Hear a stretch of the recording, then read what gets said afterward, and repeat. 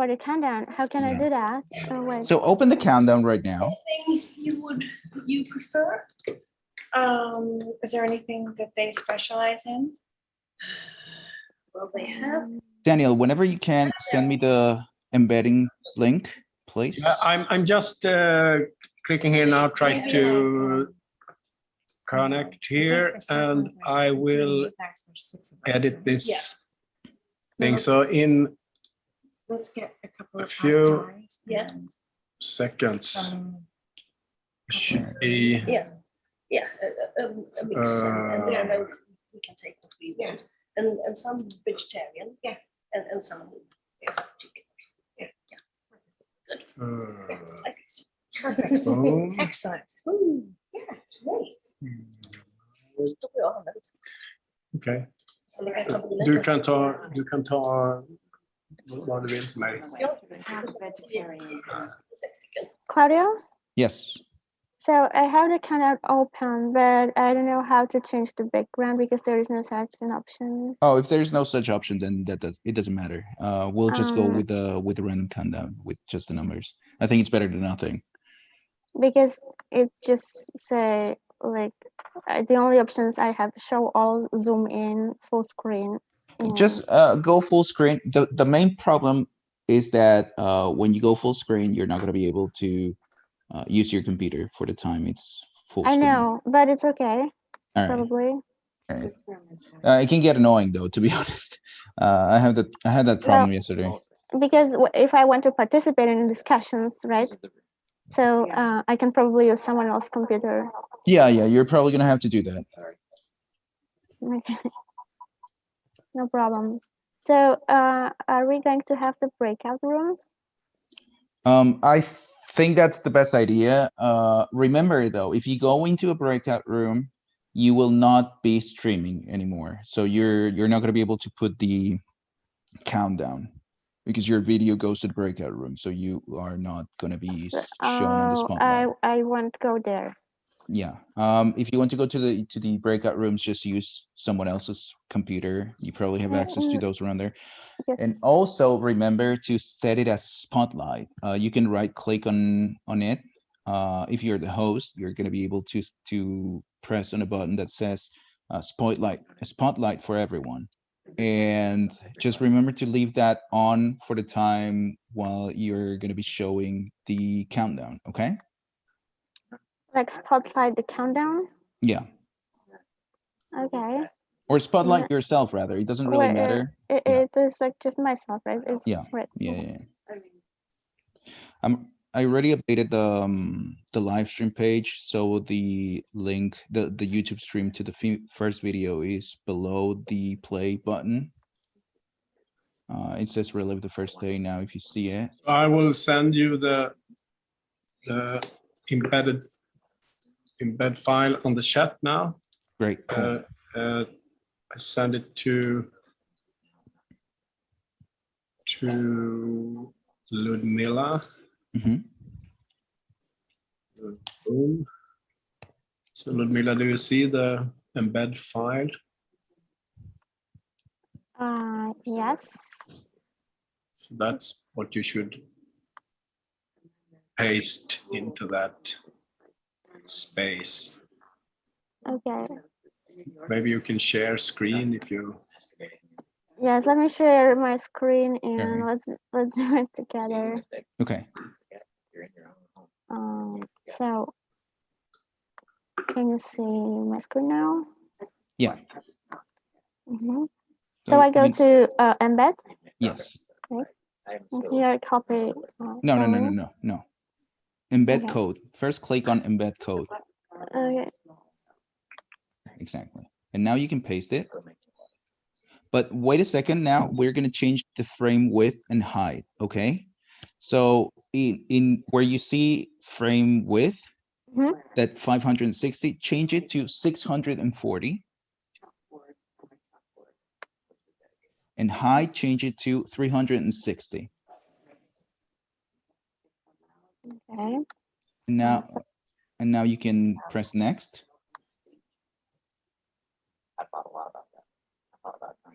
Yep, and click insert. Okay. Cool. Now drag this window, this little YouTube window, all the way to the top.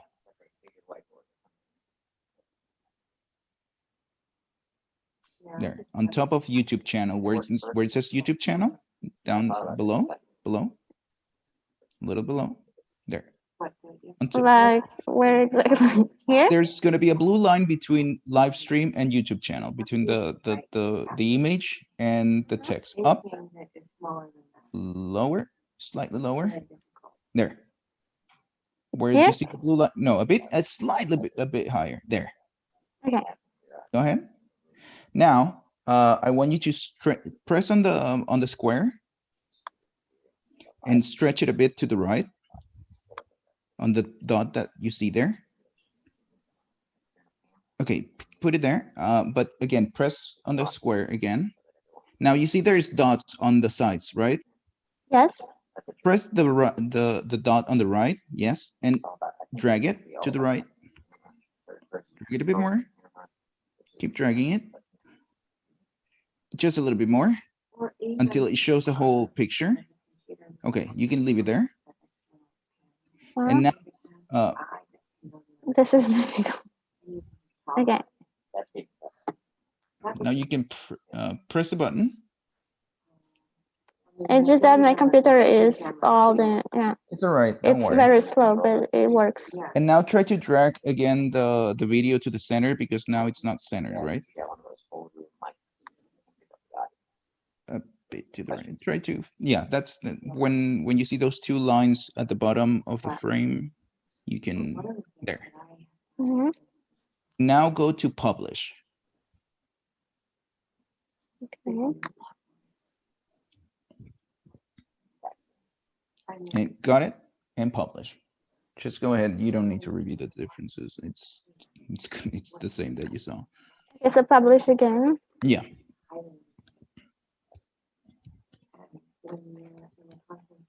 And I'll let you know how it looks now. Live stream. So yeah, you did it. Well done. That's good. Okay, so no more published button. Is it already published? Yeah, it's already published, and it looks good. So there's no problem there. Now I can actually like fine tune it a little bit on my computer, just to make it like more centered, so that it's not so off center. There we go. Just a little bit, and I'm also going to publish it on the main page. Okay. Mm-hmm. And once that is done, we should be ready to go. Daniel, did you manage to download the? Yeah, I have it. I have it on my hard drive and on my computer. So then I just wonder, what do you have, like Dropbox, or should I send it through any other services? Do you prefer? We don't actually have an institutional Dropbox, I don't think. I can try to send it through Sprend or something like that. Right, that would be great. If you can do that, that would be great, because I want to cut the first minutes. Problem with the Zoom recording that we had was that it started a bit too late. So yeah, I know this. So I'm going to use the version you have in order to yeah. So I try to open Sprend, and I have a pretty good connection here, so I can do that. I probably can do that before we start. That's awesome. So like, if that doesn't work, I'm sure that you can copy the files to Ludmila's computer, and she will bring them to the Czech Republic when she's done, and then I will manage to upload them directly through our institutional network, because I'm also on a very slow Wi-Fi connection right now. Okay. Yeah, it's quite a big file. Yeah. Even the file that we got from Zoom was 2 gigabytes, so I don't expect that to be any smaller. All right, so we got the page working. Thank you, Ludmila. That was thank you, Claudia. And I hope I will be able to do it on Thursday. But what about tomorrow? Are No, Tomorrow. actually, tomorrow I'm traveling. That's the day I'm Mm, going away. So on Thursday I might be able to help again okay. if everything goes okay. But then also remember I'm gonna be seeing my family for the first time in like a long time, so might not be very available throughout the time. Yeah, so let's Um, just do like what I just did yeah, tomorrow and Thursday yeah, yeah, yeah. again. And I hope The that. easiest way actually is that when you get the new link from Dan, I mean, you can just go into the code of the page and just recopy it or keep the code there. But actually, don't worry. I'll try to help as much as possible, right? Thank you so Cool. much. I think that like the only thing that we will need from you is just help us with this embedding. Like Right. it just might be 5 minutes tomorrow, 5 minutes on Thursday. All right. Okay, I think you can do that.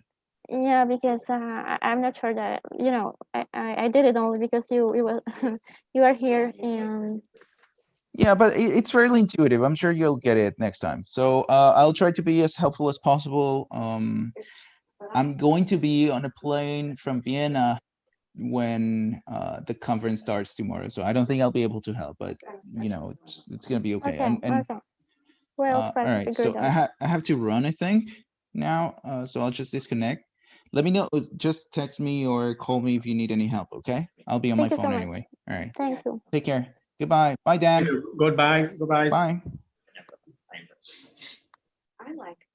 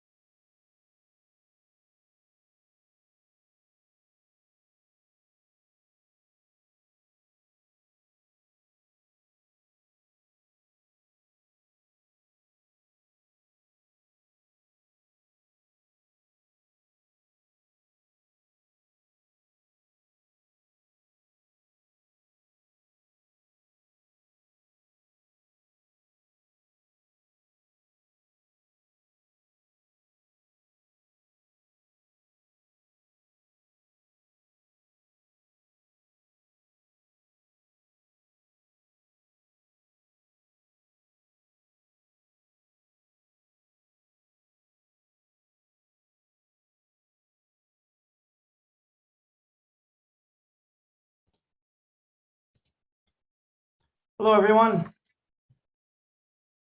Daniel, Ludmila, doing well? Everybody's off. All right.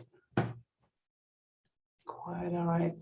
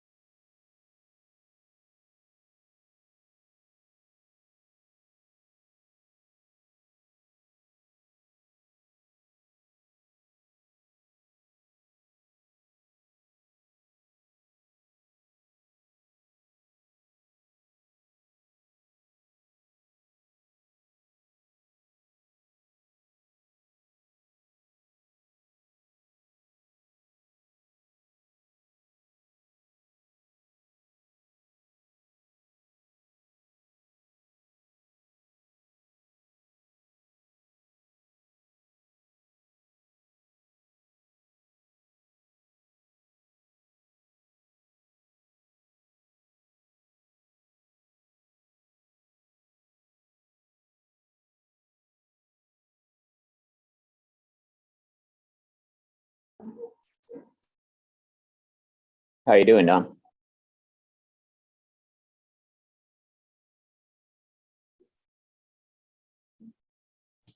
Hey, Tyler. How you guys doing in Stockholm? You having fun? Have you been out much, or it's just been the conference? Hold on, wait.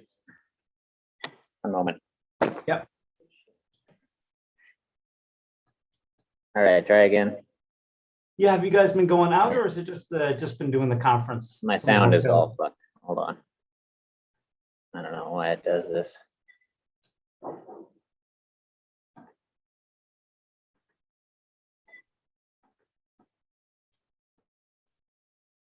All right, what about now?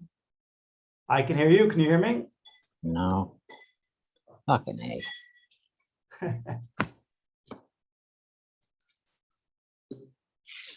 Gotta stop DJing while you're talking. I know you're spinning records on the other side. All right, now it's working. Yeah, so have you guys been out to dinner? Have you been doing anything together as a group? Oh yeah, we went out last night. It was epic. Hold on, let me just send you the photo. Nice. Yeah, I want to see it. Put it in the chat. Yep. It's in the group chat, but I'm gonna send it to you directly anyway. All right. It's in the, okay, because you must have. Yeah. This one. There it goes. Now you should have it on the WhatsApp. On the WhatsApp. Okay, let me open my WhatsApp then.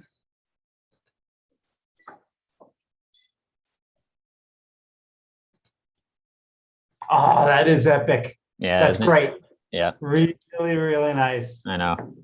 Really fun. Master photographer. Yeah, very good. Very good.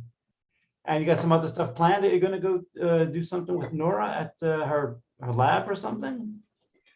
Yeah, I mean, she's Tori's asking for the photo. Yeah, we're all here at the nav right now, and Nora's here and Yogi's here and Daniel's here and the others are arriving in a little while, but it's a nonstop party up here in Stockholm. That's what's happening. That's how it should be. Yeah, And maybe why- when everybody gets in a minute or so, you can, if you put the picture on closer to 7:30 and everyone can see it live from Yeah. Stockholm. Definitely. Yes. I'll post it once now and then I'll post it again. Sounds good. Let's see here. And Ludmilla, are we all set now for the timer and everything? Yes, we Okay. are all set down. so- Everything is ready. What we'll do And- then during the break, if you start the timer, I will make the breakout room and I'll keep an eye on the timer and then I'll send a notice into the breakout room when it's 1 or 2 minutes before time to come back. But I'm going to leave the timer Okay. to you and I'll take care of the getting people in and out of the breakout room. Sounds good? Okay, that's fair enough. Yeah. Thanks a lot.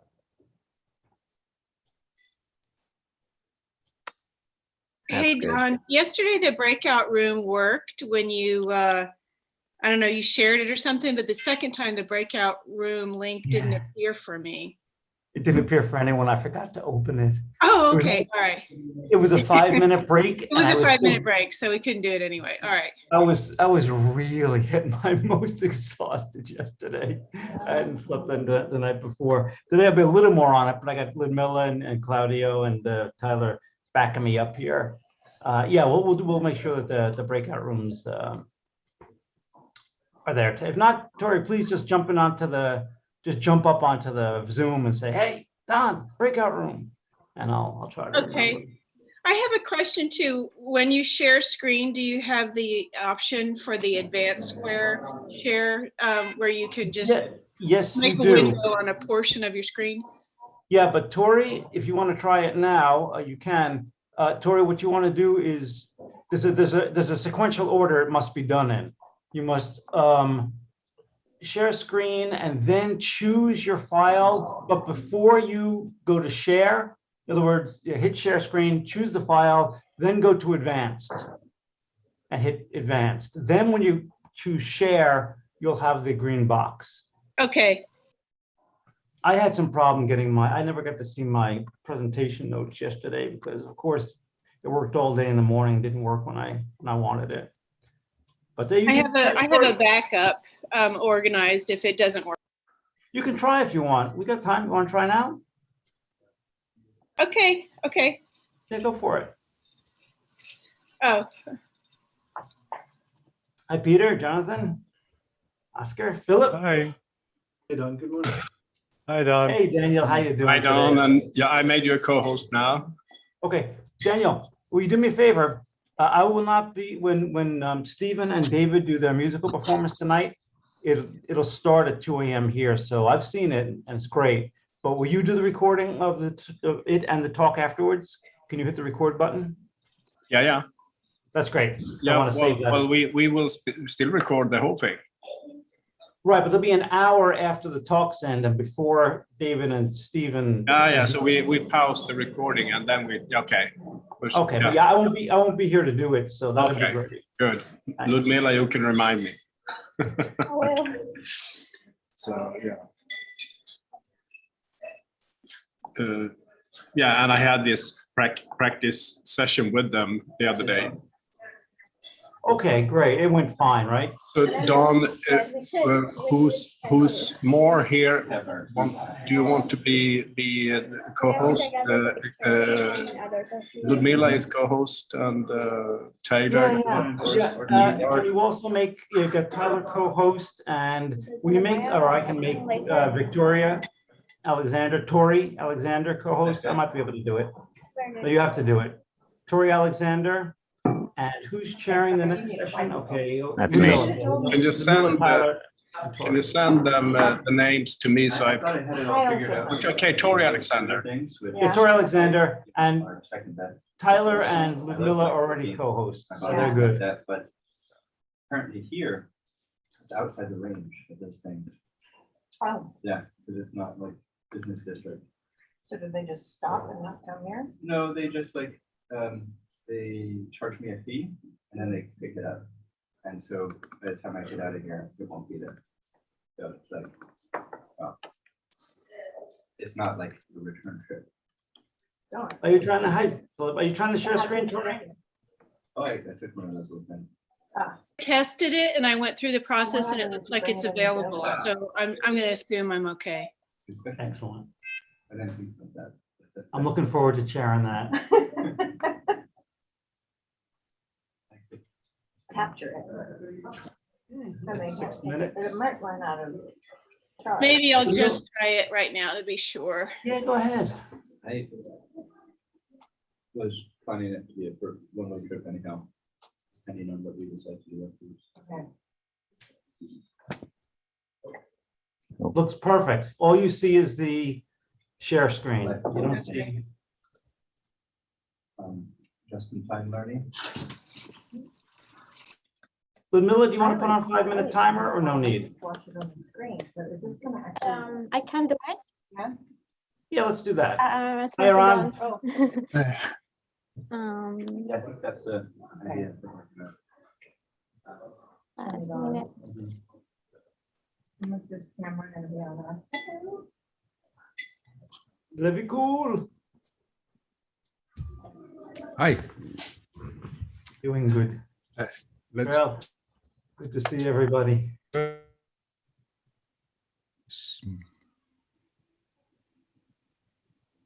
So if you want to share that photo of us in Stockholm closer to the beginning, Don, then it's in the chat. You know what? When 7:30 comes, I'll tell everyone, here's a picture and say a few words. There's something else I need to talk about. Remind people about tonight's musical presentation and things like that. Yeah.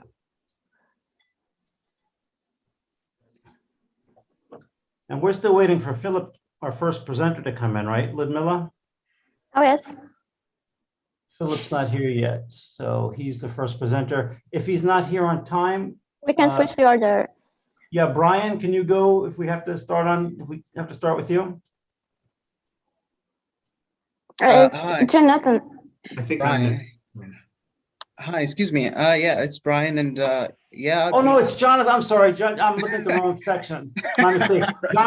Jonathan, you can go first. Yeah. I'm Sorry, okay. Brian. Brian wants to go a few hours early. That's totally No, it's all right, Jonathan. It's all right. Don't worry about it. You're too We'll get kind. everything mixed up. Yeah, I'm happy to, It John. is. Philip's here. So now. Philip is here. Hello. Hello, Philip. Hi.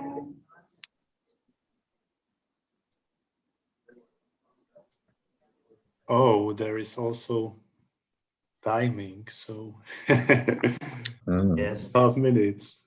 You need to go get a drink of water or coffee. You got time. I gotta get another coffee.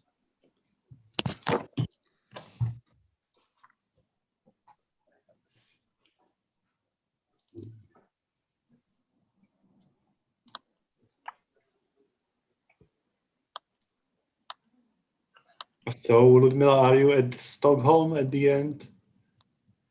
Yes, in Stockholm. It's just a beautiful weather here. And this space at NAP, it's so cool. Yeah. You should regret, all of you, because it's just wonderful being here. I regret that was not Hopefully allowed. next time. I know.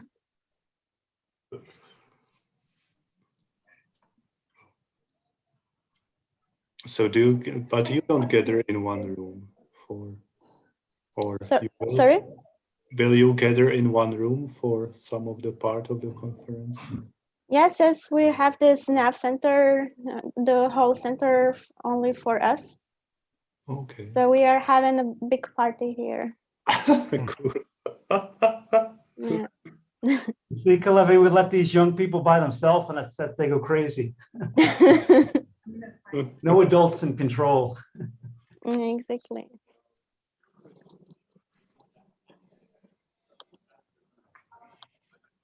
We'll send you a picture later of Yeah, in all about of us. 48 seconds, as soon as Tyler gets back.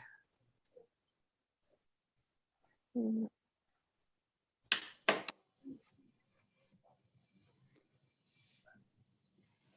And don't you organize everything from Singapore? Yeah, with some good help from Daniel and Claudio and Yogi and Ludmilla.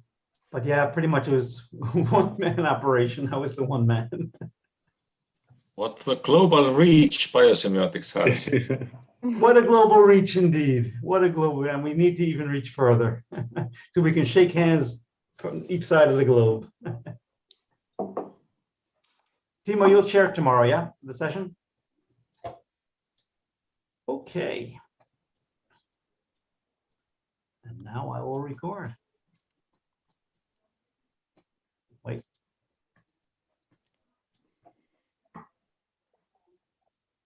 Recording in progress. Welcome everybody to day 2 of our 21st annual International Gatherings in Biosemiotics. We have a very great roster of talks today, so we'll get right to it. 2 things before we begin, 3 things. Everyone now, please, we've been chatting, but everyone, including myself, please mute yourselves please mute yourselves so there's no overlap when the presenter's talking. Secondly, remember we have a special program tonight, an excellent program of music and talk, including animal sounds and music inspired by animal communication by Stephen and David. So please, that will be 8 p.m.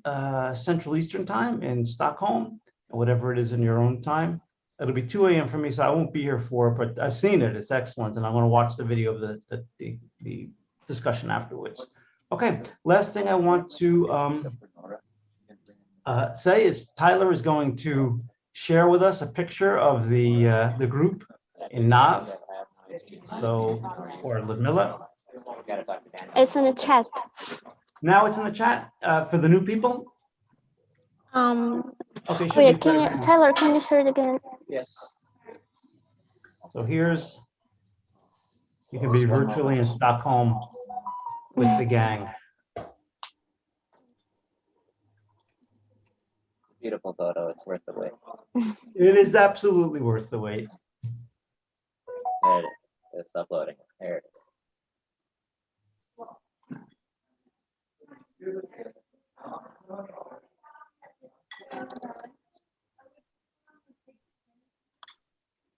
Is it up? Yes. Oh, wait. Oops. I'm sorry. I sent it to Tori instead of sending it to everyone. Stupid.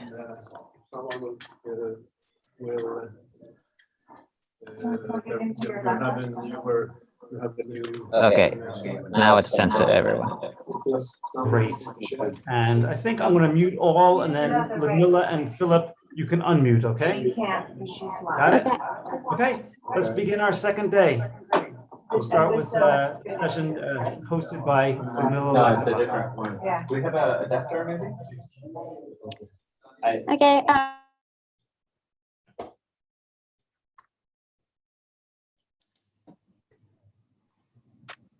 Can you hear me now? Yes. Welcome to the second day of the Gatherings in Biosemiotics 2021. I'm very pleased to open the second day and the very first session. We have a program full of wonderful, interesting presentations. Just one reminder, I would like to ask you not to put your questions in the chat during the talks because it might be disturbing for some presenters. So if you have questions, please write it in the chat when the talk is over, or keep them for the breakout rooms. So we have the same structure, 20 minutes for presentation and 10 minutes questions answer period. And I think that we can start with the first presenter of today, Filip Jarosz from the University of Hradec Králové in Czechia. And Filip will present a talk entitled Adolf Portman, an old new narrative of an anthropological difference. Filip, the floor is yours. Thank you, Ludmilla, for introduction. So I am sharing the screen. I hope that I will manage. Okay. Please tell me if you can see the presentation. Yes, we can see it. Cool. So I will introduce some basic thoughts of Adolf Portman. You might have heard about him maybe from Karel Kleisner. So I will review not only his morphological work, but also other parts, especially anthropology. here is the content of book we are editing with Siri Cloda. It will be out from Springer, I hope, in next month or two. So you can see content there, contribution by Rin Magnus, Andres Kurizma, who you know from biosemiotics gatherings. I just need to move this. Okay, cool. So most of Portman's works were written in German, but there are few translations into English. And especially attention deserves on the uniqueness of biological research. Portman states here that organisms are not machines, and he is seeking for a third way between mechanicisms and vitalism. So, and they are very familiar to all biosemioticians. He coined a special concept of inwardness here. It's also translated as centricity into English as a capacity to interpret meanings in order to reach goals. And this inwardness is a property not only of humans, animals, but also of plants in Portman's view. Portman is famous for aesthetic morphology. We have already discussed some bits of it yesterday in the evening session. So he suggests that animal surfaces, for example, coloration, Luxurian structures, as you can see on the example of peacock's tails, have to be understood as the means of self-presentation. So they are not only products of physiological mechanisms or Darwinian natural selection, but something transcending these processes. There is a very nice theatrical metaphor in this essay, which compares life to scenes in theaters, to theatrical play. So Portman says that there are basically two ways of biology. The first one could be compared to the view from backstage, as is usually in physiology. And physiologists would analyze the analog goes as that analyzing the hidden work of makeup artists and lighting technicians. But Portman's favor the second way, the view of the stage, which is morphological way, and it can be compared to observing the action of the play. Spectators basically get what they see by their senses, especially eyes, but also ears and so on. There is an interesting commentary of Ture von Ixkill on this essay. So they were friends with Portman and colleagues, but Ture makes a comment here that not only organism as wholes, but also cells and organs should be viewed as centers of activity.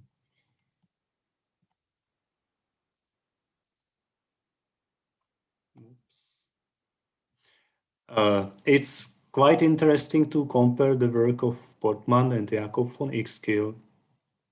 Portman wrote a preface to one of the editions of Ixkill's Streifzüge, and he marks here Jakob von Ixkill as a forerunner of ethology. So what he really appreciates of Ixkill's work is the first-person experience of animals, this perspective of first person, and attribution of meanings to environmental objects done by Ixkill thoroughly in this work. There is also one slightly negative comment by Portman. So he says that Ixkill didn't achieve to make the way out of somehow idiosyncratic mixing of mechanicism and vitalism, as can be shown on the term of planmessicide. Together with Carlo Brentari from Trento, we have finished an article comparing Ixkill and Portman. It's now submitted, so we will see how it goes, but just 2 points from this article. So for Ixkill, animals have Rigin-Welton, whereas for Portman, we can speak of acculturization in the case of some species which are acquisiting new living spaces, for example, in urban environments. Philosophically speaking, skill is basically Kantian. He view animals as Kantian transcendental subjects. For Portman, there are more phenomenological inspirations. So animals are self-presenting subjects, and meeting are always co-constituted in their interaction with other subjects.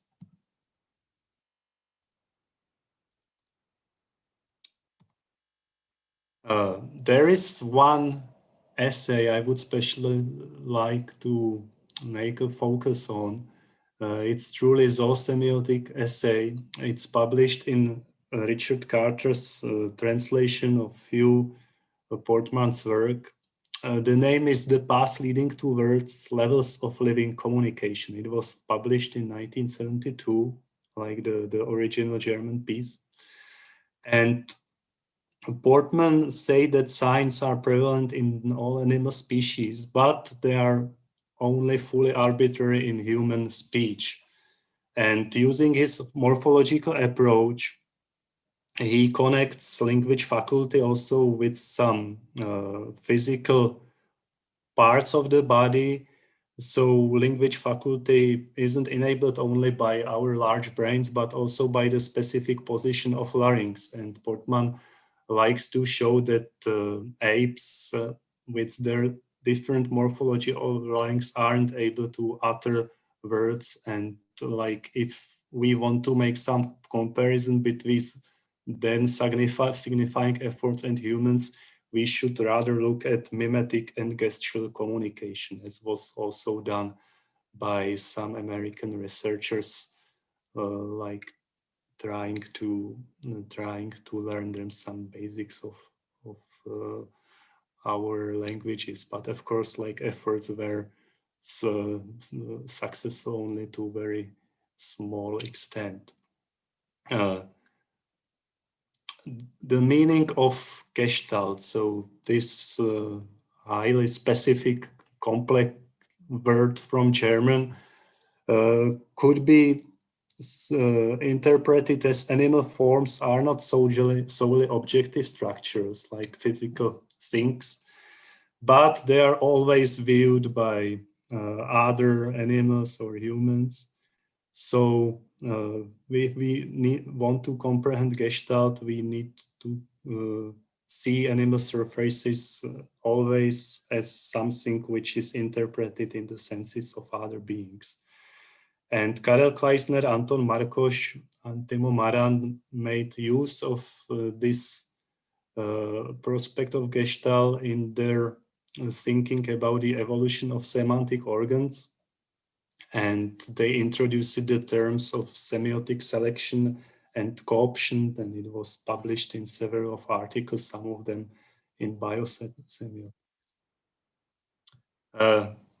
If we want to highlight one specific approach of Portman that would be still very useful for theoretician and not only theoretical biologists, it's his classification of altricious and precocious. This is typology of early ontogeny of birds and mammals.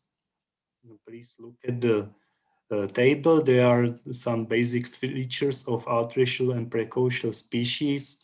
An example of altricial species would be mouse with large litter and restricted locomotion, in contrast to giraffe, which is the offspring of giraffes are highly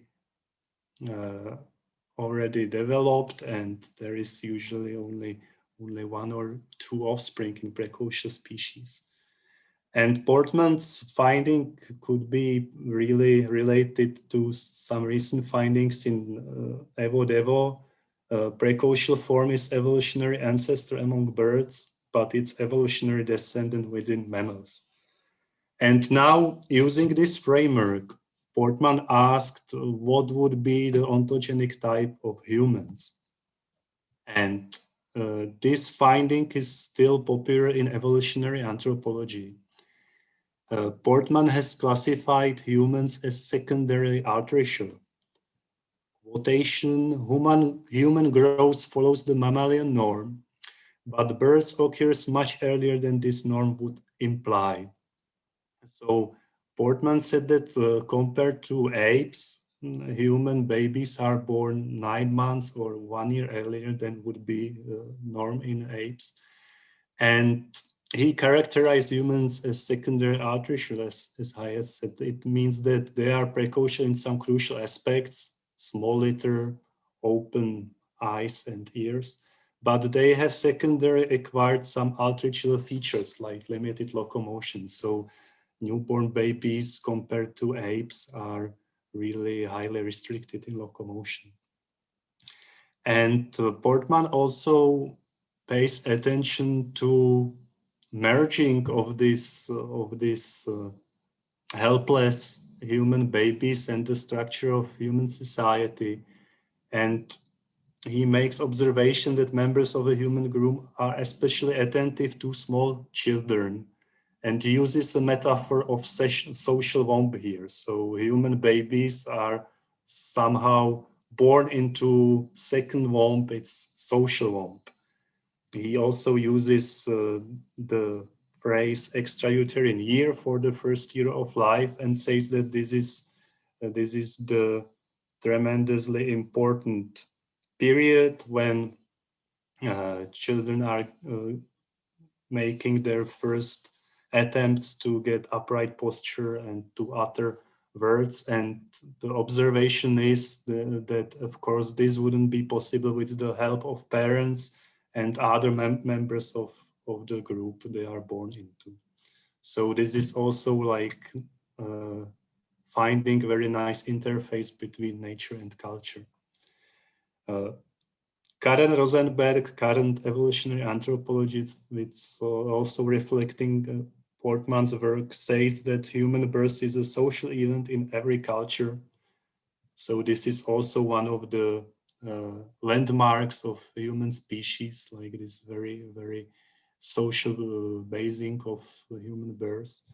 And Andres Kurisma, in the chapter that I introduced, says that premature birth is a pre-adaptation for dynamic culture evolution.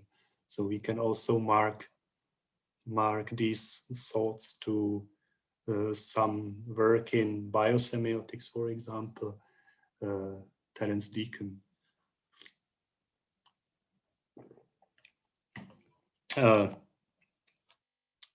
Now, just few words about Portman as a philosophical anthropologist. Like if you have an opportunity to meet Portman in some textbooks, it would be probably in philosophical anthropology. So he has been inspired by classics, and he himself became a classic. Classics like Buitendijk or Plessner, and this German tradition of philosophical anthropology posits that humans have a special position in evolution. Portman speaks about triad of language, upright posture, and rational approach to the world, and the combination of these three features is uniquely human. Humans are open to the world, animals are linked to their Umwelten.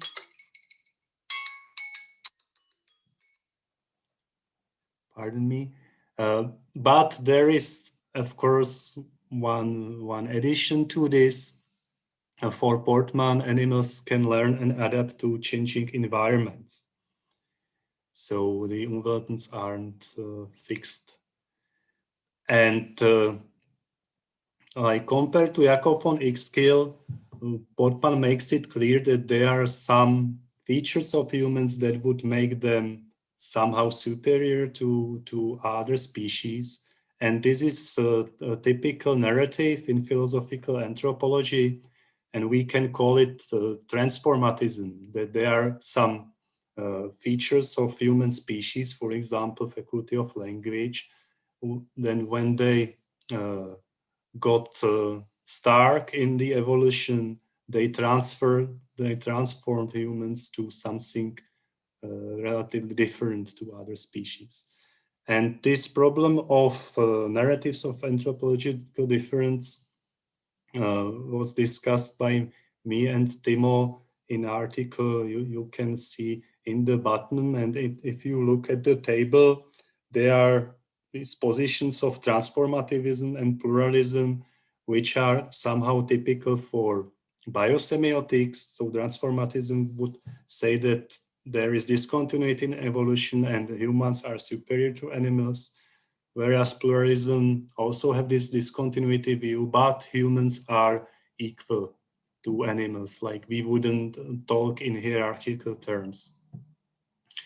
And what would be quite good for some epistemological thoughts in biosemiotics in future, like viewing some parts, like for example, culture in more pluralism terms and communication in transformativism terms. So there is no only one story of evolution.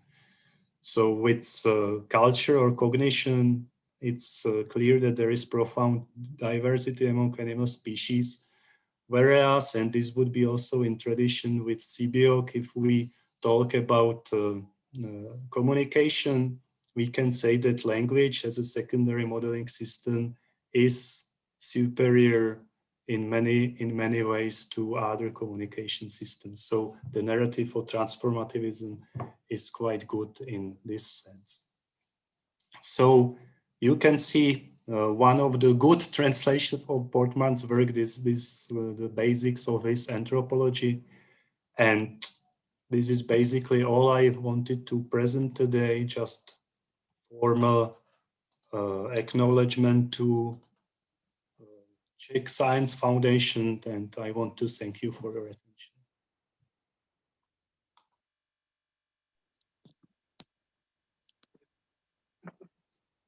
Thank you very much, Philip. Beautiful presentation. So if you can now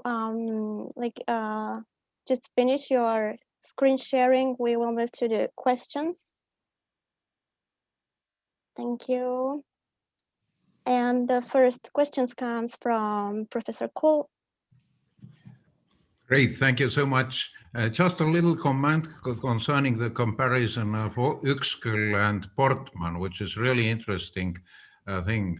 And here this, well, a sort of critique by Ture von Uexküll is just what is sort of mediating very much, because also so that introduction, what was written by Portman to Uexküll's Streifzüge, Ture von Uexküll really didn't like that. And he said, I just heard that from himself. So that was the reason later he decided that he should write alternative introduction.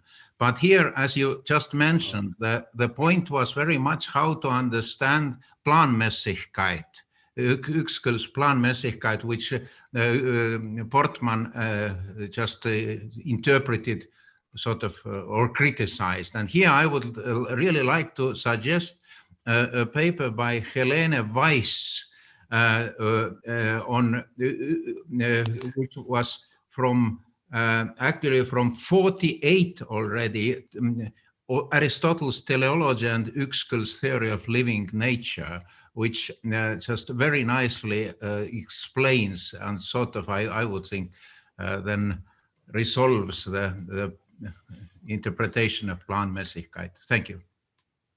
Thank you, Kalevi.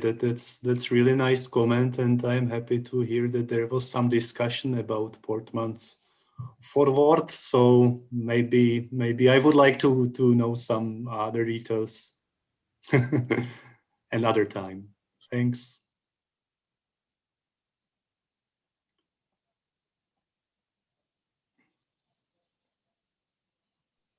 Thank you. Are there any other questions for Philip? Yes, Oscar, please. It was just clapping, or do you want to comment? Yeah, thank you very much. Thank you, Philip, for your amazing speaking. I want to comment that the importance of the concept of awareness, centricity, about. And what is my question is what is the difference between inval inenvel and useful awareness and the centricity with Rothschild and inner adaptation? You understand? Can you hear me? Can you hear me well? Like, we can hear you with some echo, but Yeah. we are not sure whether this is a problem of this place or. Oh, sorry. Only is this question to compare in awareness, Puffman in awareness, and useful in and well, and the centricity concept with inner adaptation or Rothschild, because I think that there are interrelations between these concepts. Thank you, Oscar. It's indeed good question, and like this was also our discussion with Carlo Brentari. He is specialist in X-skill work, and so our result is that actually inwardness should be somehow making analogous to X-skills Bauplan rather than Inenvel. Like Inenvel has, I think, clear philosophical background in Kantian philosophy. So it's about, like, we could say that it's about modeling the world. Whereas, as I said, Portman is more into phenomenological side with this self-expressing and so on. And like a both of them had some holistic views of organism, but in X-skill it would be more about Bauplan, like what would be connected to inwardness, which is also holistic term, like relation to the world.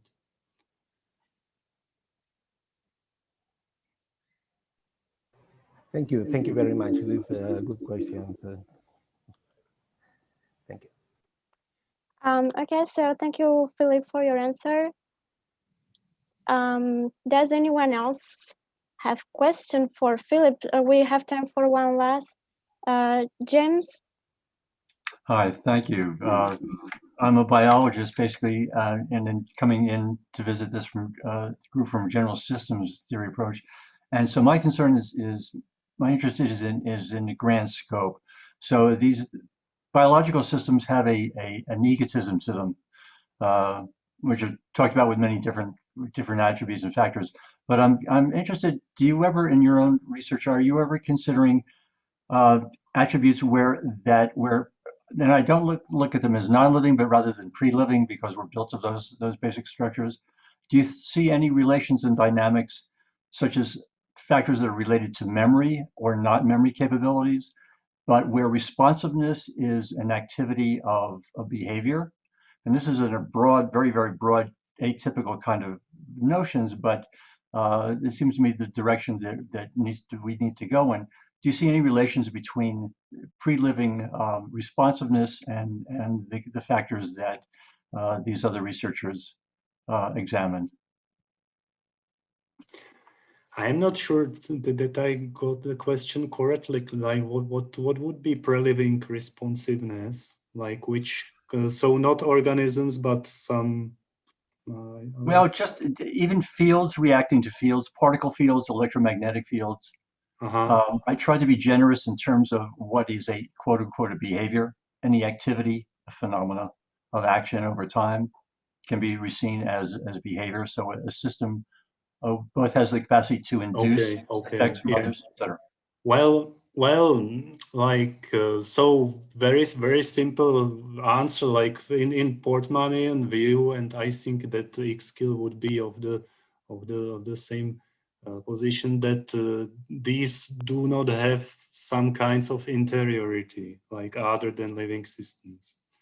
So also like they wouldn't say that there is intentional stance towards the world. But like I am only like basically rephrasing their position, and of course it's dependent on the epistemological stance and like in which context you are talking. So for example, Zdeněk Neubauer, our colleague from Prague, didn't have problem to talk about intentionality in the case of dissipative structures, for example. Right. Yeah, I'm in our field. Well, as you all know, as far as Rosen's, the anticipatory notions sort of bleed over, and that's why it's a struggle. Things are not well defined currently, and I understand that. But that's where, yeah. So I think what you're exploring, what you explained today, was really well good. Yeah, but like I think that compared, but I am not like very well literate in modern systems theory and so on. But my guess is that especially for Portman, probably there would be quite a strict distinction between living systems and non-living systems. So this notion of inwardness wanted to divide these spheres. Okay, I just wanted to check. Thank you so very much. Appreciate it. Thank you, Philip. And now we move to the second speaker of this session. So I would like to welcome Jonathan Beaver from University of Central Florida, and he will present a talk entitled Biosemiotics, Philosophy and Thinking with Others. Thank you, Ludmila, and thanks everybody for being here. It's really good to be back in the gatherings once again. I'm going to be pretty informal this morning, so I won't have any slides to share with you except a reference slide, which I'll drop in the chat window right now. It's apparently large, sorry. What I want to do is organize my brief comments this morning around sort of three central ideas leading up to a distinction I want to make between interconnection on the one hand and interdependence on the other. And I think, Philip, I'd be really interested to hear from you at the end of my talk more about the Uexküll-Portman distinction, because I think they're worrying about very much the same problem that I'm worrying about here. But I want to start with maybe idea number one, which is meaning occurs even in the weirdest places. And I want to focus specifically on the case of the octopus. And I want to articulate the rapid take-up of science and humanities-driven efforts to resituate this animal as intelligent, interactive, and individual, as opposed to alien and abstract. And I'm going to draw on a couple of pieces of popular literature that are in my reference in my bibliography, including Cy Montgomery's 2015 Soul of an Octopus, which I anticipate many of us have read. And then Craig Foster's documentary, which came out last year on Netflix in 2020, called My Octopus Teacher. I'm going to lean on those as sort of instances of this popular resituation of the octopus. In each case, what's important to me about these two pieces specifically is that the human author explores the meaningful relationships they've built with a single or sometimes several single octopuses. And then they make these sort of strange moves to articulate out to species level concerns or ecosystemic concerns generally. But the link that I want to make is between the knowledge that they're getting from these interactions and the view of the world that's shifting beneath them. So the epistemic and the ontological. And to make that connection, I'll move after I talk about these two pieces to thinking about the link between biosemiotics and some contemporary themes in continental philosophy. So Soul of an Octopus, Cy Montgomery's 2015 book, is a really interesting story about this this author's interactions with an octopus in an aquarium. And I'm going to stick with just her first interaction, which was with an octopus named Athena. And she starts in the way that, in this sort of exploratory way, by describing just how weird or how different the octopus is than human. And I'll give you a quote from very early in the book right now. She writes, "It's hard to find an animal more unlike a human than an octopus. Their bodies aren't organized like ours. We go head, body, limbs, They go body, head, limbs. Their mouths are in their armpits, or if you prefer to liken their arms to the lower instead of upper extremities, between their legs. They breathe water. Their appendages are covered with dexterous grasping suckers, a structure for which no mammal has an equivalent. She goes on, octopuses can taste with their entire bodies, but this sense is most exquisitely developed in their suckers. When she meets Athena in the aquarium, she describes Athena as having an exceptionally intimate embrace. The keepers of the enclosure describe differences between octopuses they've had, Athena being delicate and sensitive and intimate, and other octopuses being aggressive and playful or mischievous. And she says, Athena, although they've just met, Athena knows her in a way that nobody has known her before. And this way she's describing this octopus is not from a biological perspective, but from an interpersonal perspective. And she writes about how weird that perspective taking is. She leans on an example she offers from Jane Goodall, actually, and other early primatologists who delayed for a long time writing about behavior that she evidences in octopus, like deceit and playfulness. And primatologists delayed for a long time writing about that in chimpanzees for fear of being accused of anthropomorphizing or projecting human feelings onto study subjects. So this approach to thinking about an octopus as playful, as deceitful, as another individual, as a really important piece of these literatures. And in fact, Montgomery makes this explicit, and she says, look, Athena is more than just an octopus. She's an individual who I liked very much, she writes, and possibly a portal. Montgomery says she was leading me to a new way of thinking, of imagining what other minds might be like. Now, I offer you this quote specifically to point to what I think is a really interesting angle that Montgomery and Foster, in the next piece I'll talk about, take, and that is looking for human minds in the other. Montgomery's bibliography of this book is really telling too. She cites philosophers on consciousness, including Susan Blackmore and Daniel Dennett, among others. She cites experimental psychologists on octopus's spatial learning and biologists who study memory.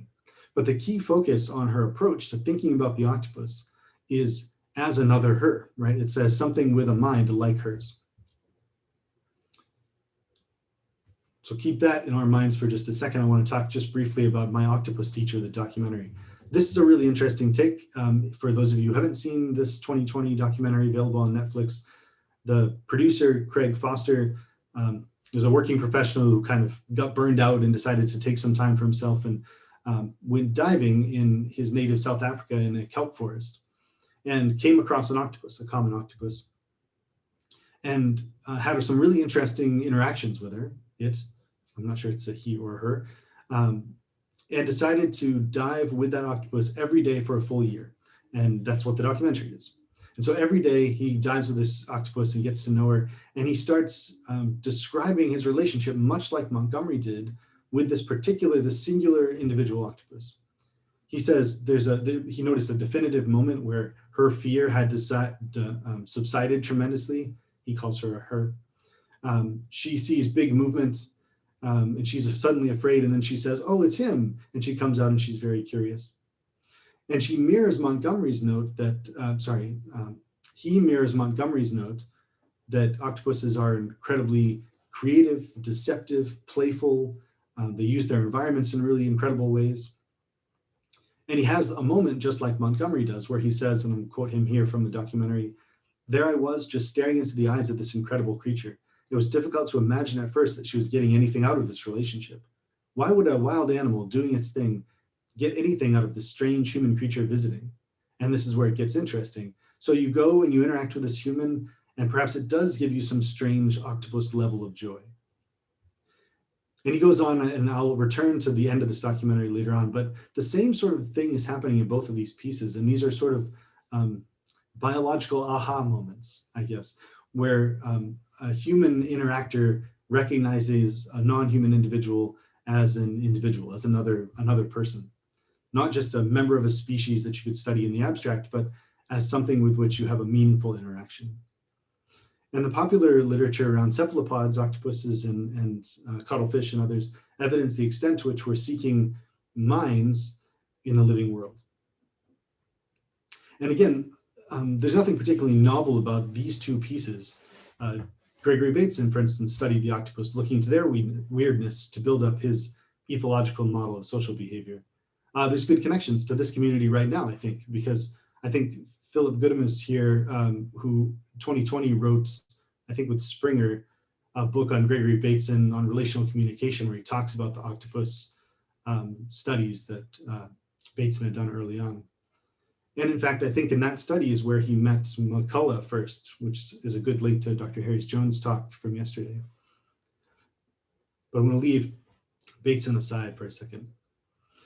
The big picture, the thing I want to get at here is that meaning for these two, in the case of looking at octopuses in these two documentaries, popular pieces of fiction, is that meaning is still sort of anthropomorphized as mind or consciousness. We fall prey maybe to looking for the self mirrored in the other, rather than otherness in itself or novel meaning making.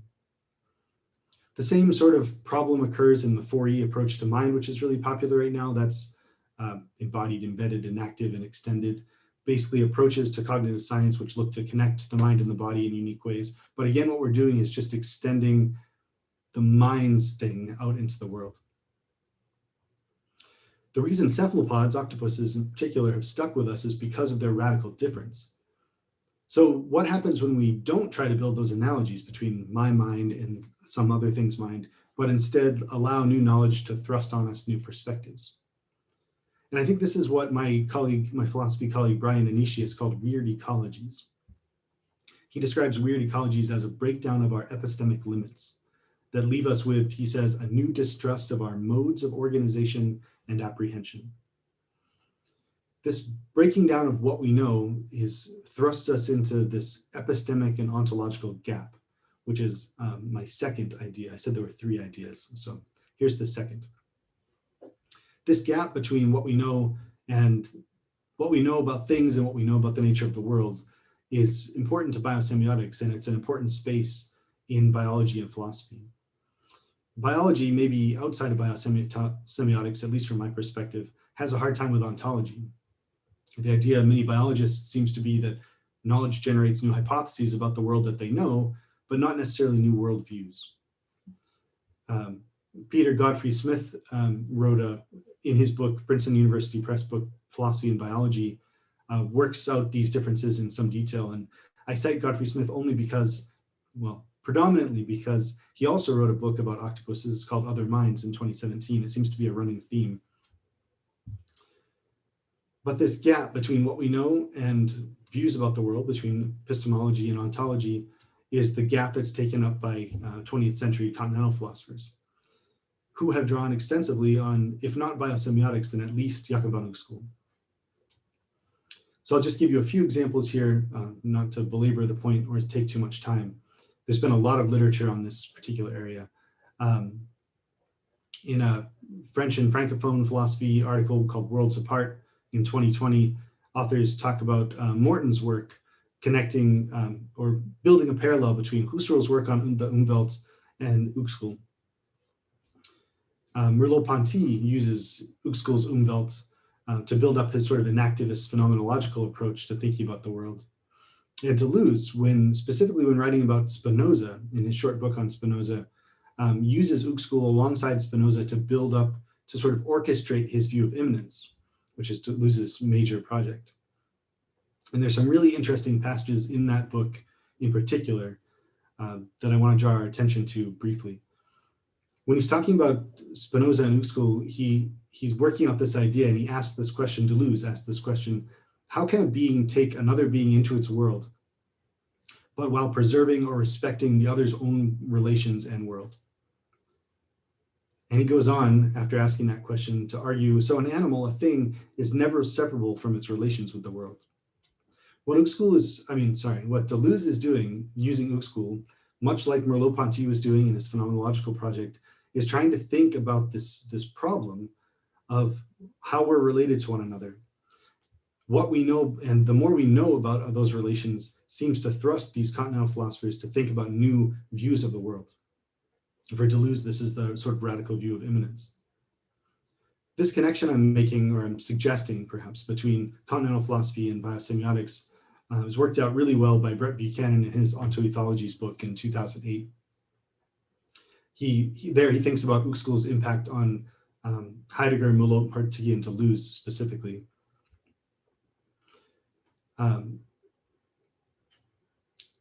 So again, the general idea coming out of continental philosophers working on biology, or on Uexküll specifically, is that knowledge generates new worldviews.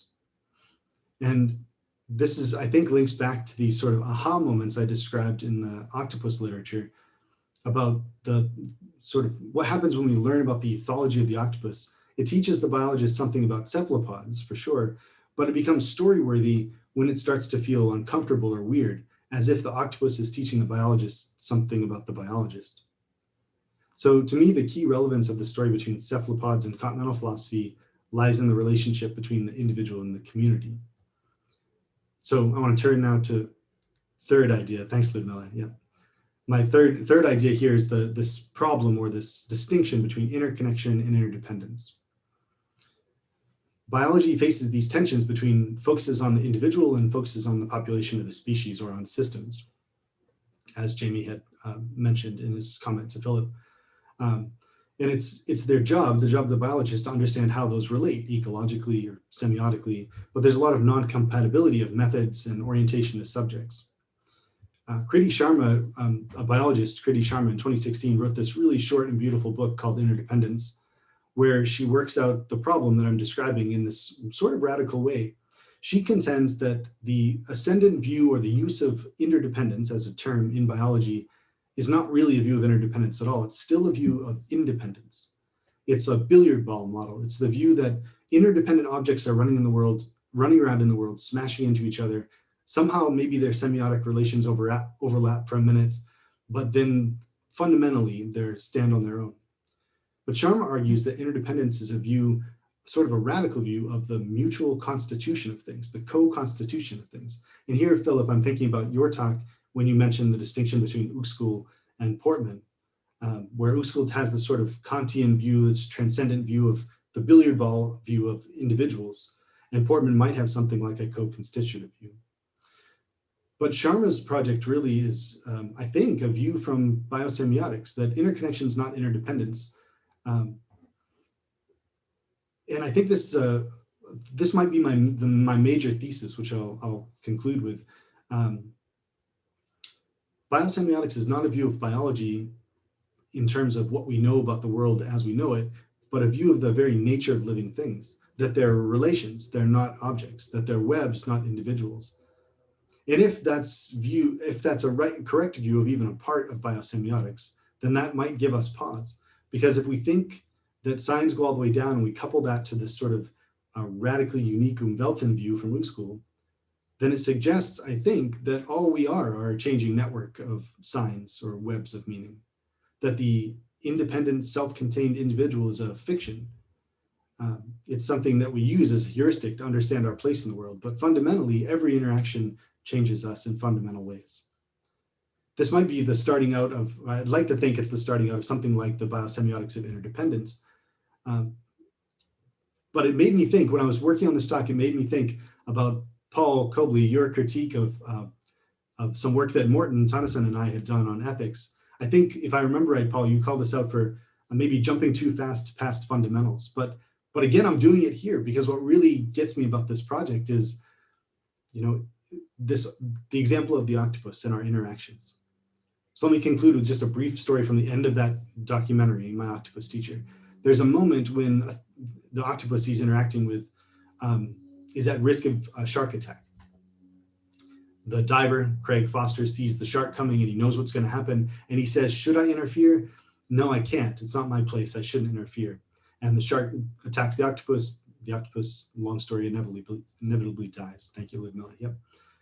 And it made me think, like, if this view of interdependence is correct, then Foster's interaction with this particular octopus changed not only him, he came see new things about the world and ecology, but it changed the octopus. And therefore, I think it changed his responsibilities to it. So for all of this thinking in biosemiotics for me continues to boil down to our responsibilities in the world, to the ethics of biosemiotics. And that's where I'd like to go next. Thank you, everybody. I appreciate it. And thank you, Ludmila, for keeping such a good time. Thank you, Jonathan, for a very inspiring presentation. We have already 3 questions in a row. So the first one, if I'm right, was Gary Goldberg. Jonathan, thank you very much. I really appreciate your work also in ethics, which I think is actually really important work. I'd like to take this idea of consciousness in octopuses and extend it. There's some interesting things that are going on in secular philosophy in general right now around the whole idea of panpsychism, and I'd like to suggest that we consider panpsychism as pansemiosis. I mean that everything is conscious to some degree, and the purpose of consciousness is agency, and the purpose of agency is transaction, and that is a fundamental. I wonder what your reaction would be to that suggestion, Jonathan. I know that your interests range all the way to things like cinema as well. So, and that's certainly one way that we have cultural semiosis. So anyway. Yeah, thanks, Gary. You probably know that I'm sympathetic. In fact, you'll see me published on that very point that panpsychism is really pansemiosis. I'm sympathetic. I think the push I've been making is that our thinking about mind, although it's very popular right now in cognitive science and philosophy and psychology and everywhere else, is kind of wrong-headed because it closes us off from thinking about meaningful interactions that might not be so parallel to mind or consciousness. So I'm sympathetic, and I continue to toy with the idea of sort of what the world looks like if everything is on what I think is the biosemiotic story, that everything is meaningful, right? That every interaction is meaningful. A colleague of mine, a Deleuze scholar, Dan Smith at Purdue, pushed me. I still remember this very vividly. He said, well, isn't it true that lava flowing down from a volcano, finding its pathway through rocks is a semiotic interaction? And therefore, absolutely. Yeah. And I said, absolutely. And he said, well, yeah, but then what do you do? And this is what I think Morten and I have continued to struggle with in our work together on ethics. What does that do to the sort of hierarchy of value needs? Like, you have some sense of responsibility there, or the lava has responsibility. It gets very complicated very fast. And that's why I keep coming back to this project. I mean, I think it's such an interesting problem. Yeah. Well, just to point out, Rupert Sheldrake has in the Journal of Consciousness Studies has a lead article on "Is the Sun Conscious?" Yep. I'm not the only one for sure. I don't have any unique ideas. Ludmila, I've lost track of hands. Can you help me? I just think we ought to all go in this direction. That's all. Philip? Thank you, Jonathan, for a very interesting presentation. I just want to make a remark on possible also way how to make together Ixchel and Portman.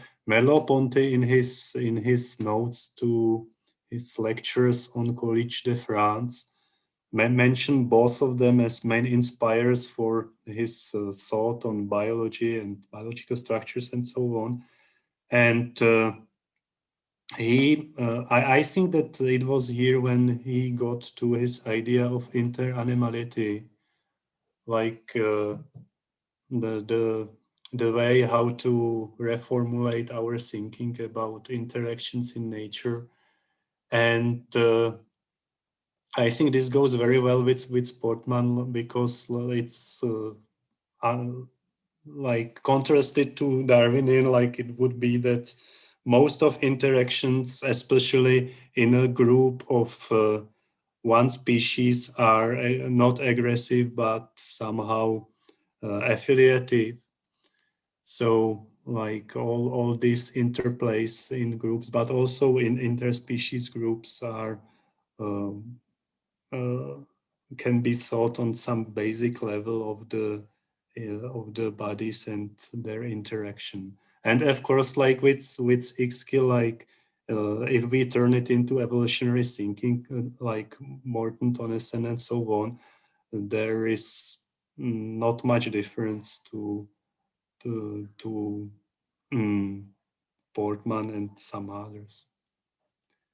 What do you think? I'm fascinated, Phil, but I feel like at every turn I don't know enough stuff. But I would be really interested to do some more careful work on how scholars like Merleau-Ponty have used Uskul and Portman. I know in the case of Uskul, both Merleau-Ponty and Deleuze sort of pick him up out of his position and use his ideas for their own ends, kind of. And so there's a little bit of misappropriation, perhaps, of Uskulian ideas in the thinking of, especially Deleuze, maybe not so much Merleau-Ponty. But again, I think the more careful work we could do on figuring out exactly how Uskulian ideas and maybe Portman's ideas are placed in that work, that might help us. There's been a lot of environmental and animal philosophers continue to use Merleau-Ponty, especially since his lectures were translated into English, to sort of advance environmental animal rights sort of projects.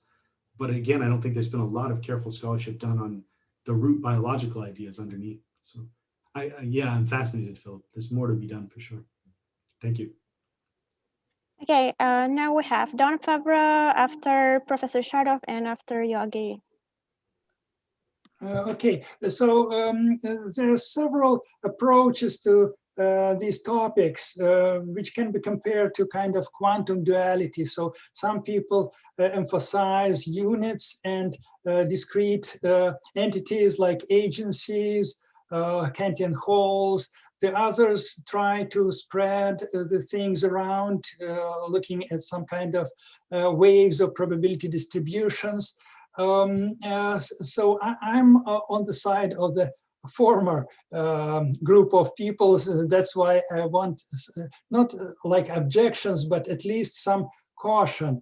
So we need to execute very strict cautions when we try to spread things, because when we are spreading things, we may easily lose the meaning and the value of our knowledge, like things like panpsychism, things like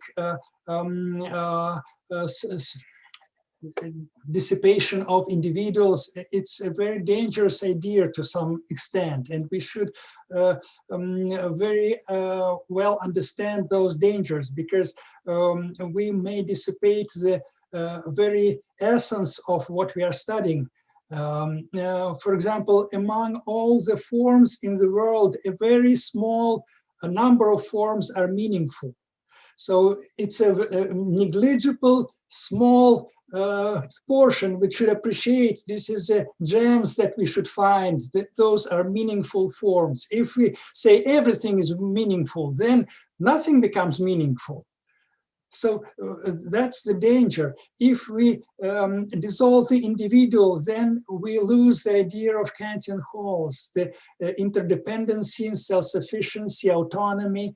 Autonomy is extremely important. Of course, there's also webs of interaction, but this should go not by dissolving the self, but it should go by acknowledging higher level selves or agencies, and also lower level agencies such as cells, organs. So instead of blurring the whole, we need instead think about hierarchies, and then these networks appear within hierarchies. So these networks will be not something everything affects everything, but it's very well structured, something very well structured, and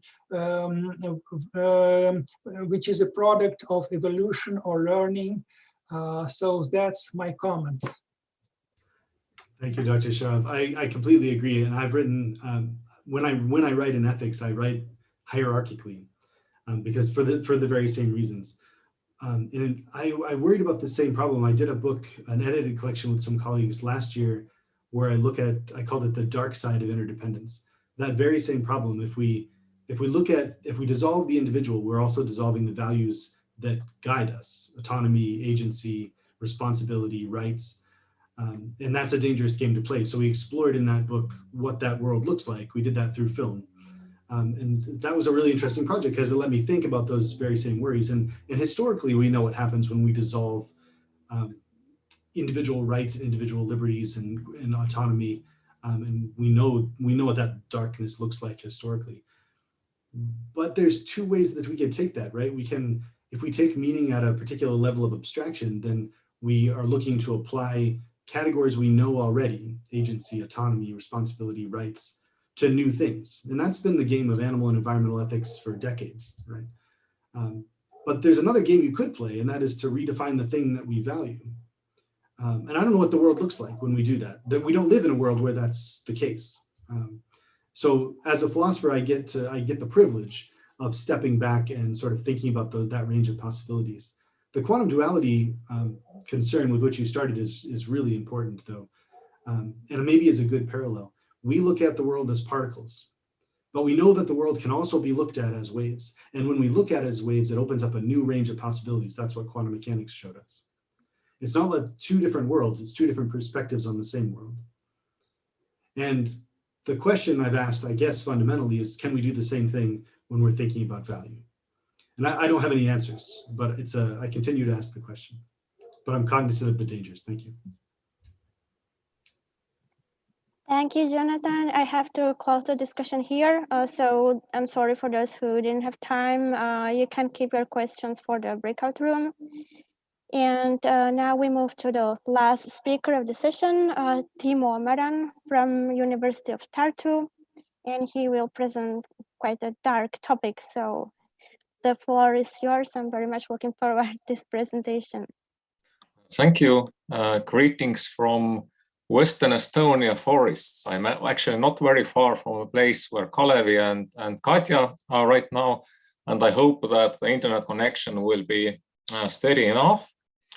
But my topic today will be about species extinction and possibility to use semiotics to make sense or communicate these issues better. So I hope to share my screen with you.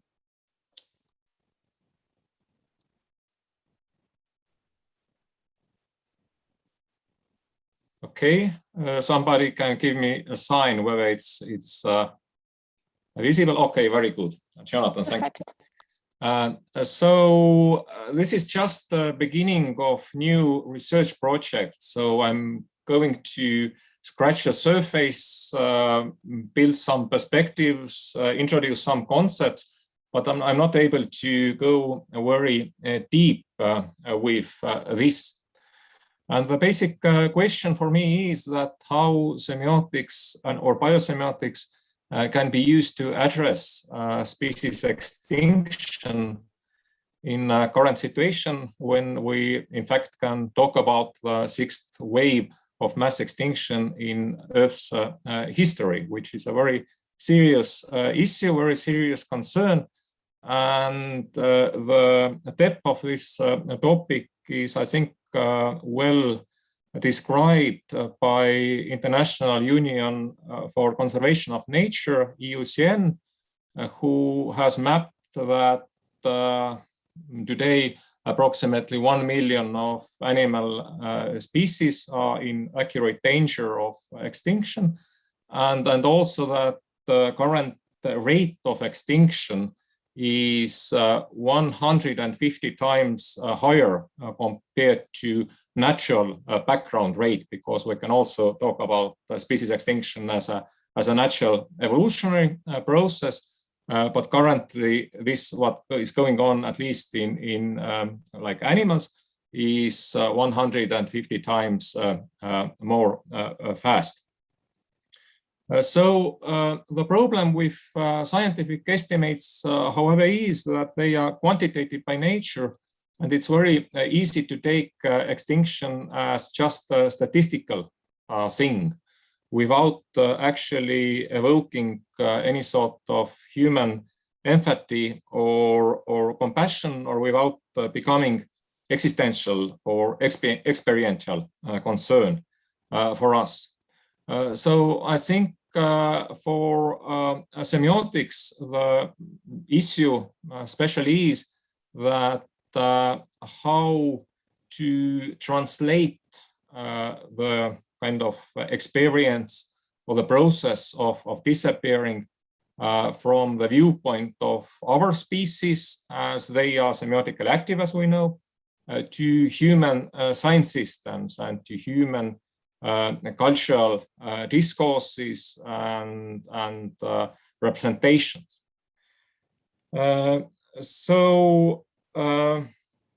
This covers both how we understand and how we really know about like individual species, and also how we really approach extinction as a general process, or how we think about extinction in general. In culture and in society, extinction probably can be related with a number of ideas or concepts like social collapse, or fear of the unknown, or nostalgia for a past, or decadence, or loss of meanings and significance, and so forth. And we can also see that in culture there are like different strategies how to approach or how to understand extinction of animal species. So there's something that we can call celebrity extinction, when the species death is very kind of celebrated and somehow well known. And there are a number of species that belong into that category, such as Tasmanian tiger, or dodo, or passenger pigeon, that are generally well known and much written about. But at the same time, there is also a huge number of species, mostly invertebrates and insects and plants, that go extinct without any cultural knowledge and attention, and that then can be called silent extinctions, or quiet extinctions. And there is certain correlation with ecological and behavioral and taxonomic closeness to us. So the species that are more far, that are more strange to us, they are more likely to go extinct without us to notice that. So I think when we kind of try to address extinction from semiotic perspective, there are like a number of challenges to think about.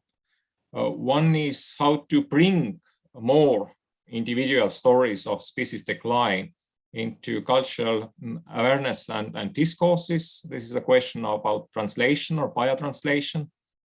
Then how to translate between individual stories, and then this quantitative massive process of mass extinction, and also how to change our understanding in extinction in general, because it seems currently to be quite kind of confrontational and conflict-based view, connecting extinction with struggle, and having also certain Darwinian background or basis. But it's also possible to approach it in more processual and interactive terms. And I'm going to return to this. So probably both quantitative and qualitative aspects are important. Scientific description that really gives us a knowledge about the species that are in danger, and also the specific ecological and anthropogenic factors that endanger these. But aside of that, also kind of qualitative or semiotic or kind of soft approach is very much relevant, because this allows to build the personal connection and awareness of this endangerment and extinction. And here are some works in semiotics also that can be taken into account. For instance, fellow biosemiotic Priska Augustin has written a very beautiful paper in Science System Studies, where he kind of develops German romantic biology and especially works of Andreas Weber to put them into use in communication with other species, and the making basis in aesthetics and beauty and that sort of categories.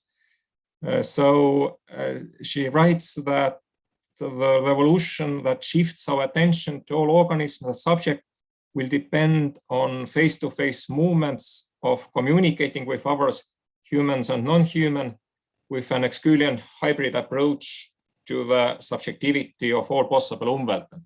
So that's a kind of result or summing up of his of her argument, and this brings the aesthetic quality and also Umwelt theory into this topic, I think. And there are other scholars, not from semiotic, who actually have communicated a similar type of thought. For instance, Tom van Doren, Eben Kirksley, and Ursula Münster, who belong to Extinction Research Initiative, a kind of group that focuses to this topic. They have proposed a method called passionate immersion that they described as follows. At its core, it involves attentive interaction with diverse lifeways, beyond viewing other creatures as mere symbols, resources, or background for the lives of humans.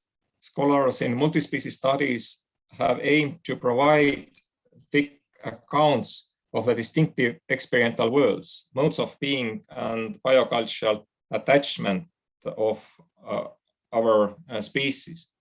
So again, to make reference back to what Jonathan was talking about, this kind of interactive, interrelational approach, together with Umwelt theory, together with aesthetics, is probably a possible combination with what to work with such a topic. And I would especially recommend combining Uexküll's Umwelt analysis and its elaborations with the semiotic modeling now more related to literary and artistic works as a way to communicate, as a way to find modes to really talk about extinction and endangered species. So one thing probably that needs to be done is to rephrase extinction in semiotic terms. And here I have found the paper by Mick Smith from McQueen University in Canada, very thoughtful. So he basically describes extinction as a series of losses of different types for given ecological systems and nature in general. So extinction brings along the loss of species of appearances in the world, the loss of the species of creative involvements in the world, the loss of the species of significance for a world, the loss of the species of openness on the world, of phenomenological experiences of a sensed world, and the loss of the species constitutive of ecological community. And from a semiotic perspective, it is of course interesting to see that we can really consider these different losses also different ways how species participate in ecological communities, or how they are related with ecological communities by semiotic means. So in this sense, extinction is also a breakdown of semiotic communities and sign systems. Now, a few words about a talk, Umwelts. That is one concept that I have tried to introduce in relation with this topic. And I have claimed that we can consider dark umvelts such umvelts that with what we do not have any direct or natural connection. And I'm very quickly going through this. So basically, we can consider that we have a connection with umvelts of other species, either by overlap, where there is a certain similarity base with other species, or by kind of fitting in as through functional cycles, basically as key and lock path, so that there are certain meanings and certain features of our species that become related or corresponding to one another. And this recent or second possibility relates with Uexküll's and Lawrence, Konrad Lawrence concepts of companion or kumpan as basically any species that enables to fulfill certain function for a given species, either this being kind of hunting or kind of social companionship or mating or something else. But there is also kind of similarity basis that we can use to develop certain understanding and empathy between different species. So it's possible to map these. Some are very general, some are more specific. So probably all multicellulars have something that we can call the composition and constancy of the body or a body plan. And if we see kind of multicellular organism that is broken, we can understand that he or it probably does not do very well, and so on. If we can, if we find the organism that is fallen down, we can also see that probably there's something wrong with that. So there are certain bases that can be used to build this understanding. And now the dark umbelt, this would be an umbelt with what there is no any sort of such immediate relationship, but with what we really need to kind of model or build the understanding using Uexküll's umbelt theory, but also more recent and dynamical evaluations of that, for instance, by Morten Tønnesen distinction between core umbelt, mediated umbelt, conceptual umbelt, and a recent paper by Jarosz and Buril, who distinguish between corporality, social communication, and culture as a kind of three layers of umbelt, and also more kind of traditional Uexküllian distinctions between different types of functional cycles and points and counterpoints, and this type of modeling can be used here.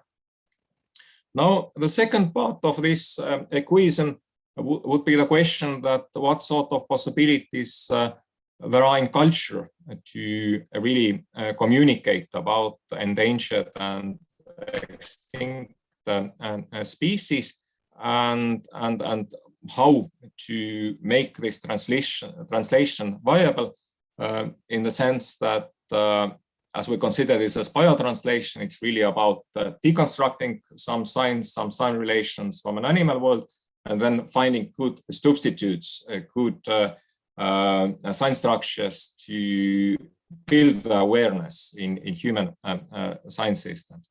So probably there are a number of literary and artistic strategies that can be used as a combination of familiarity and estrangement, anthropomorphism, first-person perspective, representation of detailed lived experience, and so forth.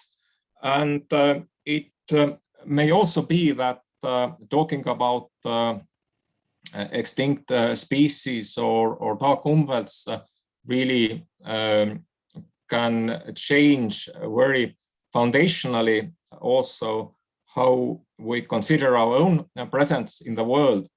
Silver Ratassepp, in his very interesting excursions to the umvelts of strange animals like vampire squids, leaf insects, moles, and others, he has argued that basically looking the umvelts of strange creatures closely also can raise questions to our own ontological being in quite a deep level, as for instance, how we experience time or causality, how we experience our embodiment, and so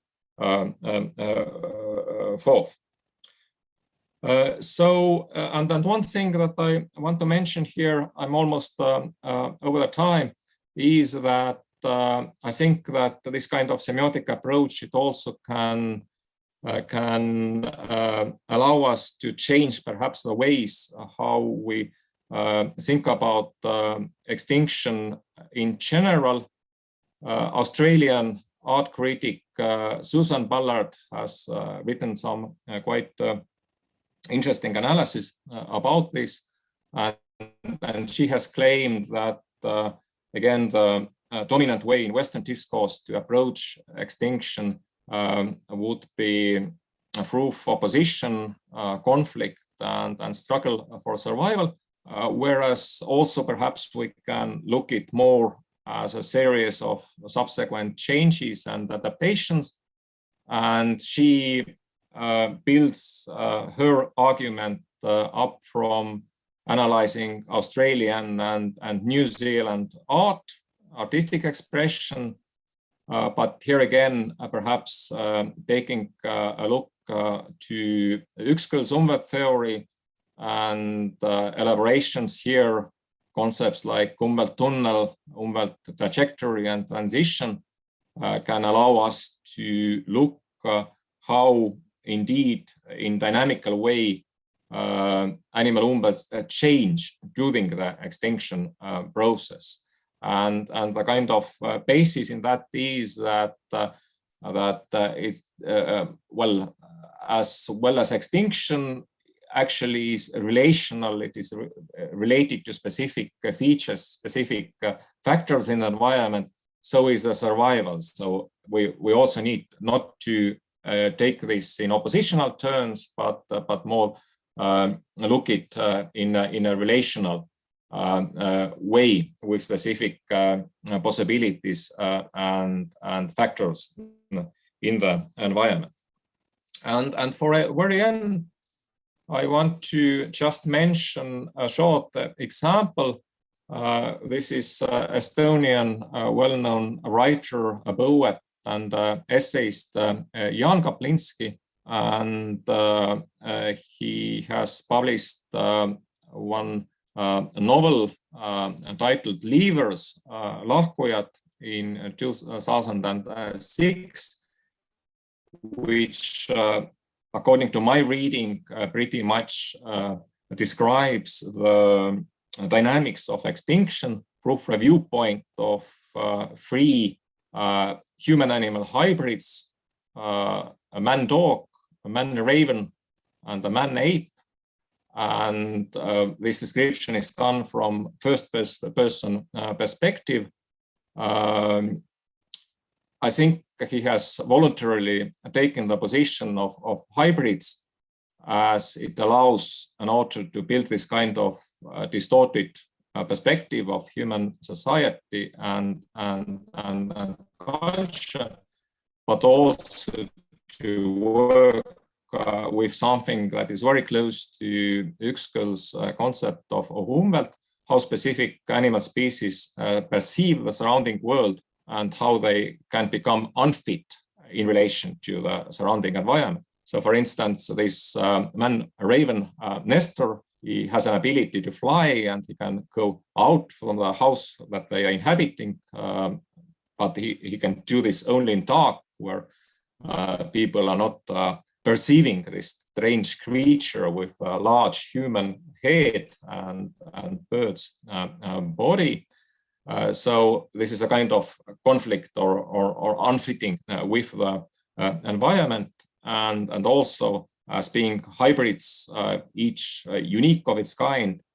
So this gives an author to very good basis to discuss loneliness and solitude. So quoting Kaplinsky, it is not easy for us to carry our fate.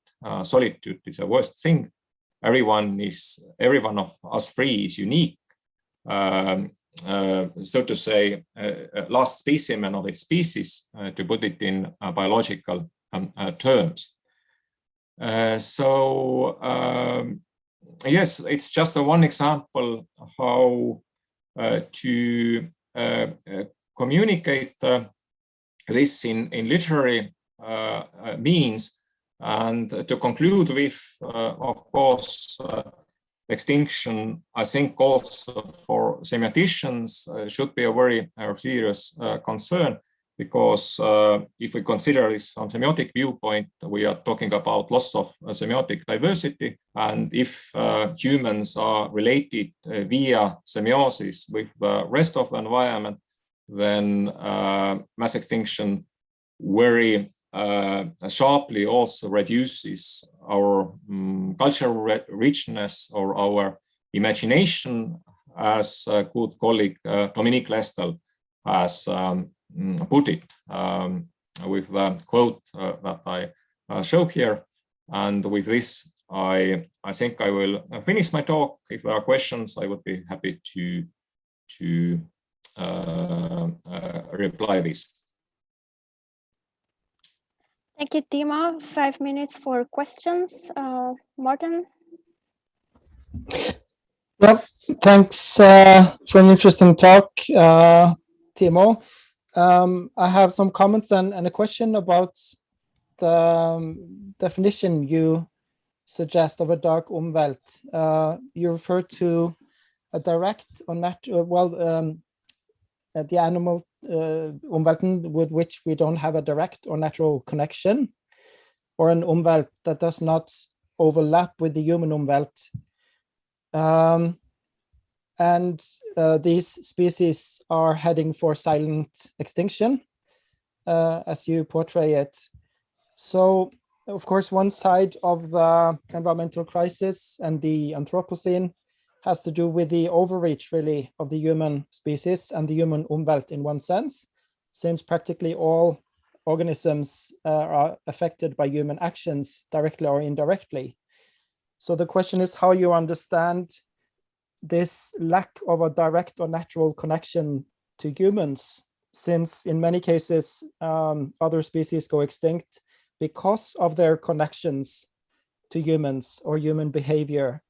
So the question is how you can use this terminology to analyze human causing species to go extinct in direct relations, or how you can use it to describe how humans indirectly affect the living conditions of other species. And then where do you draw the border between direct and indirect relations to humans? I think it's very important and very kind of crucial question that you are raising, because yes, of course, on one hand, through functional cycles, we are influencing our species, and partly this is the cause of them becoming extinct. But on the other hand, as I made reference to a paper of Priska, Augustin, and Andres Weber and this tradition, it's also very difficult to build any compassion or any empathy towards a species without having this connection or without having this communicative relationship. So it's kind of a paradox, actually. And I'm not telling to you right now what's a good solution here, just perhaps that, well, in functional cycle, the, let's say, perception and action, or these two sides do not need to like connect with one another somehow as they are, or in kind of involuntary way, but there is possibility of making our connection through functional cycles smarter and more caring for our species. So this is probably one answer. In regard to dark umwelt, well, of course, it's difficult to kind of draw the border in the sense that which umwelts are darks and which are like more familiar to us. I think that Yksköl's functional cycle and also similarity between umwelts gives us some tools to think about that. But as a principle, to understand that there are species that are going extinct, and we like do not have like any means to really conceive how it is or how it was to be a Tasmanian tiger or woolly mammoth or some other creature. I think this understanding itself is important one. So yes, this concept perhaps is a bit kind of not ideological, but has a certain kind of emotional load in it. Thank you. Now the time is up for the session, so I would like to invite Jonathan, Yogi, can you ask your questions in the breakout room? We are going to open right now. And thank to all the three presenters, and we will be back in 15 minutes.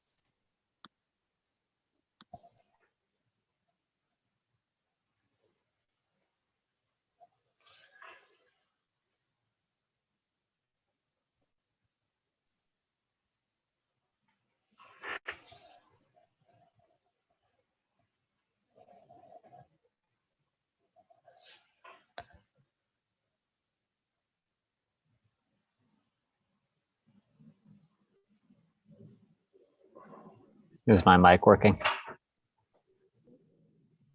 It is. Good. Yes. Hello. Hi, Peter. Yes. Yes, Peter. Who is it? Is it Timo? Who am I No, that was speaking Tyler. to? Would you want to be in the breakout room, Peter? Yeah, I want to talk to Timo, yes. Then you need to do this. Watch my screen. Watch my share screen, Peter. Okay, hold on. For some reason, I can't seem to be showing my share screen. I don't know why. All right, Peter, you have to, I've lost my entire Zoom thing now. I don't know why. Don? Yeah. Don, it's Daniel here. You okay. can't share your screen because Ludmila is sharing her screen. Okay, that's no problem. With the timer. Quite all right. You're right, Daniel. I realize that. Okay, Peter. Yes. Go down to the bottom of your screen. You'll see four boxes called breakout rooms. It has a 34 into it. There's 34 people there right now. Go to the very bottom of your screen, the black bar. Maybe you need to put your cursor. I've got room 1, and then I've got a series of people. Go find your name above Peter Harris Jones. Above what? Above room 1. Above room? No. It says Yogi Hanlon, Yammer, Tyler, Tim, Terry, Stacy, Richard, Preston, Philip, and Peter Harris Jones from the bottom up. No, I'm not there. Maybe scroll up. No, it not does. It just says room 1, and that's it. And there's nothing above that? No. Well, Daniel, have any suggestion here? I mean, that's how you get in. Is there an alternative way in? Let me see. I got room 1 join. Is that right? Yes, yes. Hit join. Join room 1. Yes. All right. See you.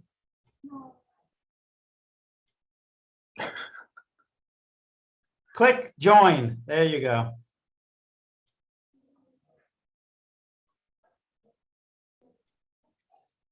Did you click the word join?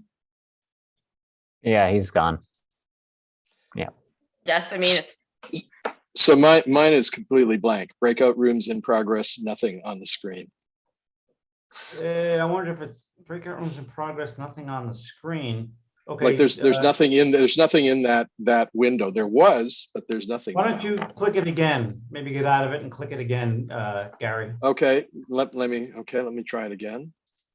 Yeah, it opens up basically empty. Well, that's new. Yeah, I'm not sure why. I would like to go into the breakout room. You know what? Perhaps I can assign you in. Hold on a second, Gary. I may be able to assign you in. Yes, I will assign you. Bye, Gary. Okay, that's good. Wish you could have done that earlier. I could have done a lot of things earlier. It's I'm on the more savvy side of my generation's technological curve. I could tell you stories, but I won't publicly. Aha. I'm gonna go get a coffee. I'll see you guys in a bit. Yeah.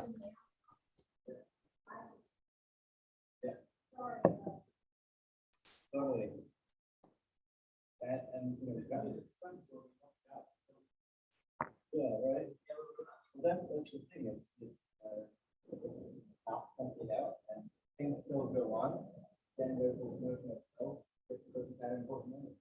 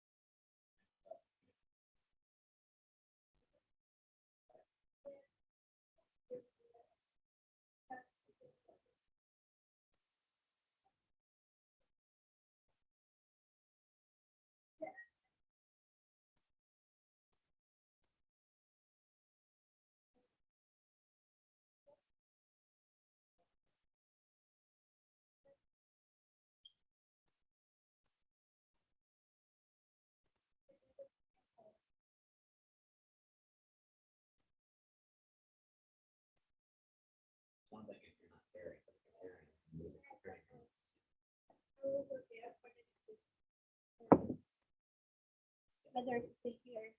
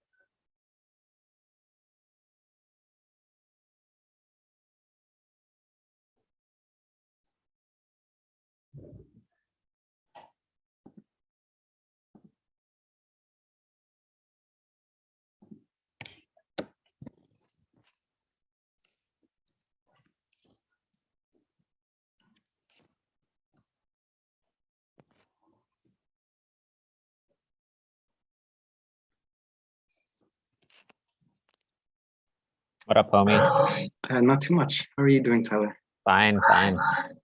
You can see me, hear me okay? Yep. Okay, perfect. Do you have a PowerPoint? Yes, yeah.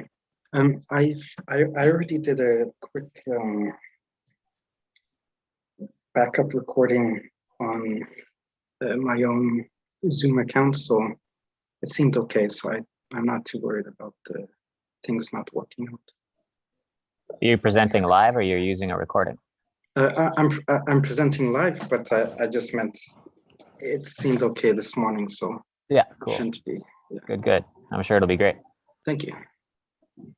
No doubt. And the title is Extravaganza, Simulations and Intersubjectivity, a Sociological and Zoosemiotic Perspective. Yes, yeah. Fuck yeah.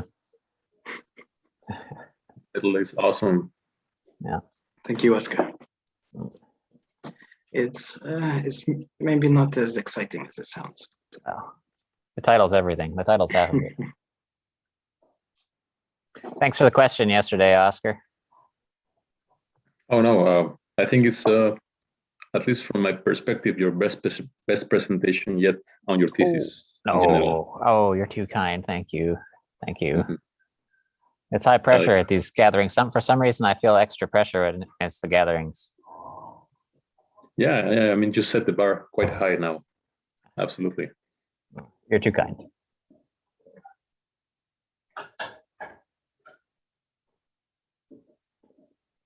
How's the weather in Tartu? Right now, I'm not in Tartu. I'm in Latvia. Oh. But maybe Andrew knows.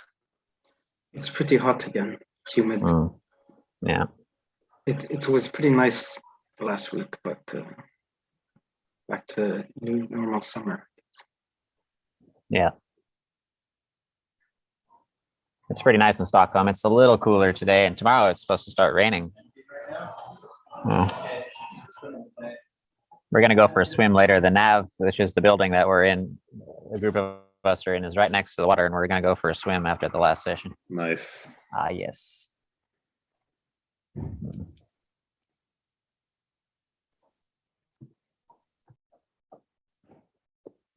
You're in Riga, Oscar?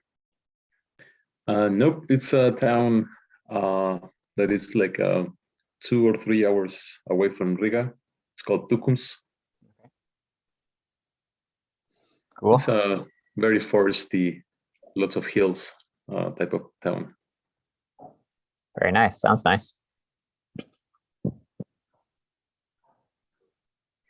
Have you guys tried the breakout rooms? Yeah. Yesterday, I joined one just a little.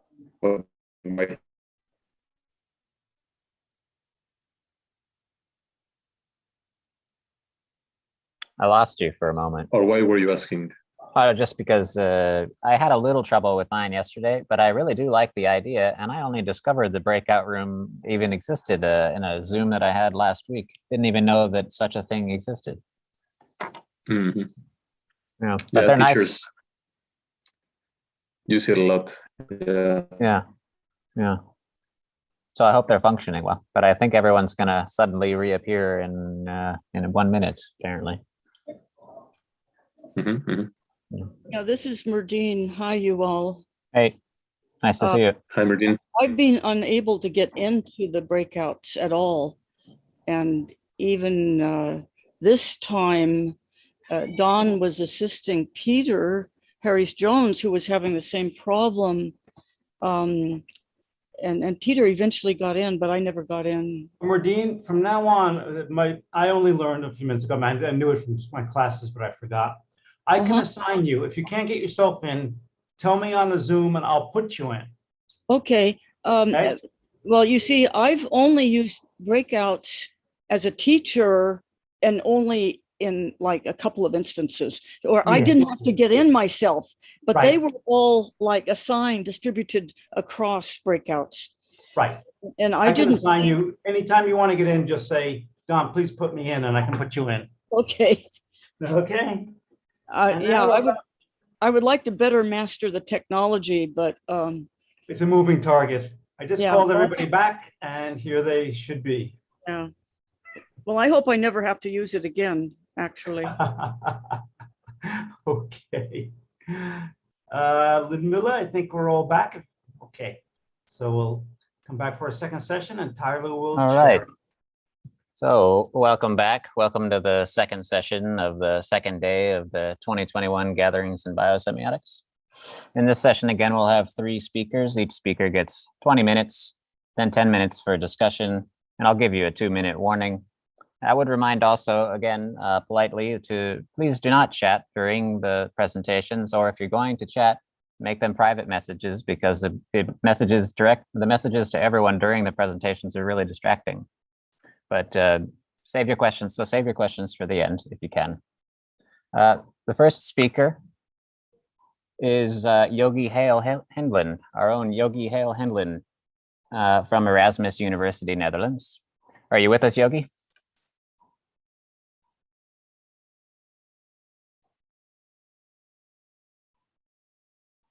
Gonna need you to unmute. Okay. There you go. So we can see your screen. Yes, all is good. I want to thank Don, especially for organizing this, and thank you to Nora for hosting us here in Sweden, and to Nav for their beautiful space here.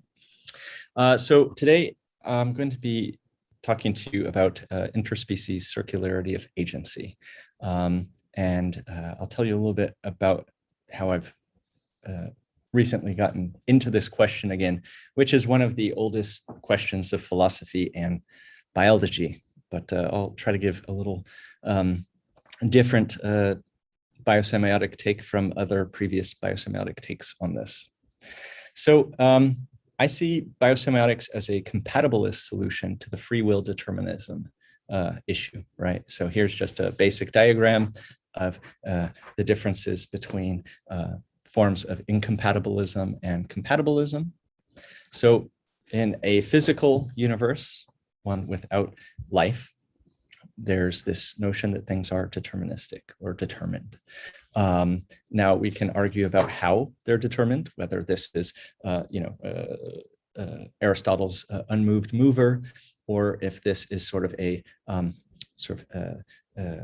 non-local act, right, an emergent determinism. But we are pretty sure that with the advent of life, at the latest, that there's this thing called free will, right? This is the basis, origins of semiotics, right? The question of interpretation, and with the question of interpretation, the question of things being able to go differently, right? And so if we have a physics deterministic world, but sort of, you could say, or highly determined world, however it may be, and a question of life bringing in free will. And again, this isn't anything goes like fraternity or sorority party free will, what John Stuart Mill would call license, but rather something more akin to actually a Kantian sort of autonomy. We have this compatible view that you can have sort of free will and determinism at the same time. But I'm interested here, especially given our times, that we have this question of symbiosis and antibiosis. Now, antibiosis means an antagonistic association between two organisms, especially microorganisms, but it's a general term, in which one is adversely affected. And being alive during our zeitgeist, I've been increasingly interested in antibiosis, or this is also alternatively been called dysbiosis. And I conjecture that we have this sort of Hegelian dialectic trap, where the more we try to assert our free will, our individualism, our autonomy, our independence from being part of a living world, and the more that we influence of other organisms from our own behavior, the more we are controlled by them in absentia.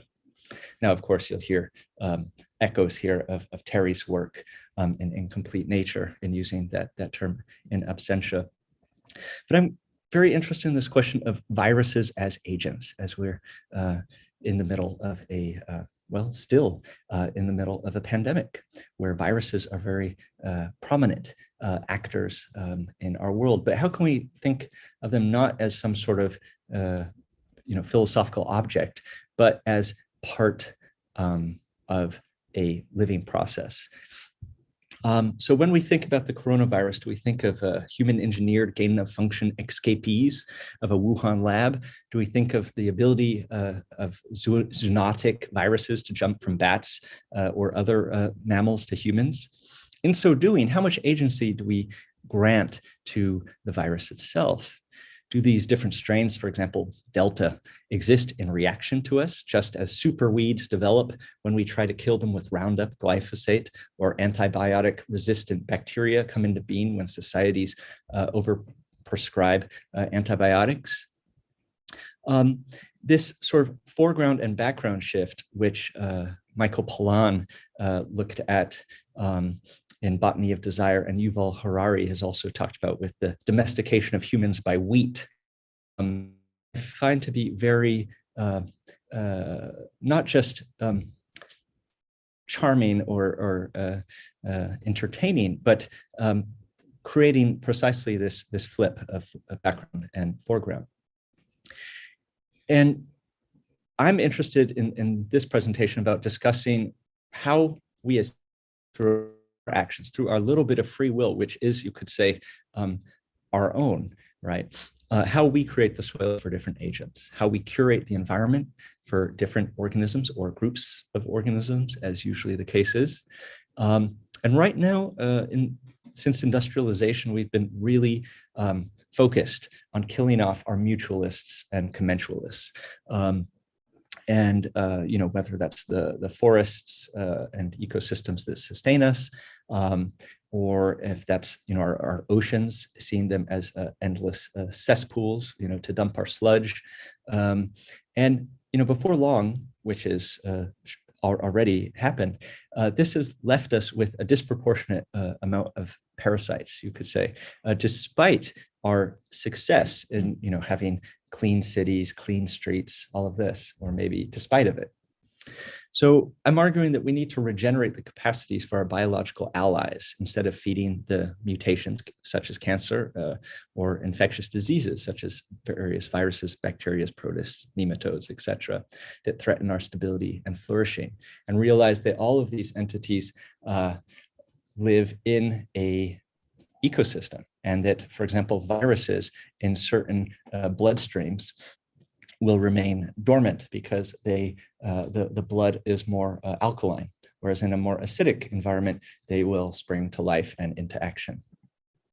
So I was compelled by some work of the ethnobotanist Stephen Harold Booner, who wrote a passage I'll share with you about this question of interspecies agency. And he writes, oddly enough, the insistence on the lab leak comes out of an understanding that nature can be controlled. It can't. That if it could, we would be safe, which we aren't. In other words, if the scientists had left well enough alone, none of this would have happened, the story goes. Or if they had practiced better protocols, it would not have happened. The thing is, pandemics are inevitable. There are simply too many of us, and there's too much natural and ecosystems are beginning to fail. This always allows pathogen emergence. In fact, it is a form of protection from ecosystem overload. We're just an animal like all the others. If we put too much pressure on ecological systems, we'll pay for it. It's not personal, just as gravity is not personal if we drop a rock on our toe. It's just the thing that things work here. Should scientists be messing about with genetically altering organisms on this planet? Nope, they should not. Pandemic-capable pathogens? No, they should not. It is part of the hubris of the rationalists and their scientific priests, the scientists, which are themselves part of the most successful of the Protestant sects, science. And here he writes, crucially, you have to consider the possibility that instead of us deciding to alter the organisms in the lab, that the organisms decided to be altered in a human lab and simply used scientists who believed in human control to do it for them. This, of course, insults core rationalist beliefs, but there's far more going on here than rationalists can accept. Earth is not as insentient as the rationalists and monotheists believe, nor are our companion species. Bacteria are some of the most intelligent species on this planet, so are viruses. And so there's this question, without, getting all the agency away from us so that we can then wash our hands of our involvement, there's an interchange that I think is really important for us to look at. And that's where the field of planetary health comes in. There is a journal called Planetary Health, which is a Lancet journal that talks about many of these issues. So I'm arguing that the coronavirus is a reflection of human activity in the world currently, or better yet, that industrial activity which has become globalized. For example, if air quality were better, we would have fewer cases and less transmission. If, for example, smoking, which was entirely invented by an industry to extract money, there was no commercial use of tobacco before it became colonized, we would have better health outcomes. And if obesity wasn't an issue, which has to do with the food industry and advertising, we would have less dysrhogistic pre-existing conditions. So all of these are human-made problems, and they have to do with what I call industrial pandemics. So we would not accept somebody to say, well, I spread germs all over town today, but I bought coronavirus offsets, so we're good, right? We have this notion that carbon credits, right, will solve us, right? These are dispensations, like indulgences, like from priests.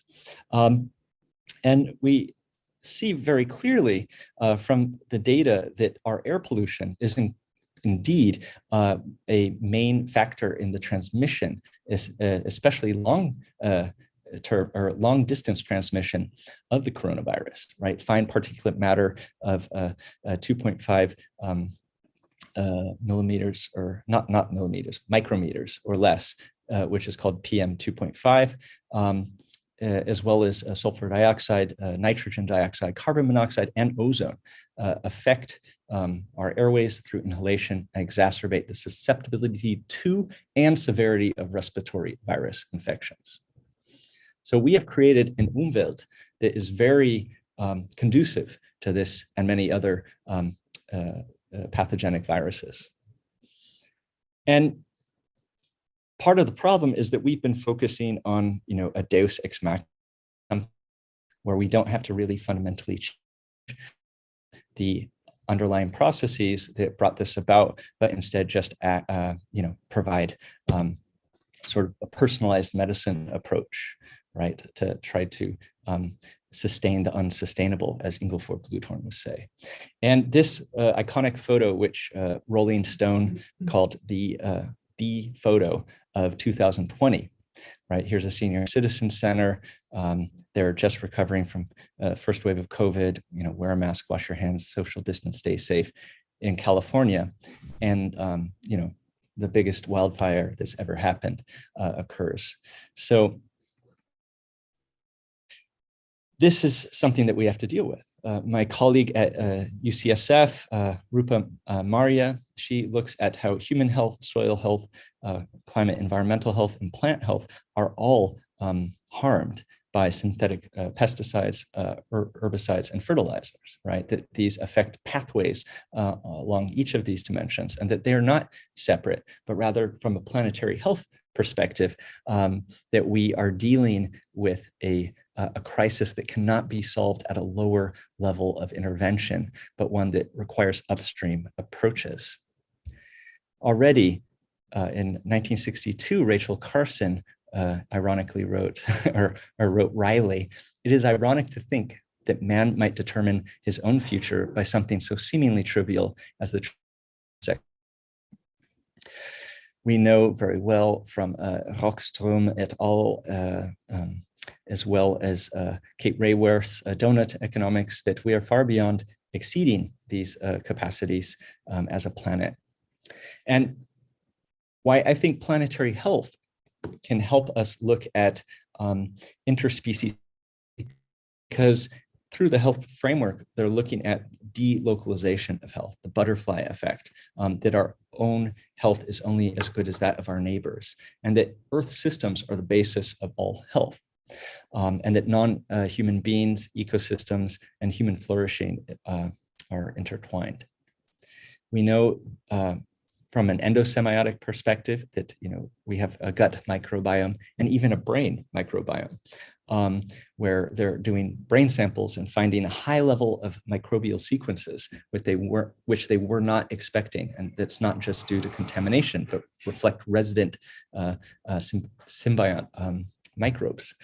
We know exosemiotically that we have cued agency, just as David Chalmers talks us about an iPhone being the extension of our body, right? An appendage, our external memory, just as Appia, Kwame Anthony Appia talks about that we are situationally cued, right? You put the same person in a different situation, they will have different outcomes. So we're not being puppeteered by anybody, but rather our interactions with our environment are supervening on our experience of that interaction. So I asked the question, what would reconciliative agency look like? What would it take to get beyond this very, I would say, toxic form of individualism, right? Where we aim to imagine, okay, that we got there ourselves without thousands and millions of people contributing, making our food, cleaning our toilets, building these things, and also providing the atmosphere, all the microbes that have created this atmosphere for us. So looking at holobiont or non-animal ontologies, I found to be very helpful. For example, we have, how do you say, plant or fungi models of ontology, which have been very useful to break out of this sort of individualistic mentality. Could also look at Alan Rayner's notions of degrees of freedom or semiotic freedom, and looking at our co-constitution in that way, or Danielle Allen's notion of shared sacrifice in her book, Talking to Strangers. Some of us might be aware of our cortical or sensory homunculus, right? That's how the brain maps on different sense organs, and how, for example, our hands occupy a huge part of our brain, whereas, say, our neck is barely a blip in our cortex.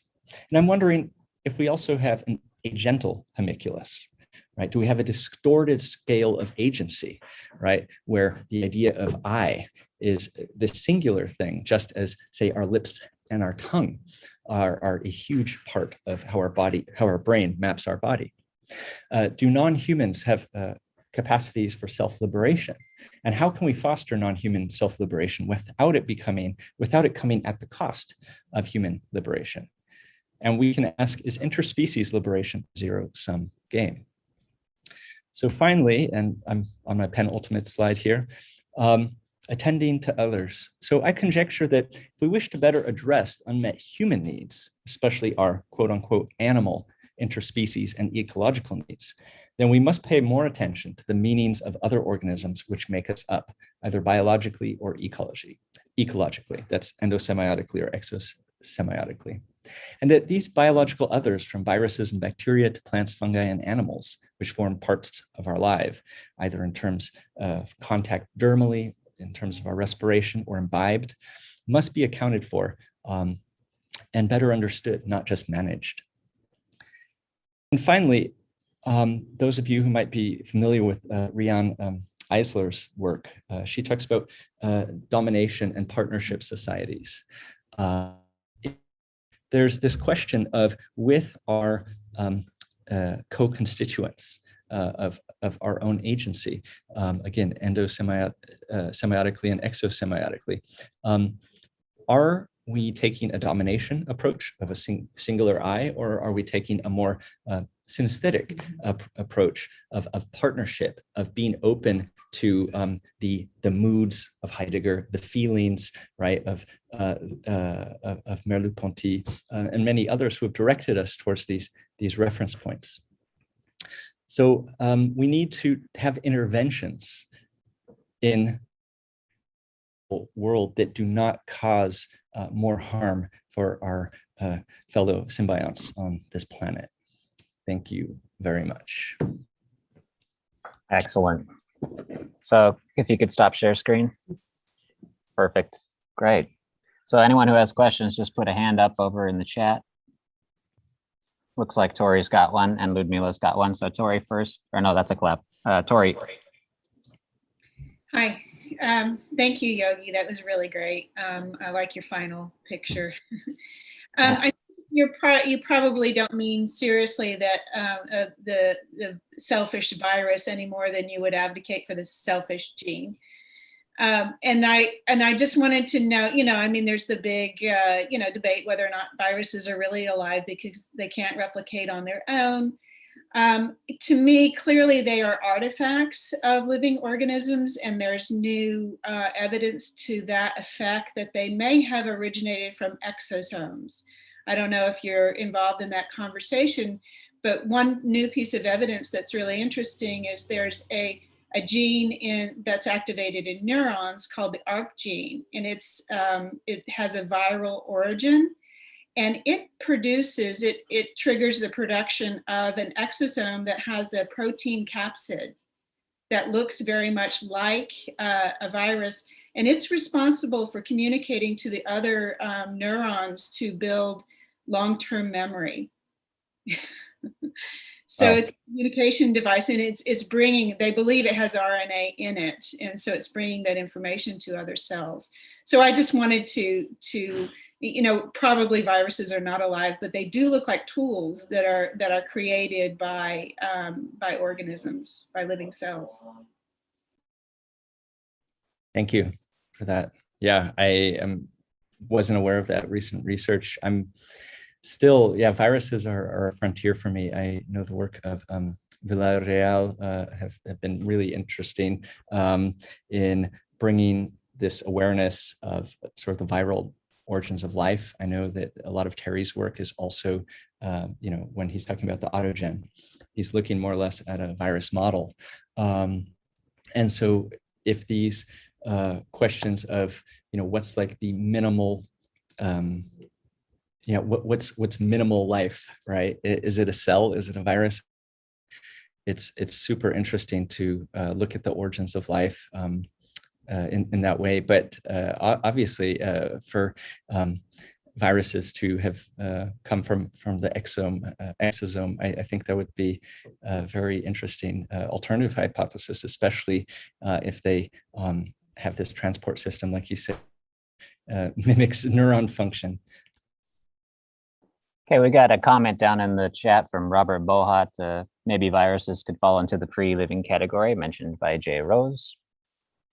I love the comparison, the theological metaphor of this carbon credits as priestly or clerical indulgences. I just love this, and it makes me think about what you said last night about Schmidt and about the political and the theological. Okay, sorry. If you wanted to say anything more about that, that'd be good. Also about the puppet master. I know this is a topic I bring up a lot with you, but about there being no hidden hands, but then some dark emergent force, or maybe even related to this cunning of reason that you were talking about before, if you wanted to say anything about that.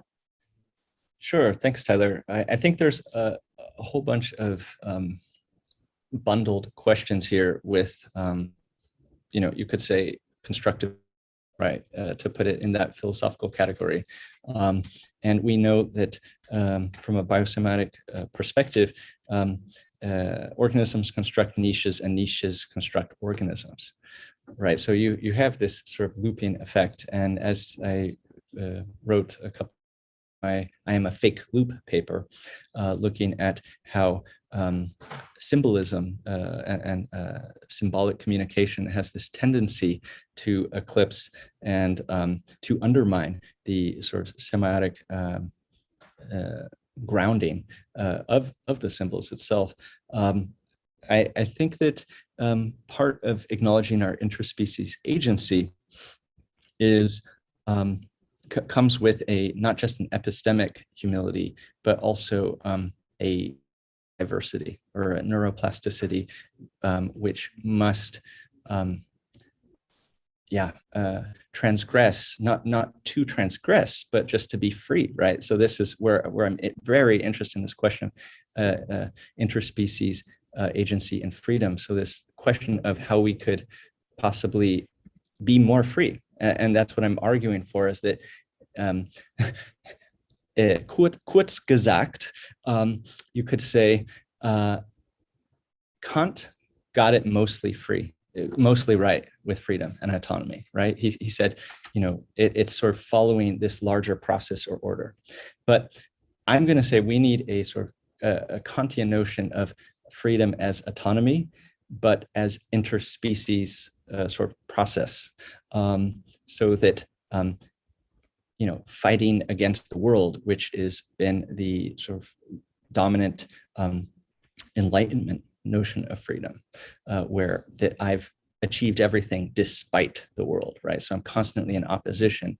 That itself comes from a sort of refusal to look in the ways that I'm co-constituted, right? To get back to your question,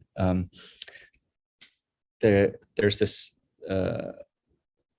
notion that I believe the more that we can honor our sort of endowment to the more than human world, both organismic and you could say abiotic, the more we're actually able to come from a place that doesn't assume sort of an outcome, a trajectory that's fixed. Yep, totally. I see Philip's got his hand up.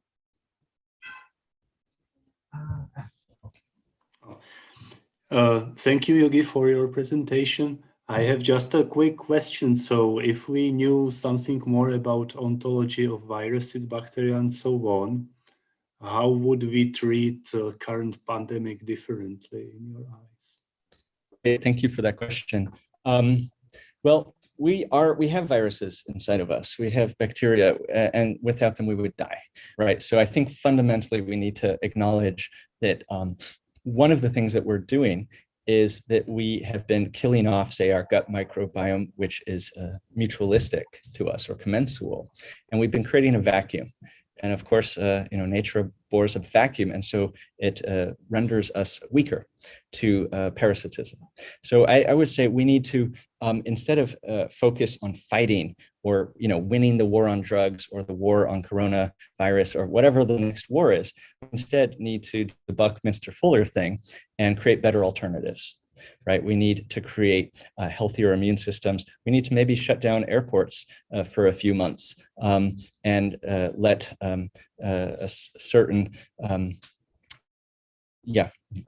strains sort of peter out, and then not let any more emerge before we open back up international travel. I think that this would be something that, if we had a little bit more foresight, would work.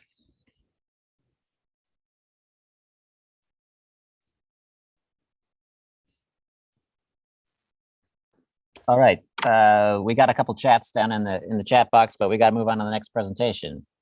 Our second presenter, so thank you, Yogi.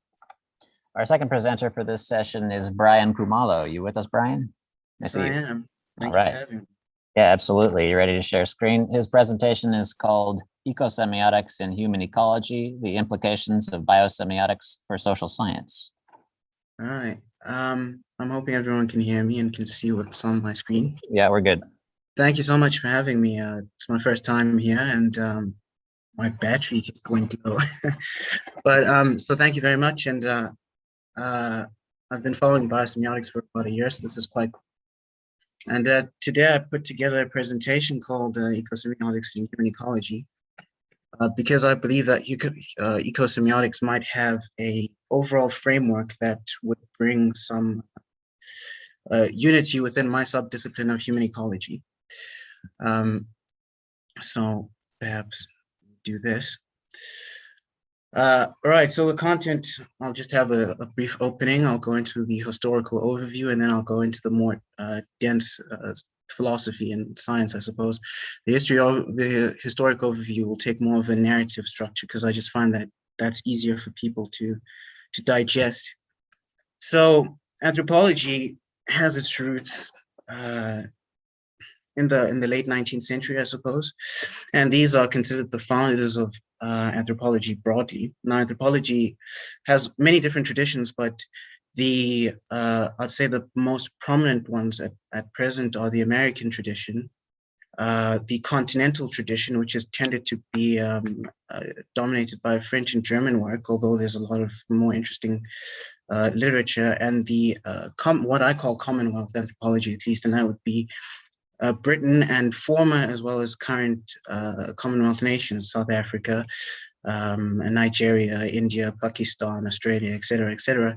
And so there on my screen, we have some of the founding fathers, which is Edmund Taylor, Herbert Spencer, and Lewis Henry Morgan in order. The central ideas of a lot of these thinkers at the time were, I'd say, predicated on social Darwinism, or a sort of proto-social Darwinism. It depends on who you're talking about. And social Darwinism has been argued, it's argued, was distinctly Spencerian. Herbert Spencer, for example, introduced the concept of survival of the fittest. And social Darwinism was a paradigm of taxonomic classification that was predicated on the idea of progress. And so the idea was you were moving from one place to another, and it was directed. And on that basis, the ideas were implemented into anthropology, at least in its nascent form. And those took taxonomic classifications of people, and that was usually based off of phenotype, and bred anthropometrics as I guess a subdiscipline. It's kind of, it's a touchy topic, so it's kind of hard to classify what it is, as well as cultures. And we see this tendency to segment cultures and organize them in stages. So on the screen, I have, for example, primitive, barbarian, and civilization. And this was the terminology at the time. A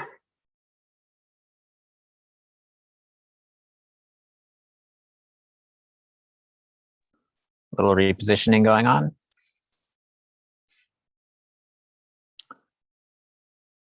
Hopefully he's reconnecting. It looked like his computer may have fallen down. It's just, let's give him a moment. He'll be right back, no doubt.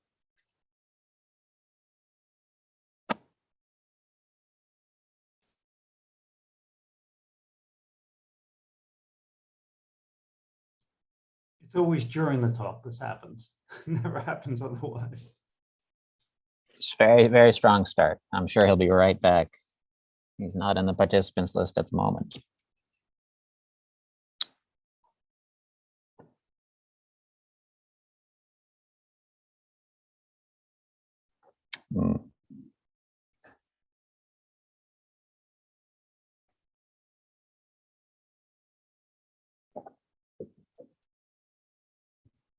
We're giving him extra time though because he's new. Yeah, if he has problem getting on, we can go to Andrew and then have Brian come back later. We'll give him a few more minutes. Yep.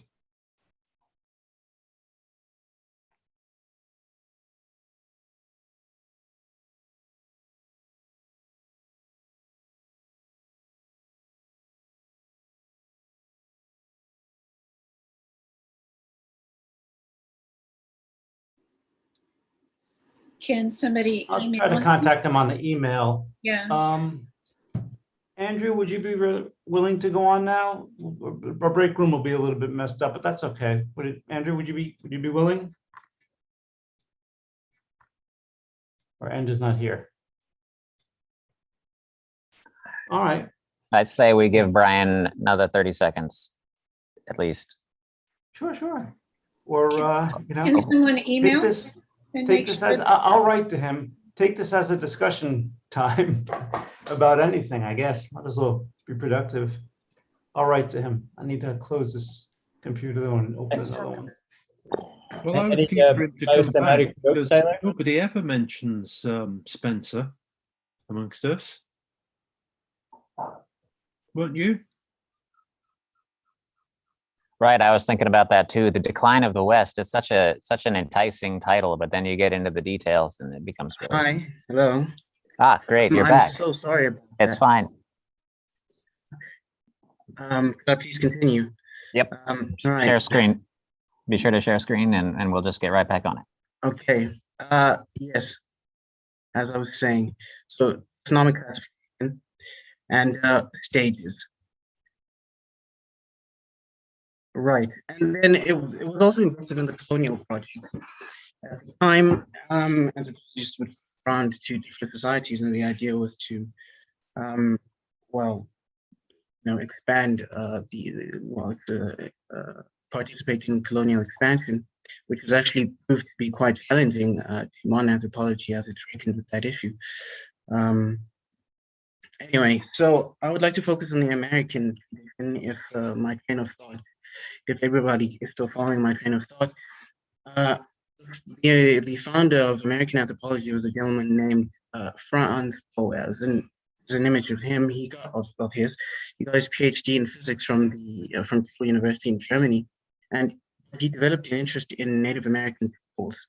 And so he traveled to the United States, where he became a professor at Columbia University in New York, and he started the anthropology department there. Now, Boas was quite interesting because Boas rejected a lot of social Darwinian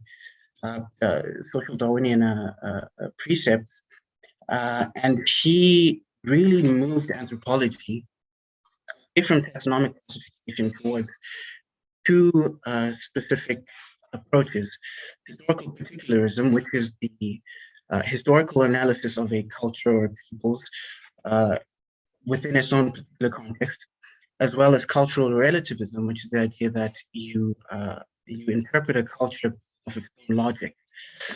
On top of that, Boas had a conventional view of language, which will turn out to be quite important as the presentation goes on. He also did something that's unique to American anthropology, which was classify anthropology as a four-field discipline, and that would include cultural anthropology, biological anthropology, linguistics, and archaeology. The continental and Commonwealth traditions are slightly different in that they're more socioculturally heavy. That's kind of changing now, just because the way we're connected and people art and ideas spread. But there's still some distinction there that can be found. And human ecology comes from the American tradition. and it borrows from all of these four subcategories. Now, anthropology kind of had this period of reckoning, and it still is going through this period of reckoning where it's trying to at least segments of it are trying to establish themselves as legitimate science, and other segments are not warm to the idea of an anthropological science, so to speak. And human ecology has inherited a lot of that baggage from its parent discipline.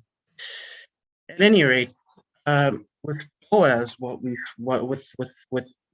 the sort of Boasian move, we see in continental Europe, at least at the time, emergence of the atrocities of the 1930s and 40s, and social Darwinism becomes morally untenable, as well as refuted heavily by Boasian anthropology, but other thinkers of the time. And I'm not sure if it's every university in certain parts of continental Europe. It was banned. So what happened was the loss of a framework by which we could understand anthropological information, anthropological data, anthropological findings. And this is where structuralism comes into place, because structuralism was born from Claude Lévi-Strauss, who was a French anthropologist, and he had attended Roman, I believe it's Jacobson's lecture in the US, and that lecture had been broken into two parts. The first part, broadly speaking, was Sassurian, and the second one was, broadly speaking, Persian. And he was very taken by the first part of the lecture, and from that he developed structuralism. Now, structuralism is based off of Sassurian semiology, and its central theses are that there's a species-specific continuity, although he wouldn't have used those terms, and that culture was a projection of human, sort of the underlying human cognition. And he believed that culture could be broken down into structural components that were reminiscent of morphemes or phonemes. And that if that was done, you could then compare your phonemes and morphemes to see cross-cultural patterns.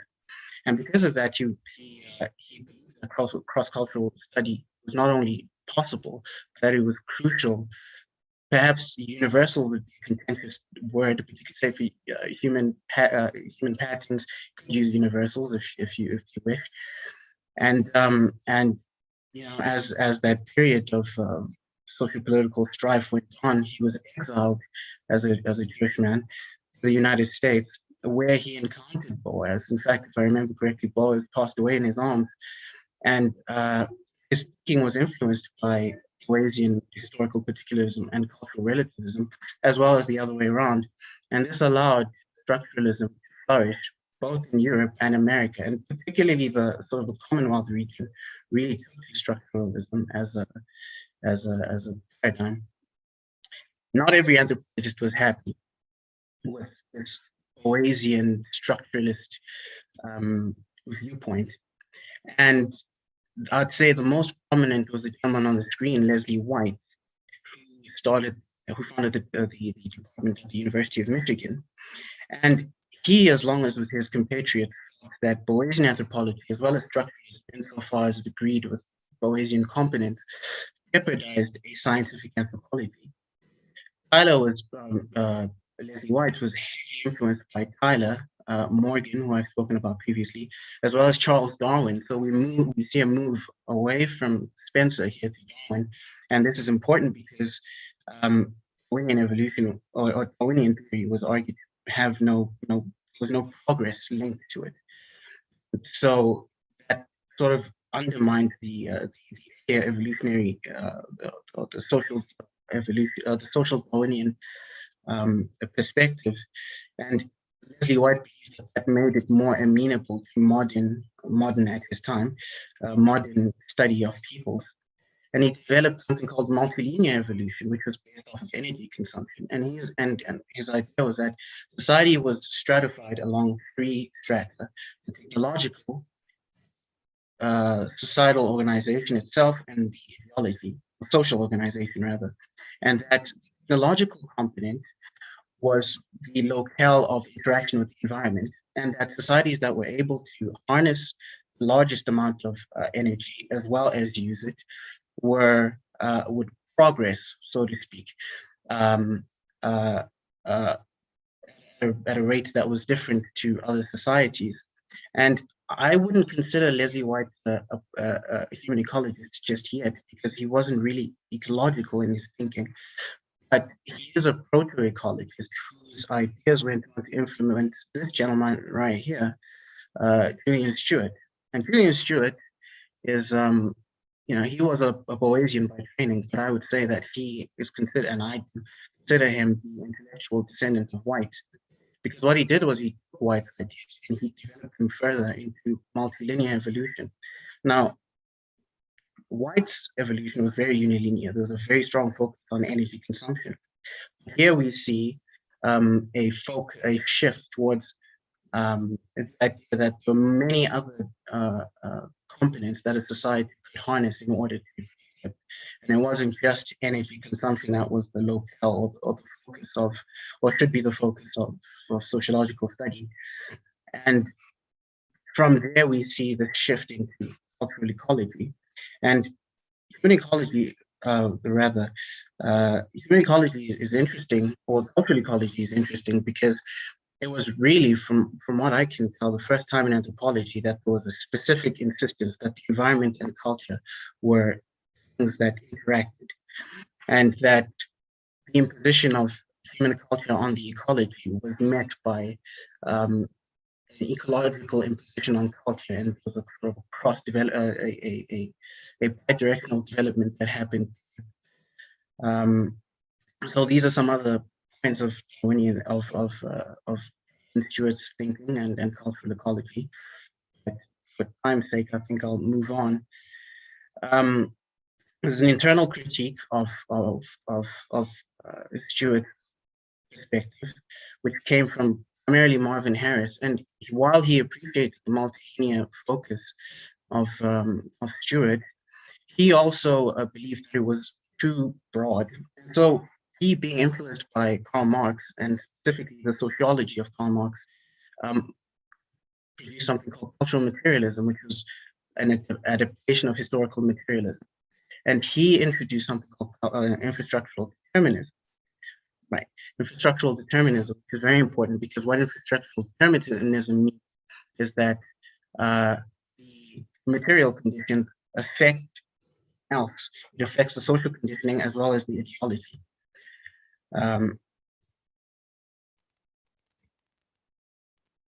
This was around the 70s. But then I'd say that from the 70s onward, while people were responsive to the ideas of Harris, a lot of cultural ecologists felt that his idea, the infrastructural determinism, was not well situated as a theory, because especially anthropologists recognize that a lot of people's ideas actually influenced the way that the environment was changed. And so we see a move to socio-ecological systems. And here there are a variety of subject matter that are studied. For example, optimal foraging theory, which would be a cost-benefit analysis of caloric intake versus energy expenditure in finding patches, so areas where you find food, for example. Tenure systems is another area, and urbanization and resilience.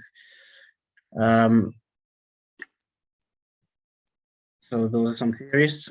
Post-structuralist challenge happens in the 70s simultaneously as ecologists are reckoning with anthropology, with cultural materialism specifically. And structuralist critique was based off of structuralism. And the reason why it's important is because on the very same grounds, the neo-evolutionary project was criticized. The idea was you couldn't really compare cultures. And the reason you couldn't compare cultures is because of this Saussurean insistence, or the Saussurean view, the chaotic model, which was you had a signifier and a signified, but you have an ontological anchor. And reflexivity in anthropology was influenced by structuralist thought, by post-structuralist thought, and it was the idea that a lot of the theories produced in anthropology were an imposition by anthropologists on their people, or the people that were studying rather.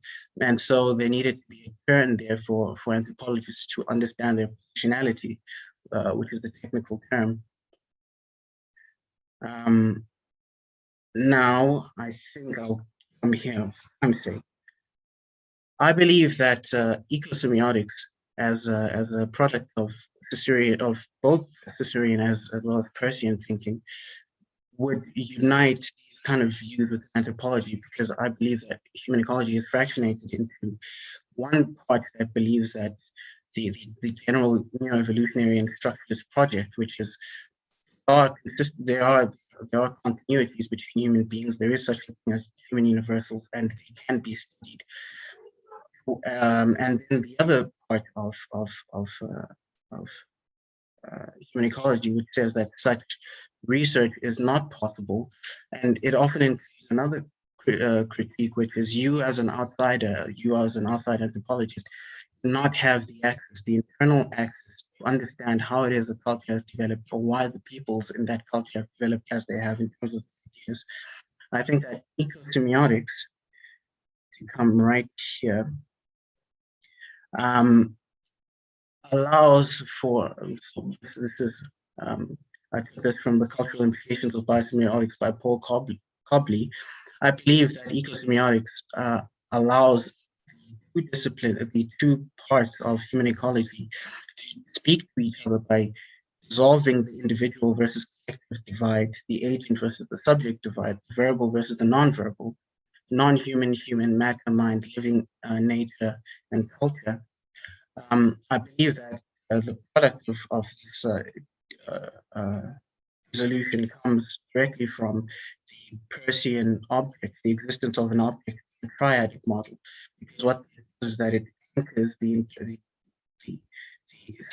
signifying system to an ontological reality that is external social reference, which would be postmodern critique. There's nothing outside of the social.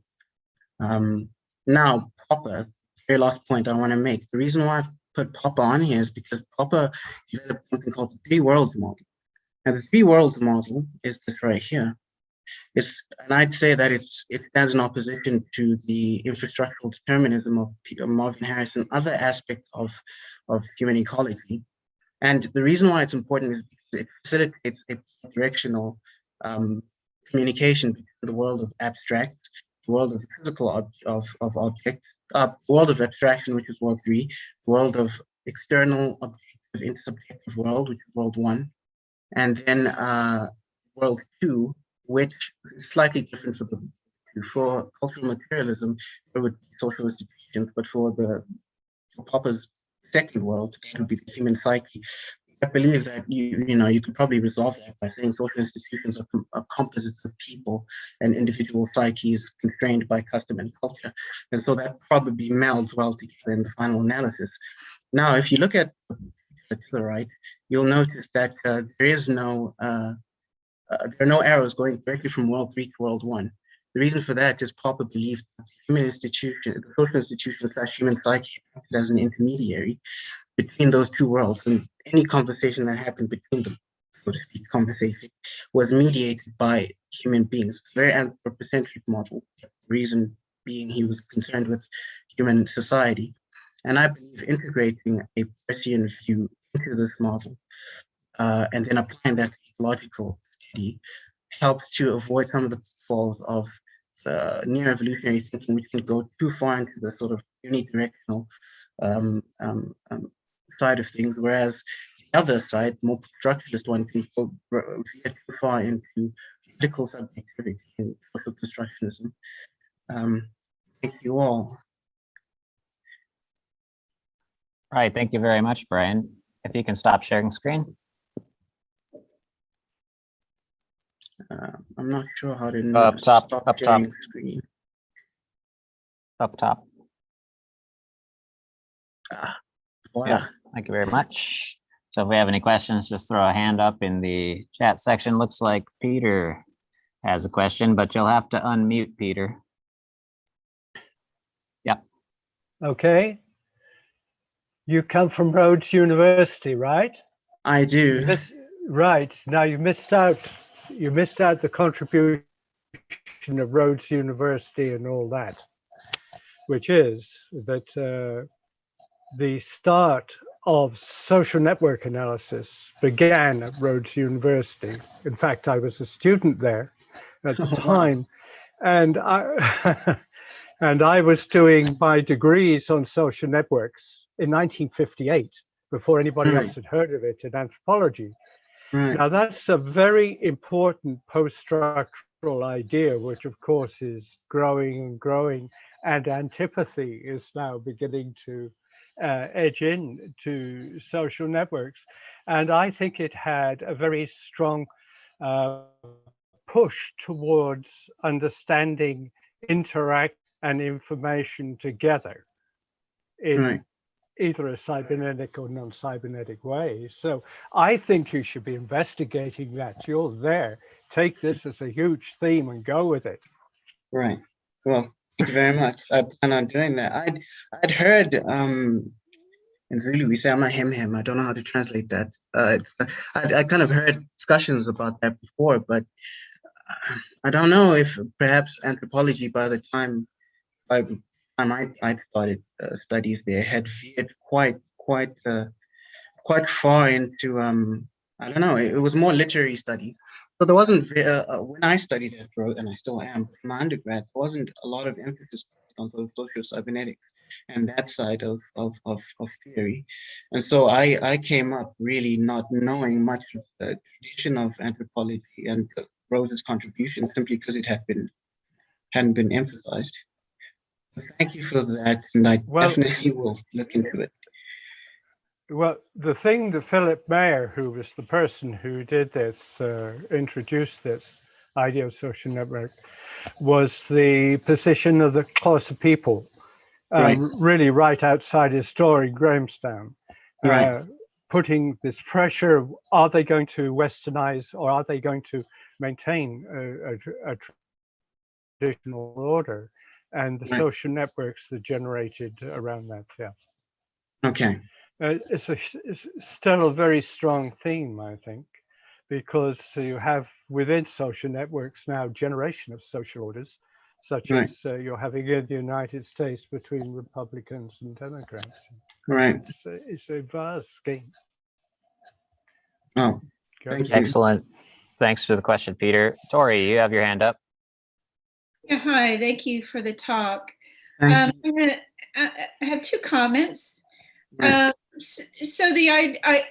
I'm very interested in structuralism and especially the Russians, morphology, folktale, and I think sometimes we do get into the structuralism, Tyler, from time to time, but maybe not as much as we could, because I think it's a really rich area.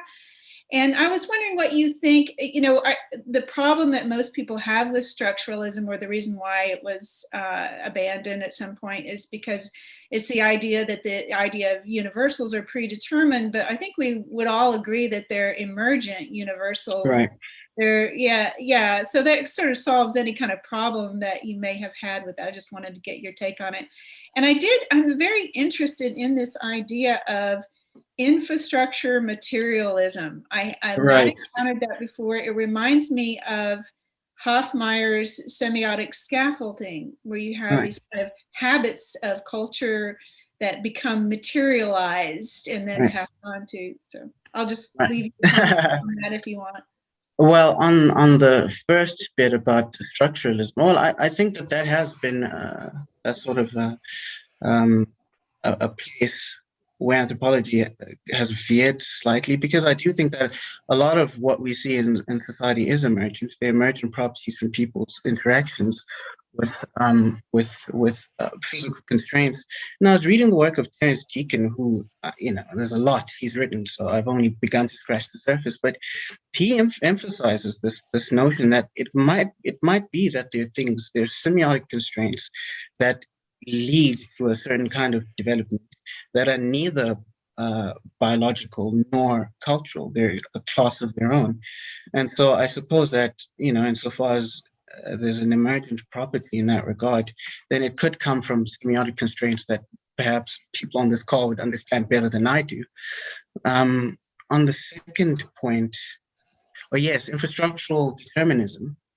Well, perhaps with Marvin Harris more specifically, that wouldn't be the case because there is no cultural crystallization, so to speak, that influences the bottom layers.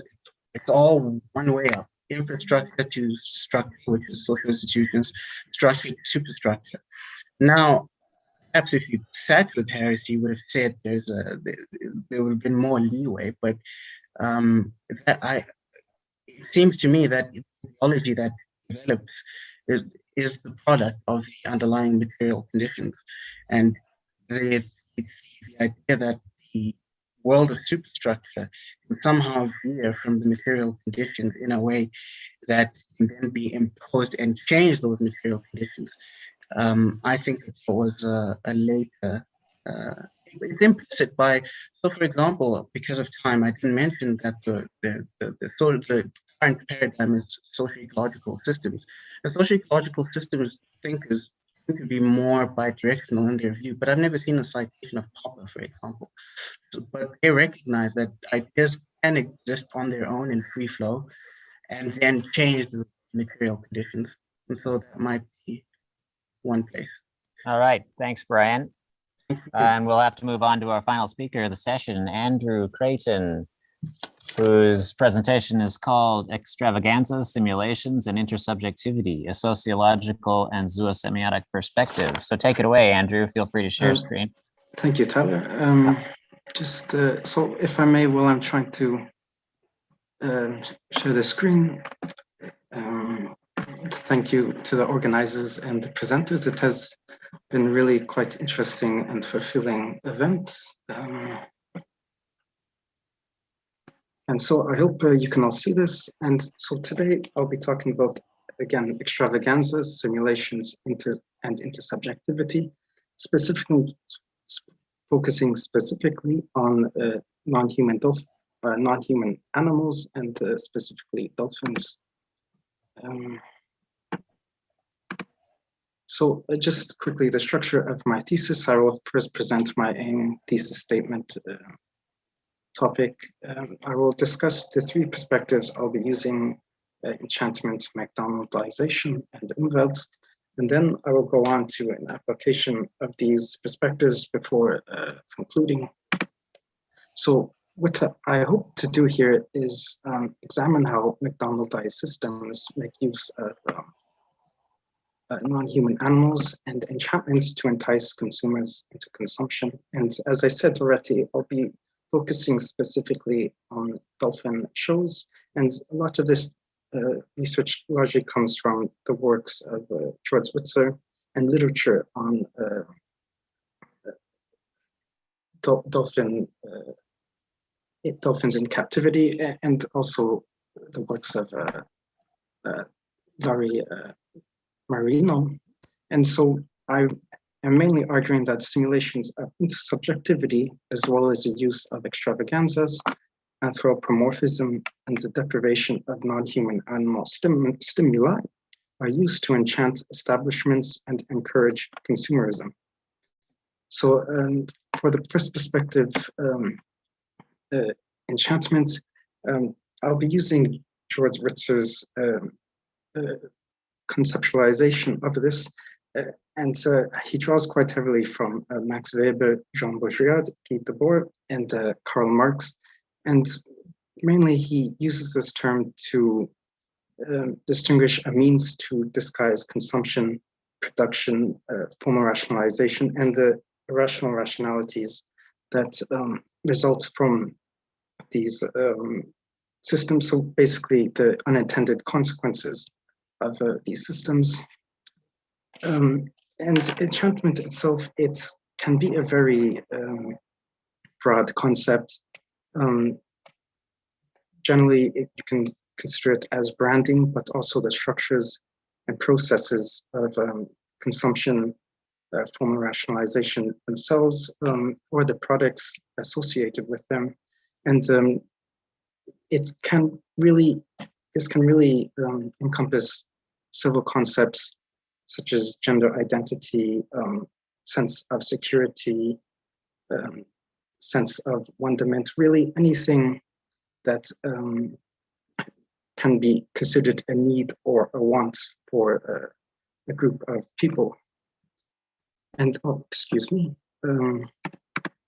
So I'll be focusing on two key concepts of enchantment. The first is extravaganza, and this is quite heavily related to De Boer's spectacle.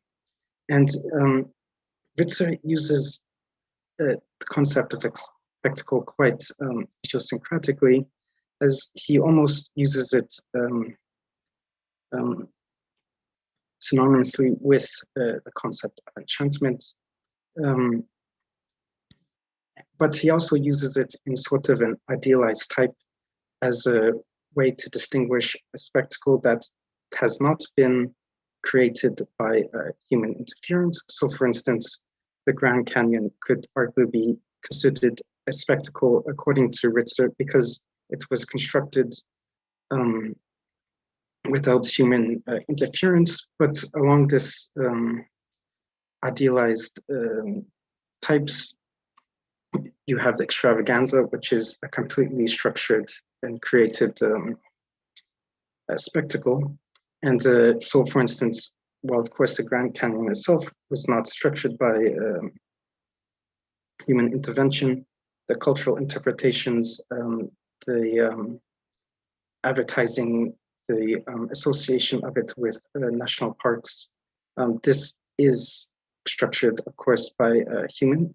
And so you can see this is not entirely a spectacle in this case in Ritzer's concept.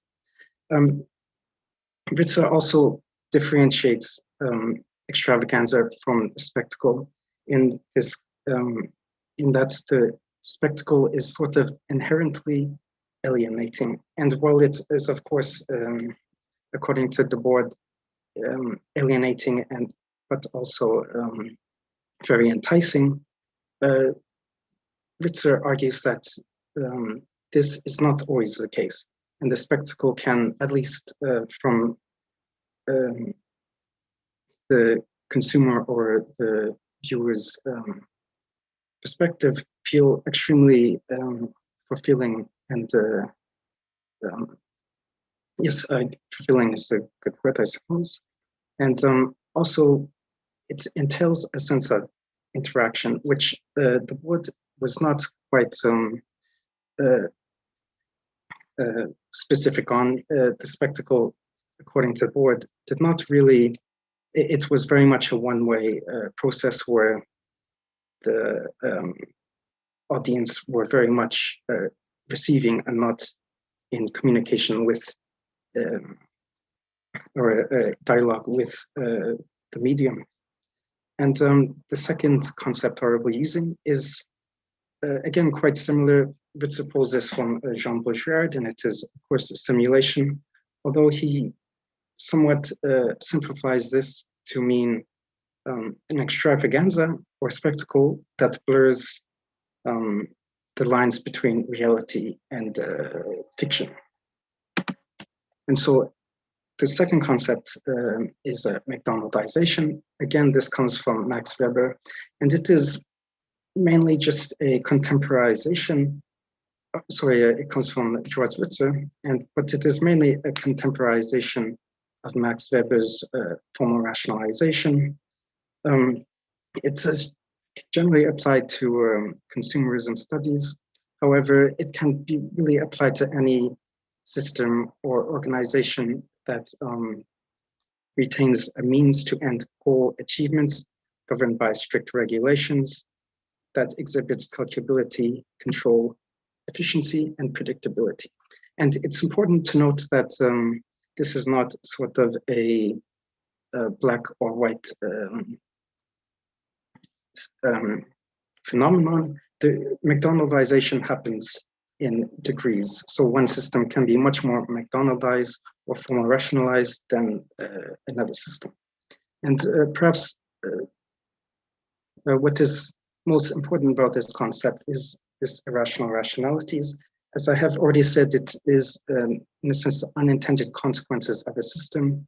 But it's to be more specific, it can relate to things like alienation, anomie, environmental destruction, or in perhaps the most formalized cases, go on to negate the very characteristics that categorize a McDonaldization. So in a sense, control that is so controlled that it negates the control of the system. I hope that is not too roundabout. And I feel I do not necessarily have to explain this so much, but the third perspective I'll be looking at is Umwelt. And of course, according to Uxkol, it models non-human animals as subjective beings, or I would say life more generally. They experience their environment through corporeality, perceptual, affective organs, and cues, and also relating more to Umwelt mapping. They studying the social environmental considerations of these non-human animals will allow for somewhat of a hypothesis of the entity's experience, or model, which according to Martinelli could be argued as sort of a partial emic view of the non-human animal. So when these perspectives are put together, excuse me, I just need to move this window. They allow for an understanding of non-human animals in enchanted and McDonaldized systems, especially from the views of consumption, the non-human animal corporeality, and the environmental leads.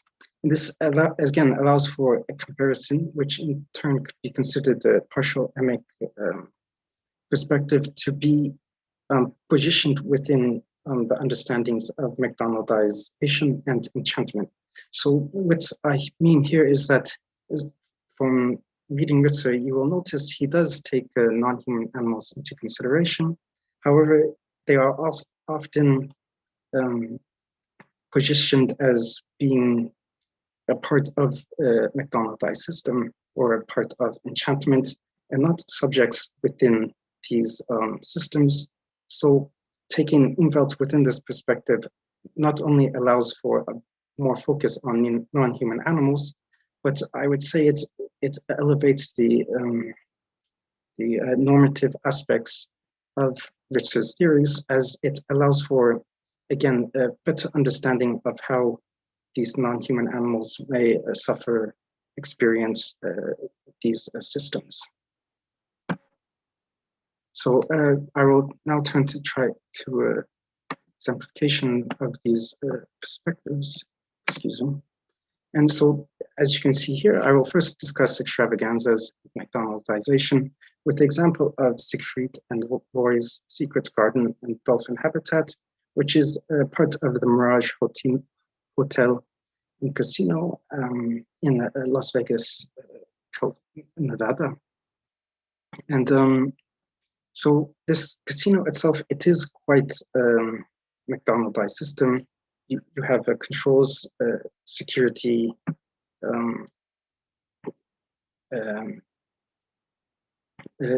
those buildings are structured a certain way to facilitate consumers. And the same can be said with this garden. As you can see, you must pay 25 American dollars to get a ticket. There's only so much interaction allowed with these non-human animals. And of course, they are very much controlled through fences, trainers, so on. The systems are actually quite efficient, as well as this attachment of the Secret Garden and Dolphin Habitats to the Mirage Casino allows for a sort of familiarization of casinos. So it's in a sense merges more adult entertainment associated with casinos, alcohol, and more family entertainment associated with, of course, experiencing, viewing these animals. So this allows for the casino to not only negate this view of itself as a sort of vice, capital of vice, but also enchants addiction itself.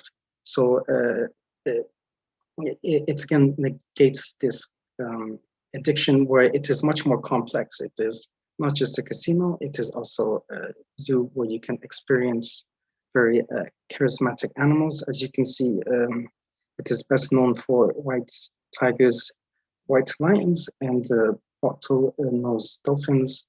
And the dolphins are especially important here as because they, at least seemingly so, allow for intersubjective experiences. And what I mean by this is that consumers are able to swim with them, pet them, in a sense, communicate with them through touch, bonding, sight. But even more somewhat interesting is they are also able to paint with the dolphins, and the dolphins will use a paintbrush in the mouth and paint pictures with consumers. So you see, it is in a sense creating a sort of intersubjective bond, at least from the perspective of the consumer.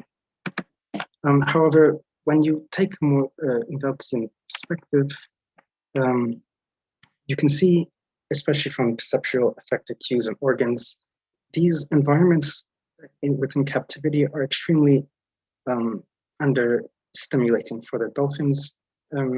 I believe it was Marino who said that if you wanted to make an environment that was as stimulating for a dolphin as in the ocean, it would really negate the entire reason for having a dolphin show, because it would be so expensive that it would just not be feasible from a business perspective. And as this has also been compared to solitary confinement.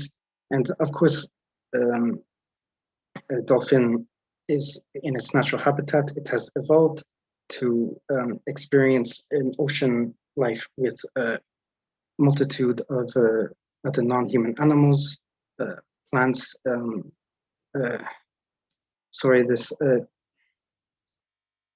wave currents within the ocean, and so on. And of course, large amounts of space. So you can see that these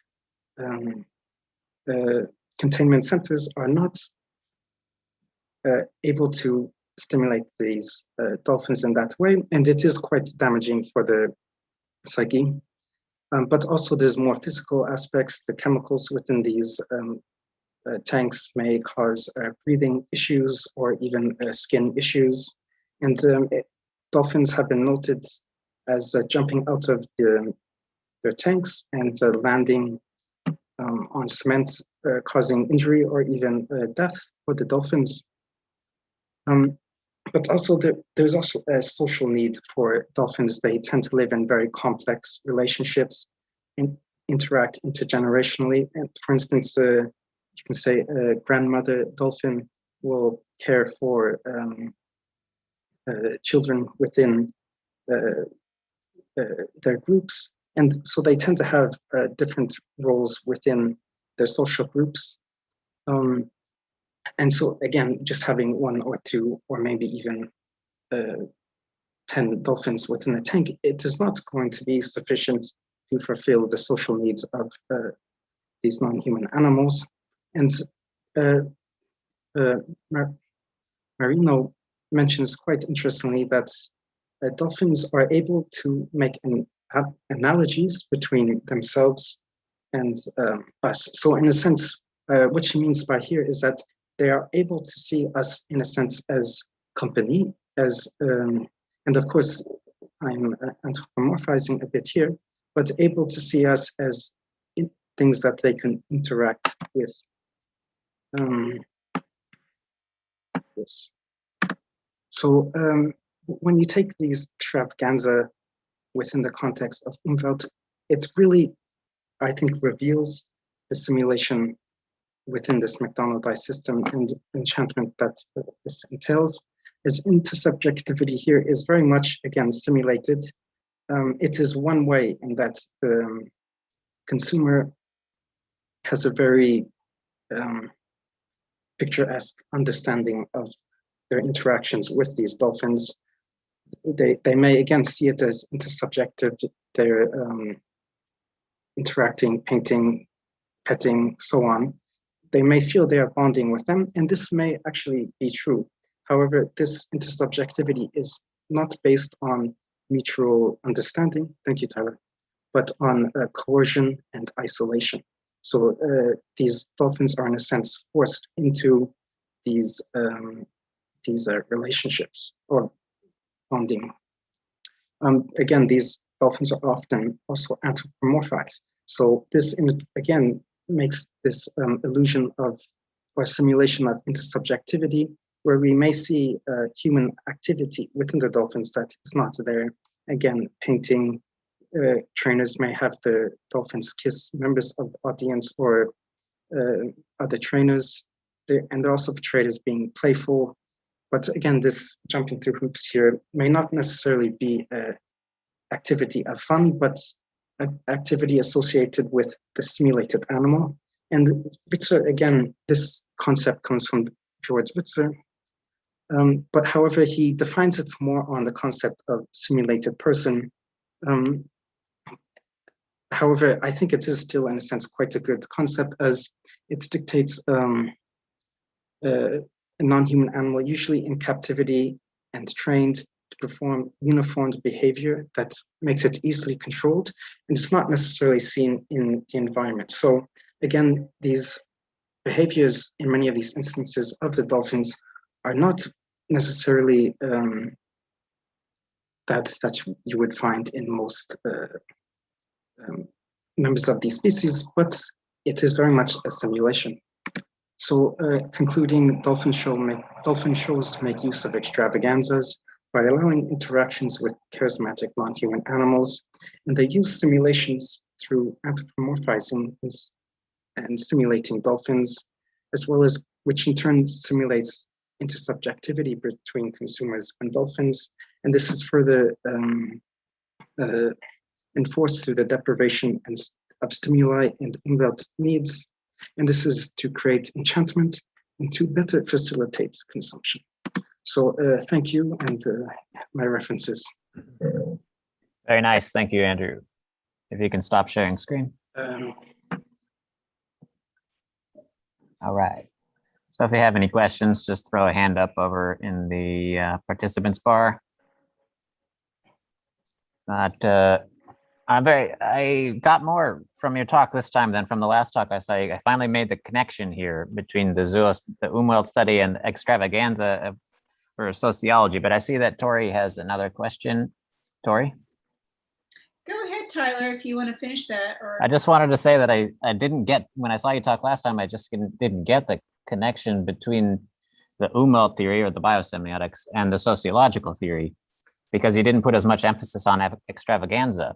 Mm-hmm. And how simulation informs the study of the extravaganza, which is the animal show. But now I get it completely.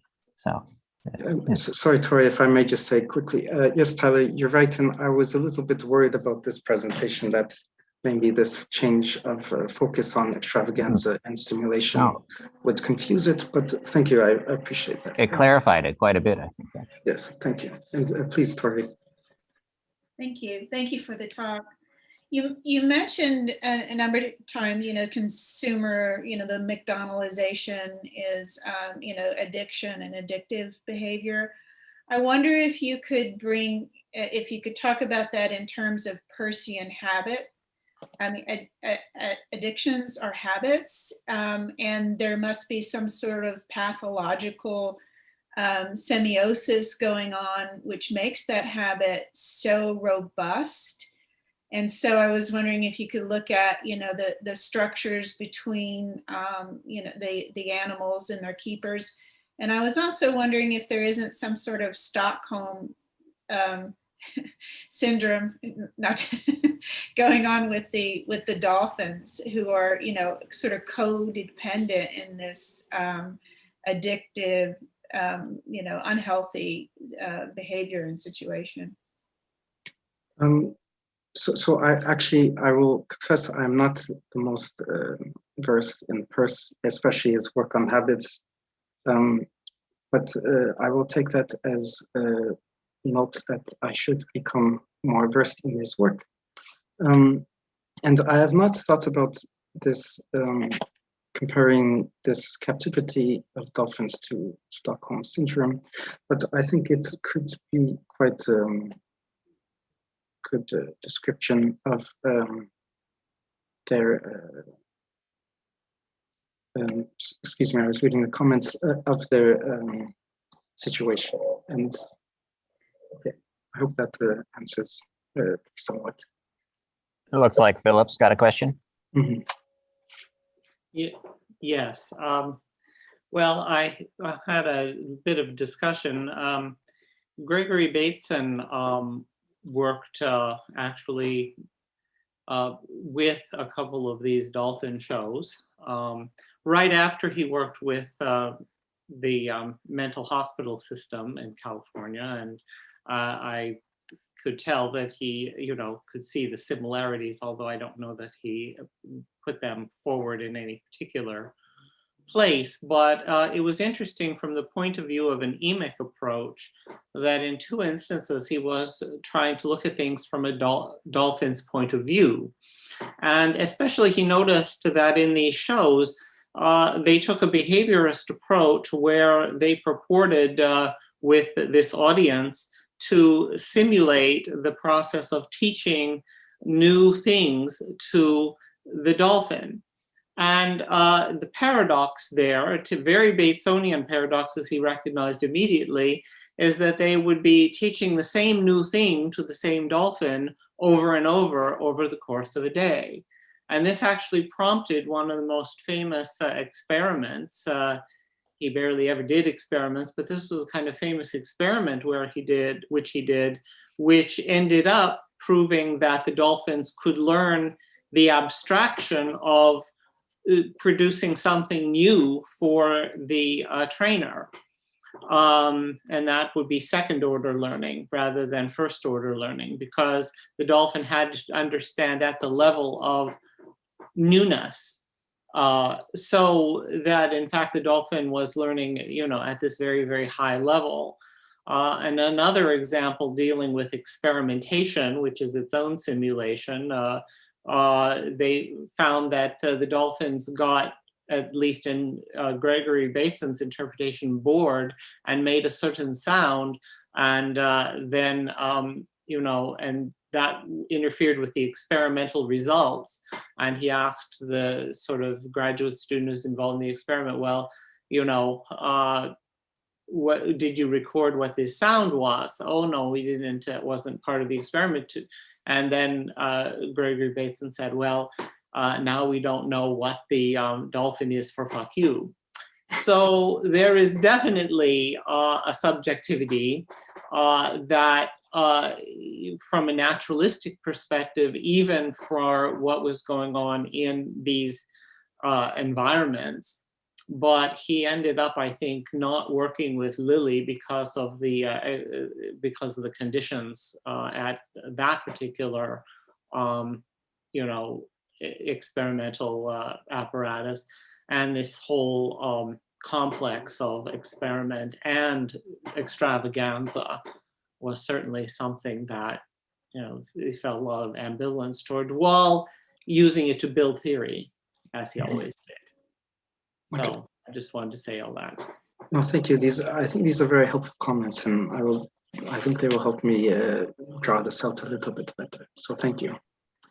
Amelia's got a nice comment down in the chat. I don't know if Amelia, you'd like to read it out. That would be nice. If not, I guess I can read it. Are you with us, Amelia? Yeah, I'm here. Hey. I do have a bit of a background in animal training. I took a detour through behaviorism. It was interesting. I didn't stay there. But I do know some of the common training methods that are being used today. And one of the really, really commercially popular ones is clicker training. And it's kind of an iterative process. I don't know whether anyone's familiar with it, but you have a device known as a clicker. Some trainers can use their voice, like you'd give what they term a reward marker. So just say yes or make some kind of noise. And so you hold the reward, and usually in the form of food reward. and you shape a behavior. So you wait for an animal to perform a particular behavior or just a minute part of the behavior you want. And when you've got it, you click to mark it and then reward it. It is massive in companion animal behavior. It's being used to manage zoo animals. So if you need to get medical treatment to them. So there are some possibly positive-ish aspects to it, but it's become a phenomenon in its own right. So there's Clicker Expo, which is like a conference devoted to it. There are companies that sell the clickers and the training treat pouches and the training treats. And it really, really has taken off as, from my perspective, a method of communicating with them. So these animals are not given any guidance at all.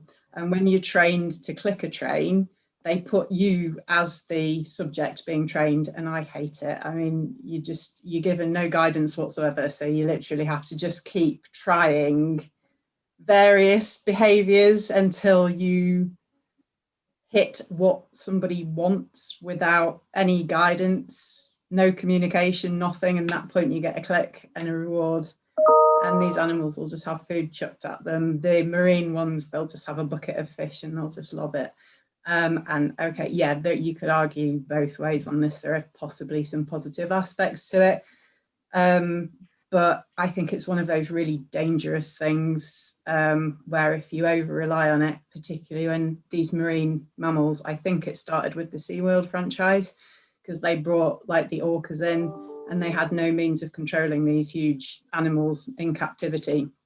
You couldn't use the sort of fear base for like you do with a horse, the chiffony bits and things like that. And so from what I can gather, it took off from there and just spread out. And I don't know whether you've watched, anyone's watched Blackfish documentary about the orcas. I think that's been on Netflix, but it was about the orcas that were brought into the original, like the SeaWorld franchises. And my take on this is these animals do just get stuck on reward schedules and trying to please people, and they're just constantly looking at what they have to do next to get a reward. It kind of obliterates their own autonomy, thought processes. I'm not big on it. I can see its benefits and I have used it. The argument is it's better than fear-based training methods like you still see a lot of in equestrian sports. I think it's one of those debatable things. I don't know. Well, it so happens that the inventor of this clicker training was involved at the same time with Gregory Bateson, and I'm blacking out on her name, but it's very interesting because she was a disciple of B.F. Skinner and behaviorism. And she went and did films at the B.F. Skinner headquarters.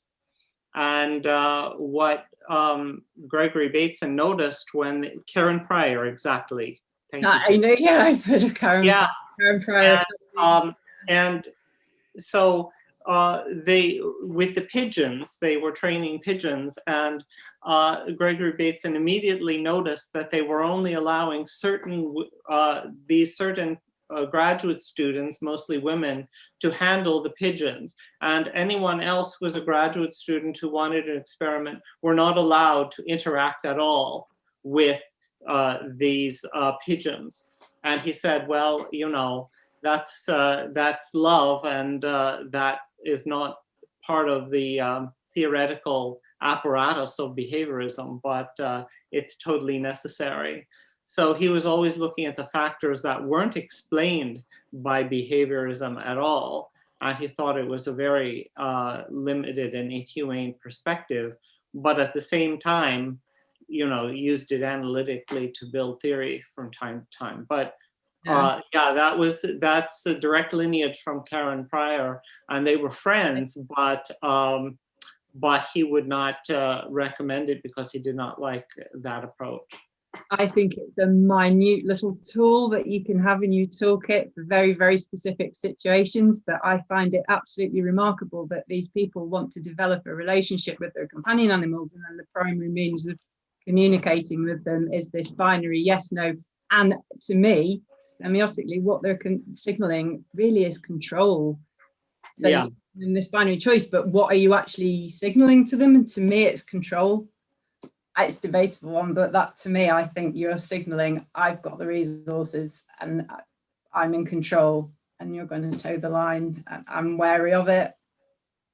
But yeah. Yeah, I think we can continue this discussion in the breakout rooms, but I'll turn it over to Don. Thank you. Okay, I will set up the rooms. If anyone cannot get in, I'll stay here and I'll put you in. Ludmila, will you set the timer for 11 minutes and then we'll be back on schedule. Very good sessions as always. Okay, here's your breakout room. Let me delete the old one and start a new one. And everyone who wants to go in can go in.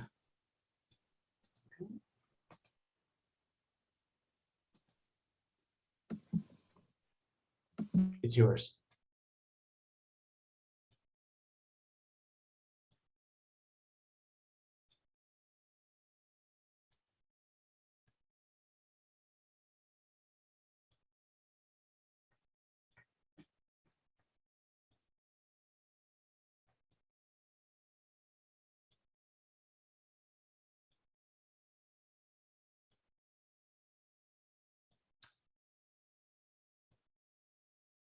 Okay, anyone else want to go in who's not in?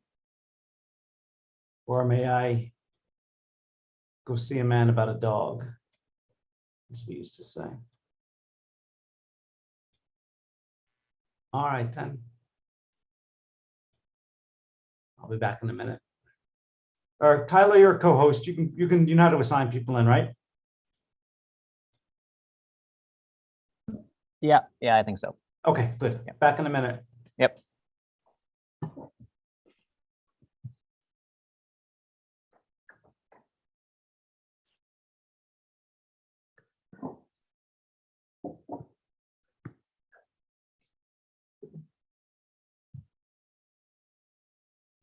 Lots of fun.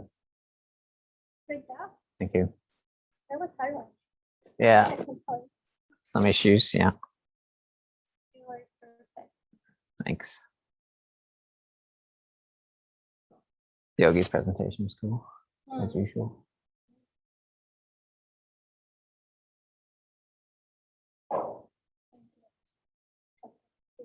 Hmm.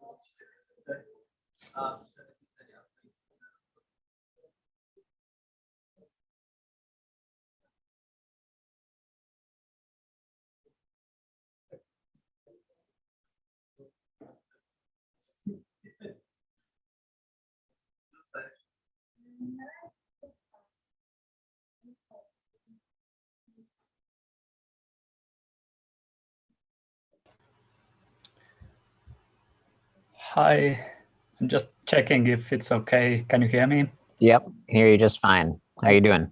Perfect, thank you. I'll just stop the video as well for a second so I'm sure it's okay. Yep. Looks fine. Yeah, perfect. Thanks a lot. So I'll zoom in about 5 minutes. Okay. Yes.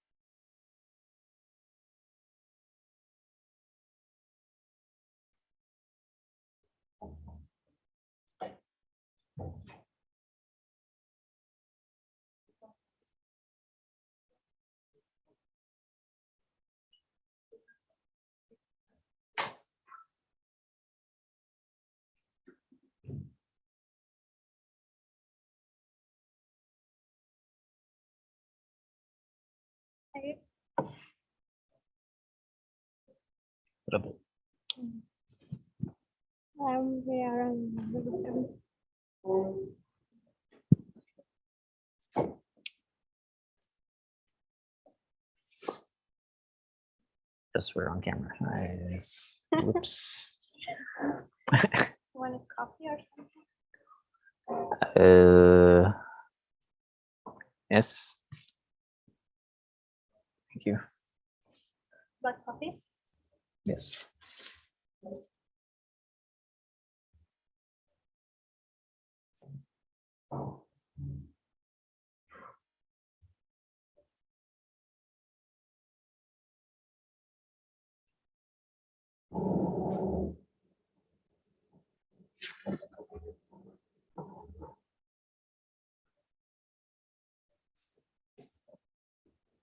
Nice work.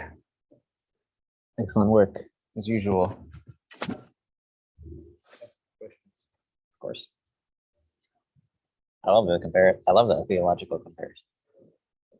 Political theological.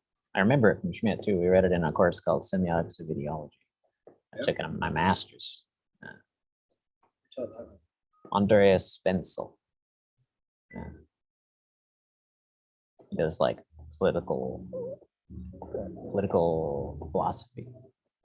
Semiotics of political philosophy. Yeah. Schmidt's good. Yeah. So everything here for the coffee?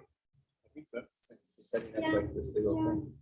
But We can just order some food or yeah. have someone. It was very good. Yeah, lunch was great. This is how my partner did. Not so far from here, but I think we would need transportation one way or another. There's this amazing lunch place. I think it closes at 5, but maybe for tomorrow or whenever. I would prefer tomorrow. Yeah. No, but it's like a ikorofuka, which is like coffee and like sweets, like pastries. Apparently it's like really good. I'm sure it's delicious. Almost all the food I've had here so far. Great. Solid food, you said? Almost all the food I've had here. Yeah, me too. As I said. We are going to have a swim at the beach. Like when the session ends, and there is 1 hour break, so I think it's perfect for Yeah. Cool. I'm down for this. Like questions.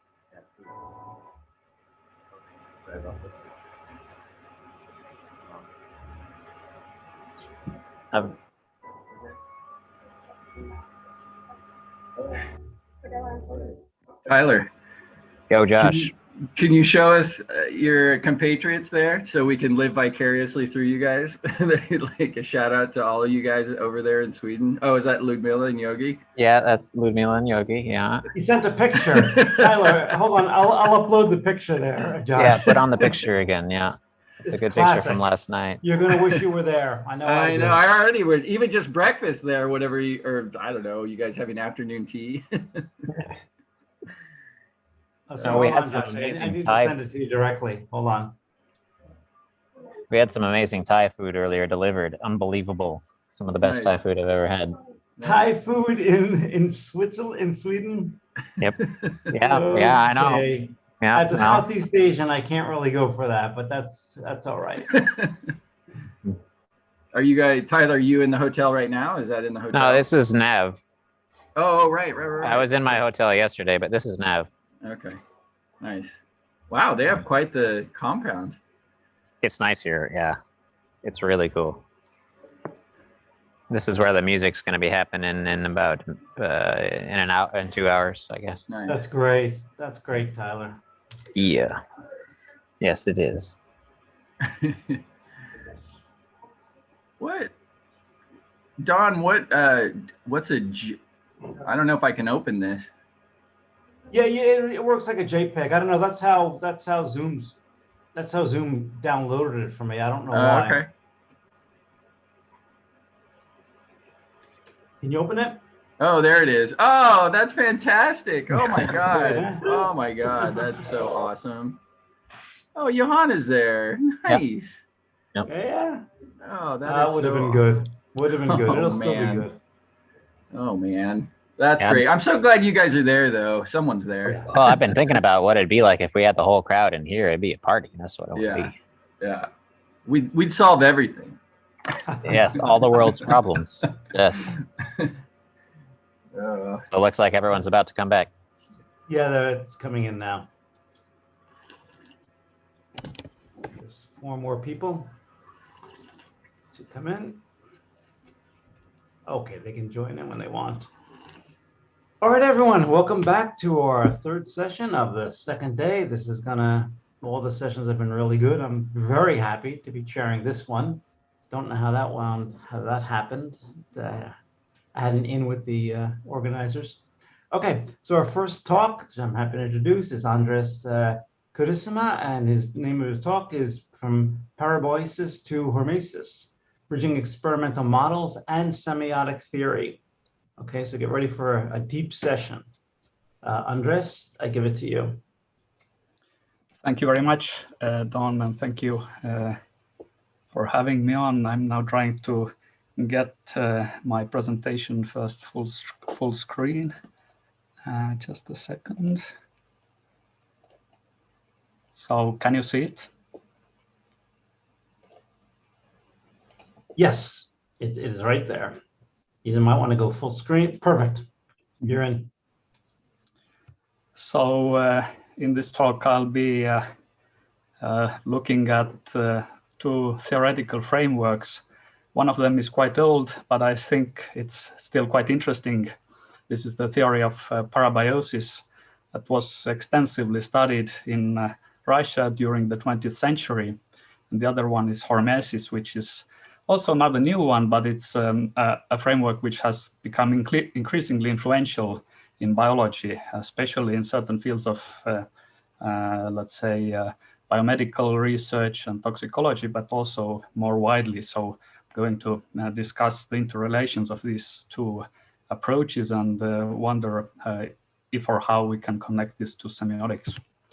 So I think we can all agree with some problems that are relevant for semiotic biology and what this approach in most general terms pertains to when we talk about relational and contextual or qualitative modeling as being relevant for this discipline. And also, of course, more sort of complex issues tied to questions of anticipation, recognition, normativity, agency, etc. And I'm not really going into these quite complex issues, but I will be talking about some questions which I think will pertain to, for example, the roles of history and especially code plurality or multiple determination in biological systems, and which might have to do with their sort of mutual interactions, if not non-translatability. And the question is, how can we look at them in operational frameworks in terms that would sort of either be heuristic or empirical or experimental? And I think a possible focus here is on the interaction of specific and non-specific reaction types. And this could be very important and interesting to understand better from a semiotic perspective, because these non-specific reaction types, I think, are quite relevant for understanding problems of scaffolding or semantic entailments, relational modeling, and other problems that have been quite extensively discussed in biosemiotics and relational biology, for example.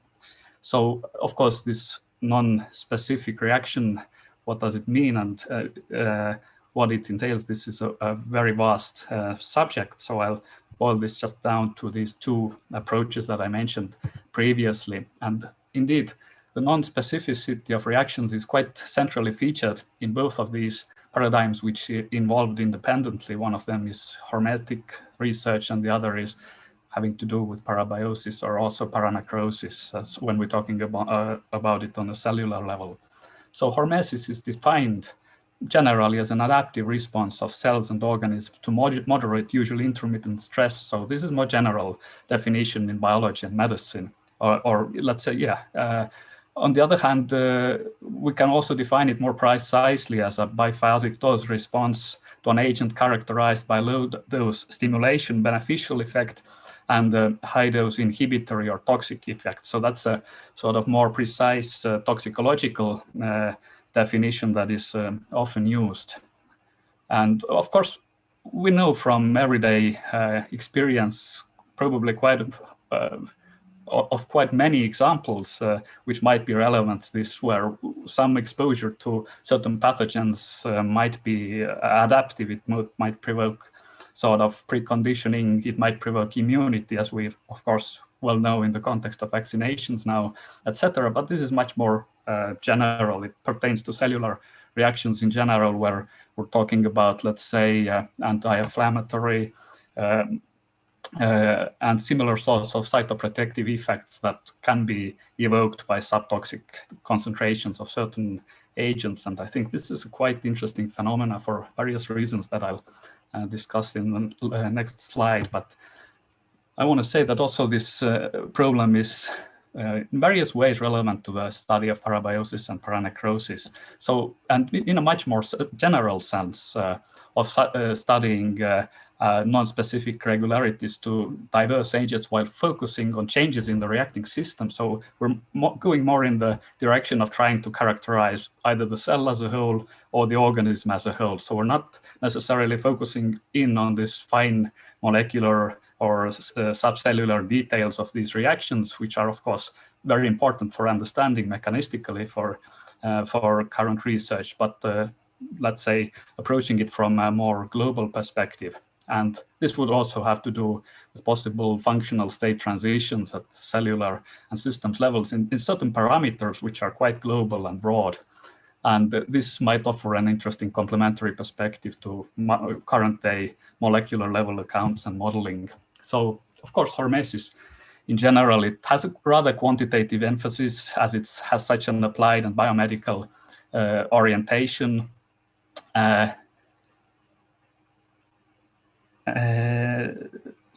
It has to be said that it's also increasingly influential, whereas it was, let's say, rather controversial even a decade or two ago. Now it's better and better grounded in empirics. There are increasing amounts of data which support this sort of biphasic dose response models, and suggest that actually it might be even much more common than the ones classically studied and assumed to have either a linear character, so that the reaction of the system is in some proportional response to the stimulus, or even nonlinear, but nevertheless, let's say, not changing its sign in mid-course of the reaction from positive to negative, from stimulation to inhibition, for example, in this kind of threshold-based manner. So, and I think this has various semiotically interesting and relevant features. First of all, the fact that hormetic responses have been observed so widely, and they have nevertheless very similar dynamics. So regardless of the model, either it's in vitro, in vivo, or in different species, either irrespective of its inducing agent, endpoint, or receptor cell signaling pathway mediated mechanism, the features of the dose concentration response are still similar. One of the main proponents, Edward Calabrese, is saying. And there appear to be really no specific properties shared by all chemicals that could account for these features of hormesis as a sort of such a general reaction, and that's also quite remarkable and interesting.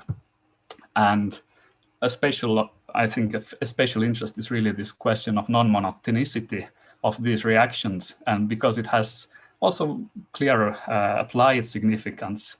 I'm quite surprised, as I'm of course not working in toxicology or related fields, that all current exposure standards have been developed using an assumption of monotonicity, so that the responses would not show, let's say, this sort of biphasic reactions as we can see in hormesis. But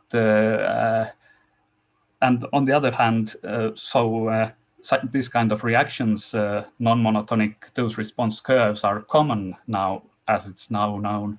And we can see this, for example, in the case of many hormones, which act at extremely low concentrations, and also in the endocrine disrupting chemicals.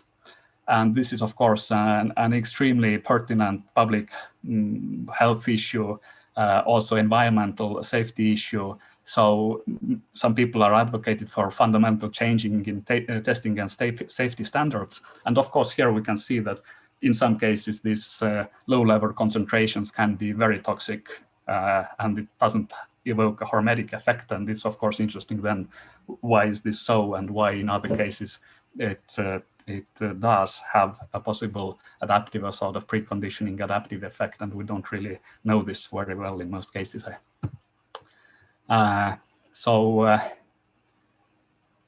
Just to reiterate some of the sort of integrative potential of this type of approach, they appear to involve some sort of homeodynamic or homeostatic, if we will, but still anticipatory mechanisms, which are very broad. So they appear to respond more to the inhibition caused to, let's say, particular agent rather than the agent itself. So it's very widely generalizable. And some authors speak here of a sort of an expectable downstream molecular convergence mechanism, or kind of molecular vectoring, which probably has to be responsible for it, but we really haven't very well been able to identify it so far, at least not to this extent that we could understand why it's so general, and how can it sort of begin to function as a result of early exposures in a sort of preconditional and anticipatory manner. So how can it have such wide adaptive relevance? And I'm not really going into this anticipatory direction, although this would be very tempting from the perspective of semiotics, but I'm really staying on the question of this interaction between specificity and non-specificity in these cases.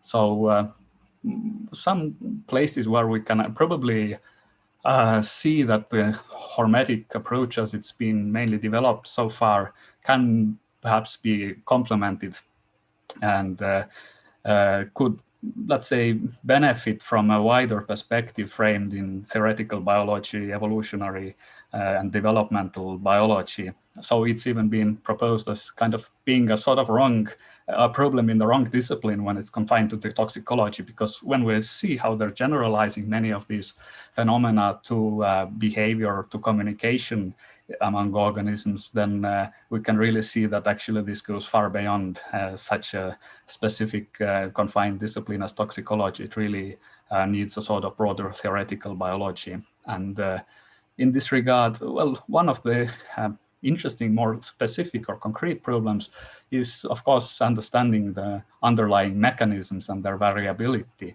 And here it's interesting to note that a large fraction of hormetic effects are presumably mediated by the same receptor structure. So it becomes a question of variations in the concentration, stimulation, intensity, quantity of the dose or agent to which the organism or cell is exposed to, and what really governs the reaction. However, so far, this has still mainly been studied in cell cultures. There are less studies on animals. And of course, these are mainly very kind of laboratory-oriented studies. So only very recently, we're beginning to think, okay, what might these types of effects that we find there have to do with the processes of adaptation more generally that we see in evolution and development. And in this respect, I really think that the parabiotic and paranecrotic theories can be quite interesting, because they were still also interested in these sort of pretty broad questions, also ecological questions. And we can talk about here the natural variations in the sort of functional state of the system. We can, for example, talk about the level of membrane potential polarization in neurons or other reaction structures. And then try to understand how developmental or even this microgenetic, very rapidly developing changes in these sort of parameters like membrane potential can possibly be decisive in the way the organism responds to the same stimulus. So we can, in some cases, see, for example, the same neurotransmitter would evoke opposite effects depending on this sort of functional state changes in the system, and of course, still using the same receptor. So here we can probably also look at this difference between cellular and systems levels, and it's very often not very obvious how we can translate between them. However, so Paul Agutter has written very interestingly about this paranecrotic theory, which looked at this on a cellular perspective. And with respect to this theory, he had this sort of comment, which I'm quoting here. It's I think, quite telling why it's interesting. So a set of simultaneous changes in whole cell properties test the explanatory capacity of our molecular level descriptions. This may elucidate the biological significance of specifics.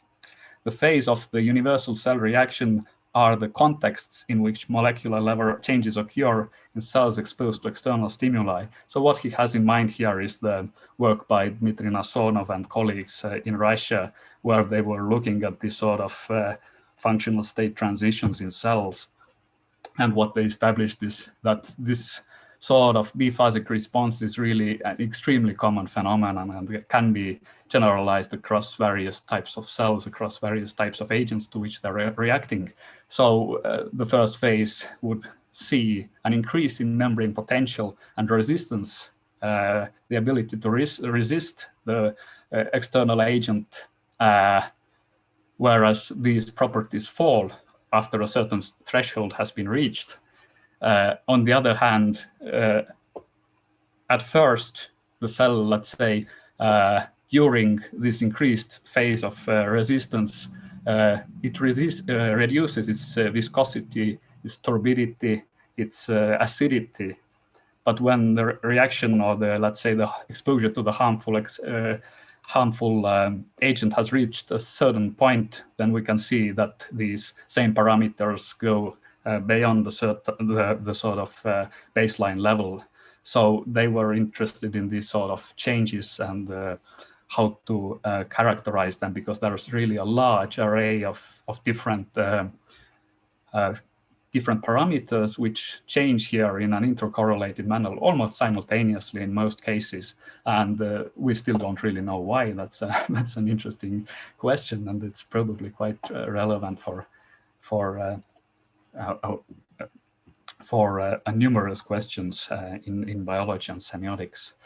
However, interesting is the fact that the theory of parabiosis, which is in many ways inspired the paranecrotic research, has really never been, to my knowledge, been seriously reevaluated. It's almost impossible to find any article which would even try to sort of place this research into any perspective. And there are probably a variety of reasons for this, but it's clearly one of the reasons we maybe should go in this direction and try to remedy this. And so the founder of this direction of parabiotic research is Nikolai Vedensky, who is still actually referenced for many of his sort of empirical discoveries and contributions.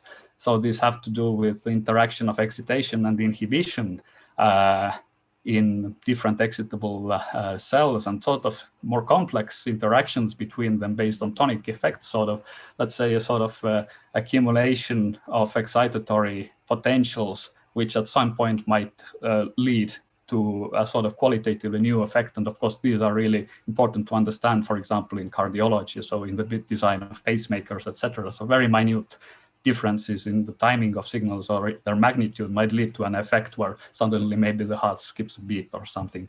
And this type of things were actually really meticulously studied by Vedensky.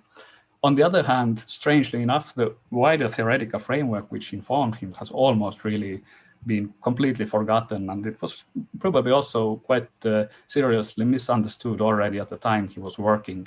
So we can also probably associate with this to the fact that all of his teaching essentially was going against this all or none principle of nerve impulse conduction, which they saw as a sort of exception and abstraction. And we can still see how it's, pardon, Don, only 2 minutes, sorry? About 2 minutes. I have 2 minutes left. Yeah, but you can go longer. We just have less Q&A, as you like. Okay, so I know to orient a little bit here. I'm skipping a few things which might be less relevant to the discussion. So I'm here making this distinction between parabiosis as an empirical phenomenon, which essentially signifies a sort of conduction block, which evolves under, let's say, increasingly strong or frequent stimuli very often, but not necessarily. It can also evolve in other conditions, and the sort of general theory of reactivity, excitability changes in living systems, on the other hand. So a very general teaching. And unfortunately, the term parabiosis has been used to designate both. And this probably has led to a lot of contradictions, misunderstandings, and confusion. I'm not going to look at this. So I'm going to this issue of terminology. So as a narrow phenomenon, it's usually sort of discussed as a reversible suspension of obvious vital activities or a temporary suspension of conductivity or excitability in a nerve. On the other hand, so this occurs as part of a sort of regular sequence of stages under excitation, which we can see leads from rest to various stages of activity to this parabiosis in the narrow sense, leading to inhibition and narcosis, and quite irrespective of the stimulating agent. And if these continue for long, then this might lead to necrosis. On the other hand, to avoid this confusion of terminology, I would also use this term allobiosis, where we can describe these variations which occur between rest activity and parabiosis. And this is just sort of to use a term that has become nearly extinct. It's not used anymore, but I think it's valid to reintroduce in this context to avoid this confusion of what do we mean by parabiosis. So allobiosis means essentially this sort of global changes in the state of the organism which occur under this different stimuli. And what's for me really the interesting part is the way they were starting to combine the study of specific effects in particularly in the nervous system with this sort of very general non-specific effects which occur under almost any sort of circumstances. And what the formulations which they arrived at seem very interesting, because they were essentially starting to claim that when you look at the effects of particular, let's say, neurotransmitters or mediators, so these would accentuate or selectively suppress one or another phase of the general non-specific cellular reaction to stimulation. So we can see it here, for example, in the above image. So in this case, similarly to the paranecrotic reaction, at first resistance increases and excitability decreases. And under certain stimuli, we can prolong this stage of the reaction. Other stimuli, for example, certain excitatory ones, might prolong the second phase, which is the sort of active phase where excitation is increased, and other ones yet might lead to a complete depression of excitation. So they were trying to understand how these effects work together. How do we frame the effects of specific substances in terms of this underlying general reaction? And I think one of the nicest examples is really the recent research which shows how the effects evoked by this GABA A receptor can be reversed depending on the functional state of the cell. So, and there is really nothing very mystical about it. It has to do with changes, for example, of the concentration of chloride in the cell, which accumulate in case of certain tonic excitation, for example. And we see this reversal where the most prevalent inhibitory neurotransmitter in vertebrate, also mammalian brains, starts to have the opposite effect of starting to excite the system. So this kind of perspective seems to be certainly an interesting one, but I will unfortunately probably have to cut it quite short at this point, because I had way too much information here. I was hoping to connect this back to the paranecrotic studies, which, unlike Agutter claims, actually they continued well towards the very end of the 20th century.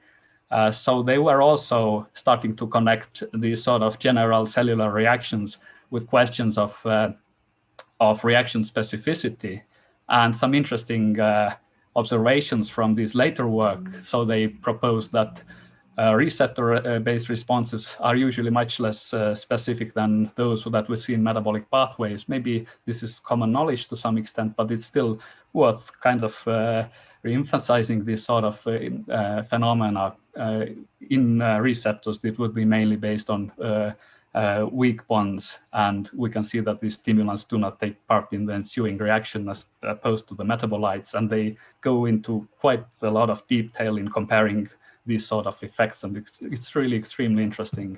But I will probably have to finish it at this point. How much time do we have now for discussion? Right now, Andres, we have actually 2 minutes, so maybe a good thing to do would be to really tell us the semiotic aspect here. Really focus on that for a few minutes. Yes. So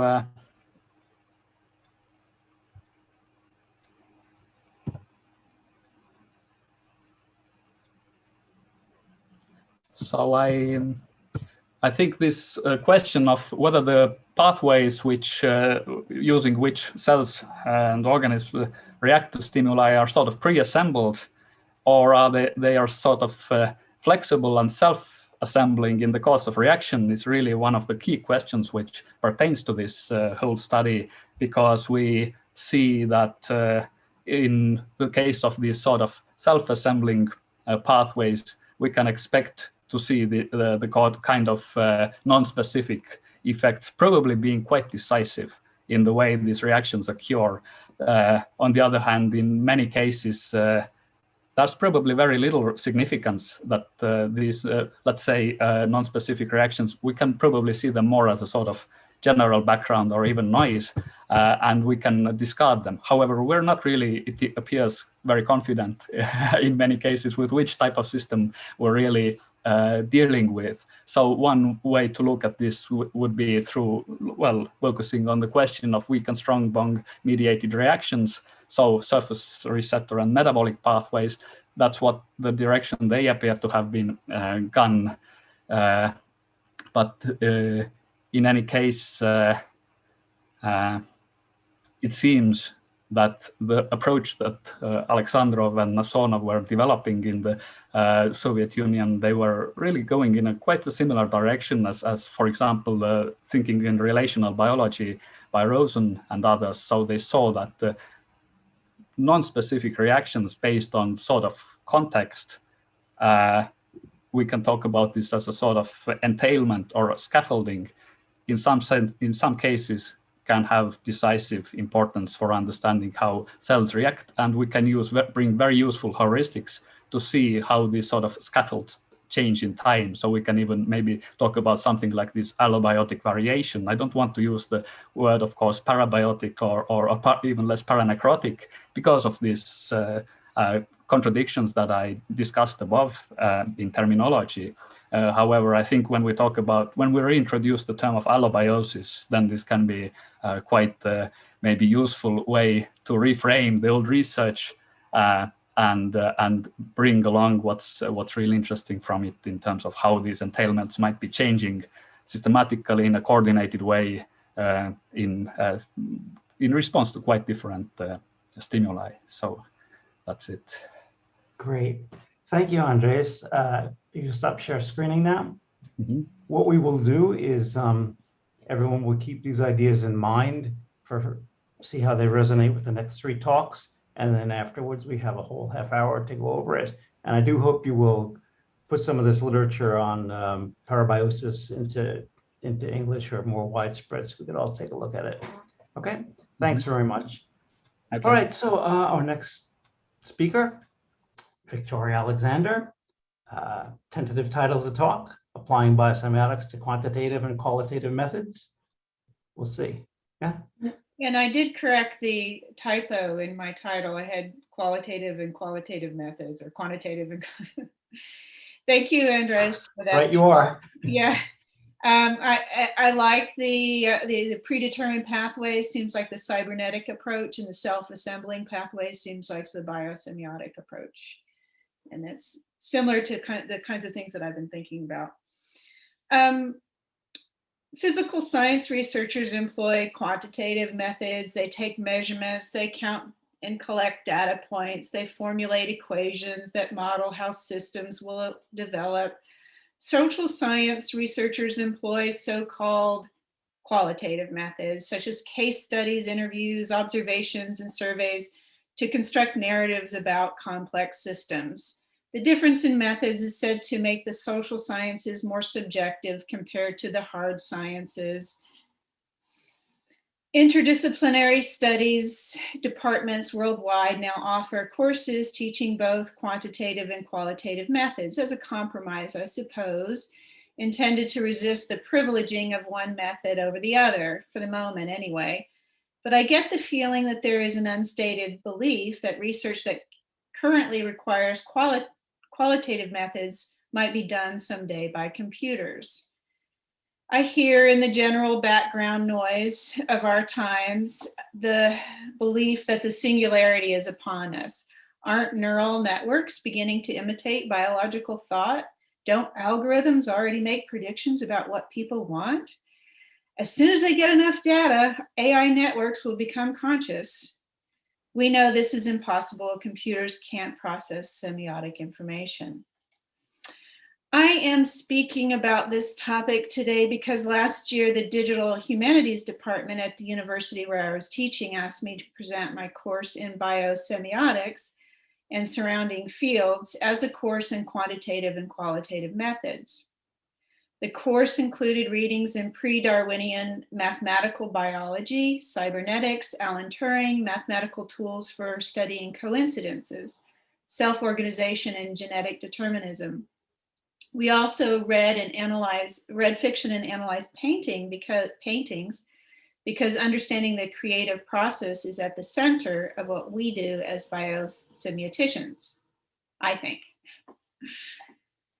As I reviewed online intro to quant v qual methods courses, I was horrified. This is one of the illustrations of the course I encountered. It was a real mix of scientism and propaganda techniques. A lot of social science students end up going into marketing or public policy. Here's a typical diagram showing how students might approach qualitative research. The caption says, "A simplified diagram of the iterative qualitative research process."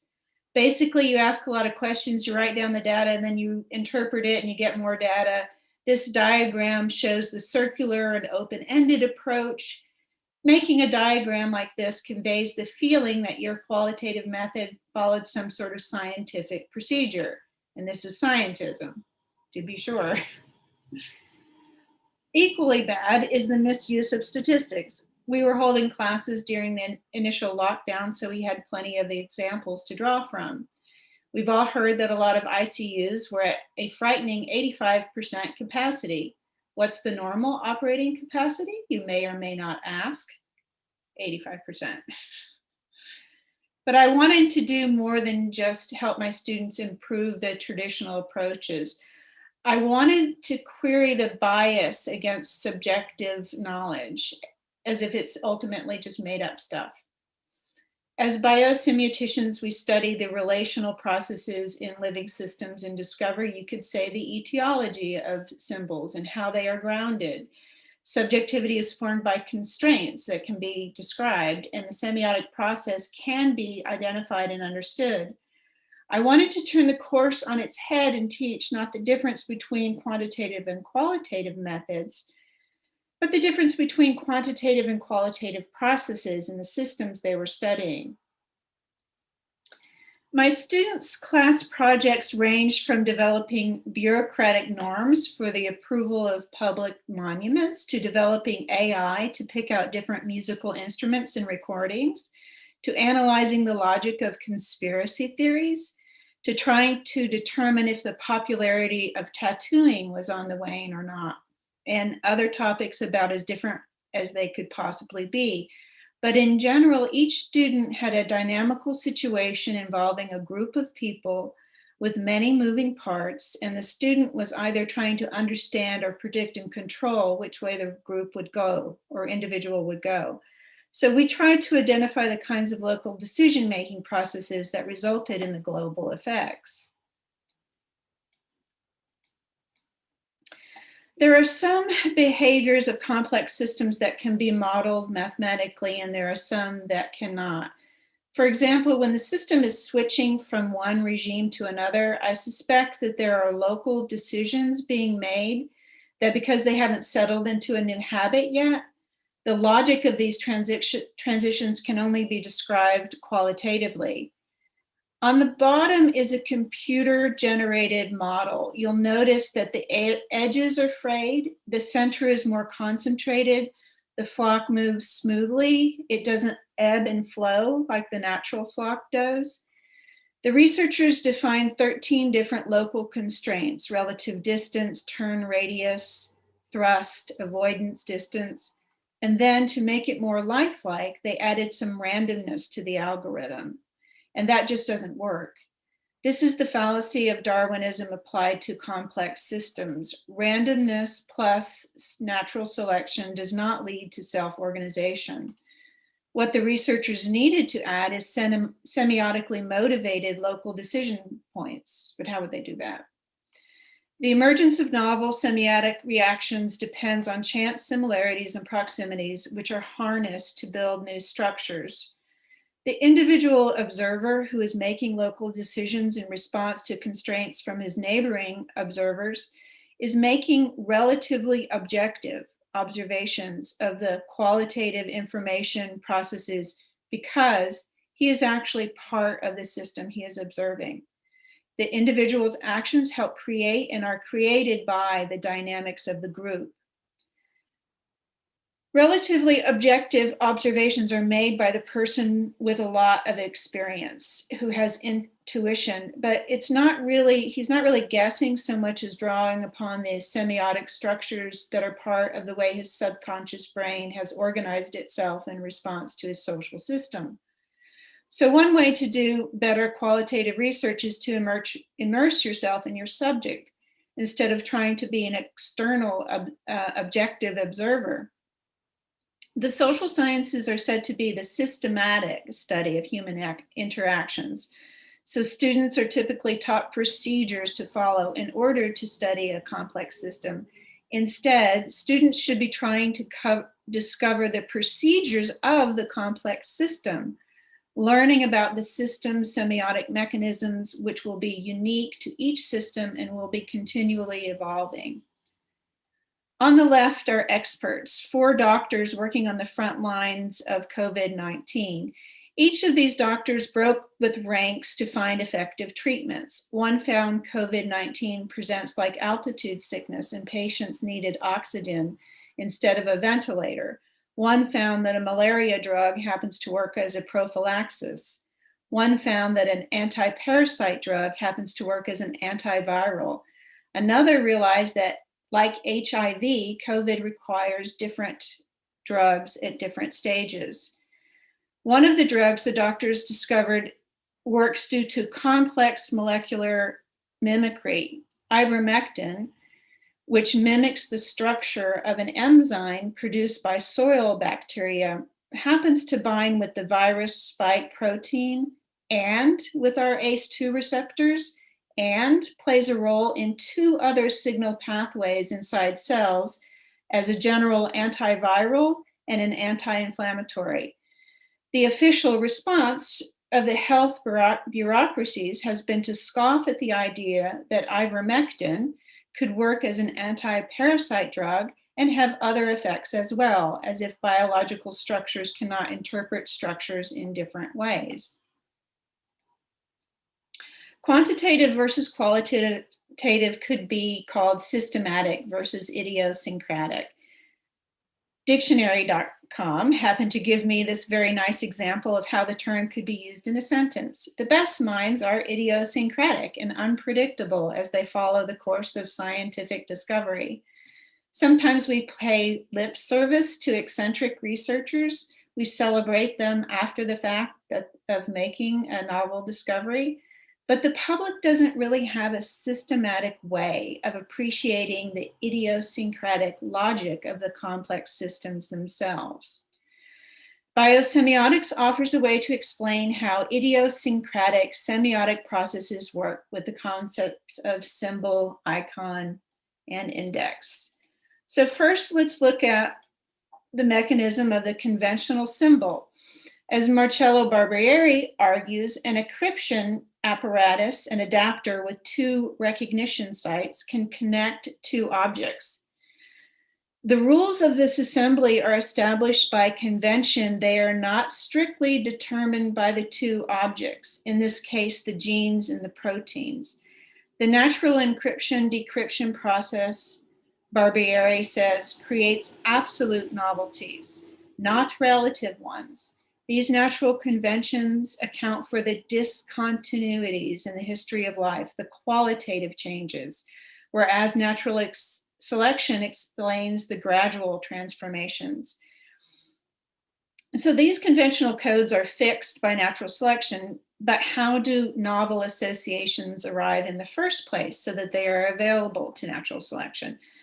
Well, the mechanism of the icon. The cell receptor, like an individual bird in the flock, responds to signals that have qualities which could be similar to the qualities of other things.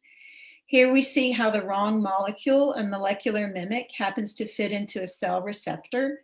This can lead to unpredictable outcomes that are qualitatively different, and you won't just get more or less of the same product.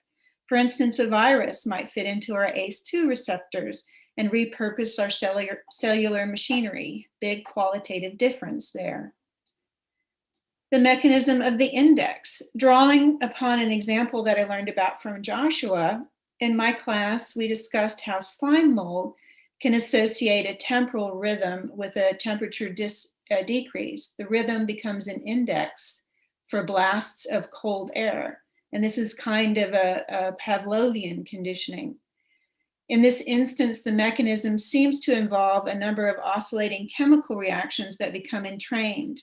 In my class, we also discussed another example of slime mold Pavlovian condition that I heard about from Oscar Castro, where separate activator-inhibitor pathways for detecting food and for detecting cold can become entangled and flip a disinhibition switch that makes the slime mold start seeking food in cold places, which is sort of a pathological behavior. And both of these examples are more or less. But they do show how slime mold can learn new things. And Josh, Oscar, and I wrote about this in a forthcoming Code Biology special issue. Pavlovian conditioning is learning via index science, which may go awry. And this may be what's behind the weird allergies and food sensitivities. Don Nolan has written about this kind of thing in the Food and Medicine volume that has just come out.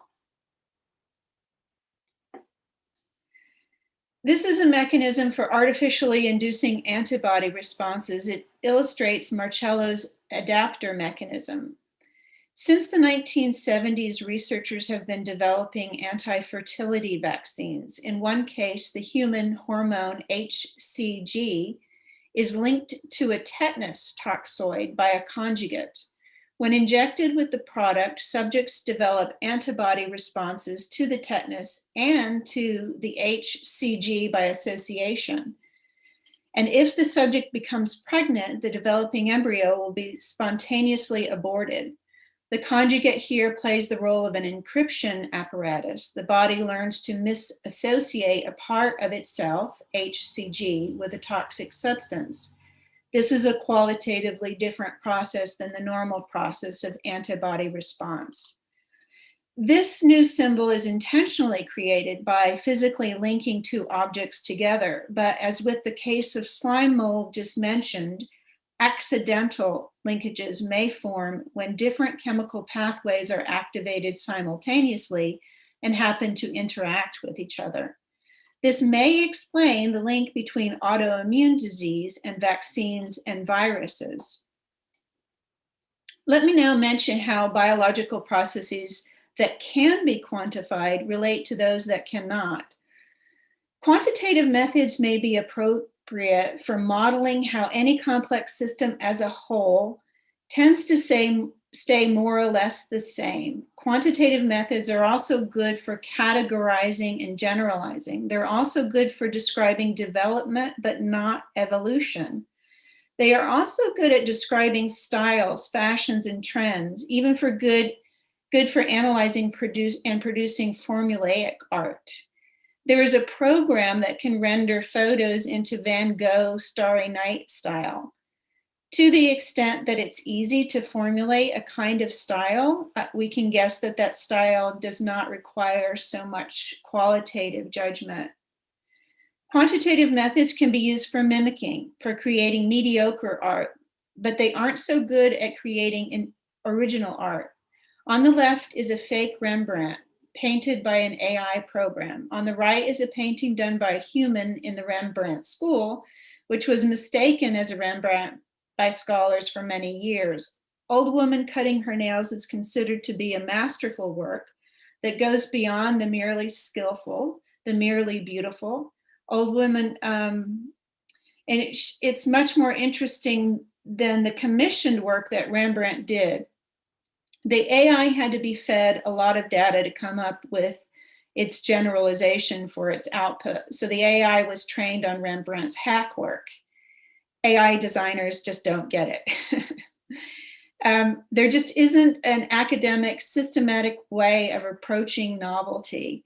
And that's why I've been focusing on what I call accidental indexes and icons. This image is from the subreddit called Accidental Renaissance. It's a photo, not a painting by Raphael. even though the pale skin and shadow may remind you of the Renaissance painter. The halo of the man's camo hat and his posture gives him a Saint Sebastian vibe. Here is the saint in typical Renaissance style. Note how uncanny is the coincidental similarity. When we recognize the Renaissance style in this photo, we might use abduction to explain it. And here's Peirce. A surprising fact is observed. The photo looks like a Renaissance painting.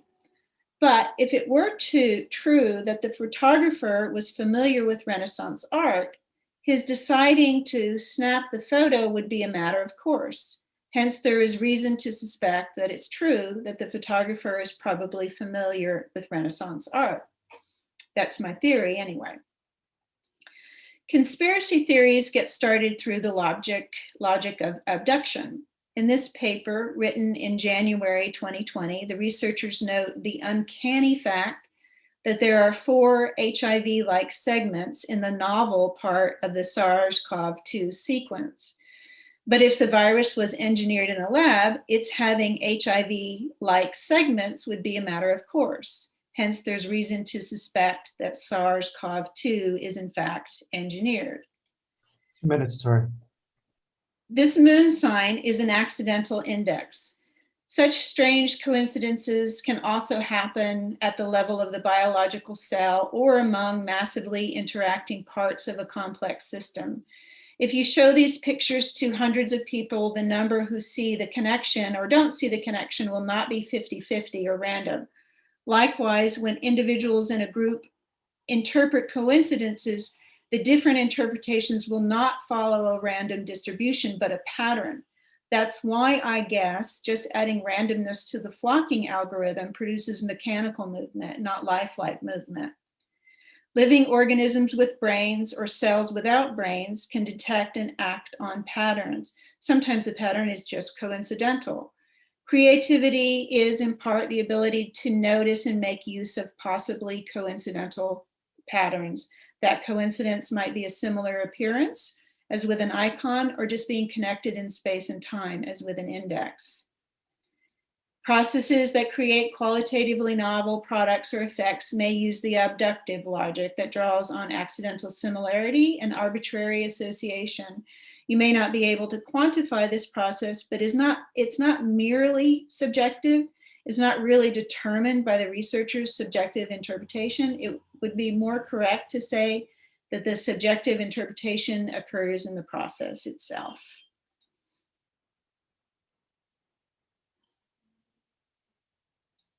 Tori, thank you very much. Thank As you. expected. Wonderful. So, okay, let's see whose hands get in first. Let me just, sorry, I need to find my participants. But I think Yammer, I think you were the first one up. No, that was just clapping. I have Oh, so that was many just clapping. presentations at the moment that I can. Yeah. All right. Well, Paul has a hand up. Thank you, Don. To what extent do you think that the quant-qual problem, particularly among students, could be ameliorated by embracing the formulations on sign that were offered to us by our late biosemiotician philosopher-in-chief, John Dealey? I haven't done a lot of work on Dealey. Sorry, I can't. Maybe you can elaborate on that. I mean, Well, it was a mere abduction on my part, and it was simply that the biggest division that students deal with in that area is between the subjective and the objective, which is a demotic division. In Dealey's work, that just doesn't exist.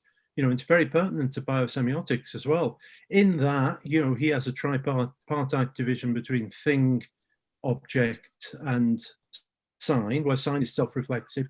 Object is absolutely subjective in the sense that is used in the demotic sense. A thing is the possibility of identifying or imagining something outside of sign relations. You're right. I remember now, Dawn, discussing Dealey's work, and I remember I was resonating with this idea. I think of subjectivity as relative objectivity. So yeah, I see overlap there. Thank you, Paul. Very good. Now, we have Terry Mortier, Gary Goldberg, and then Joanna. And I think that'll probably be it for the next 6 minutes. So brief and deep. I'll be very brief.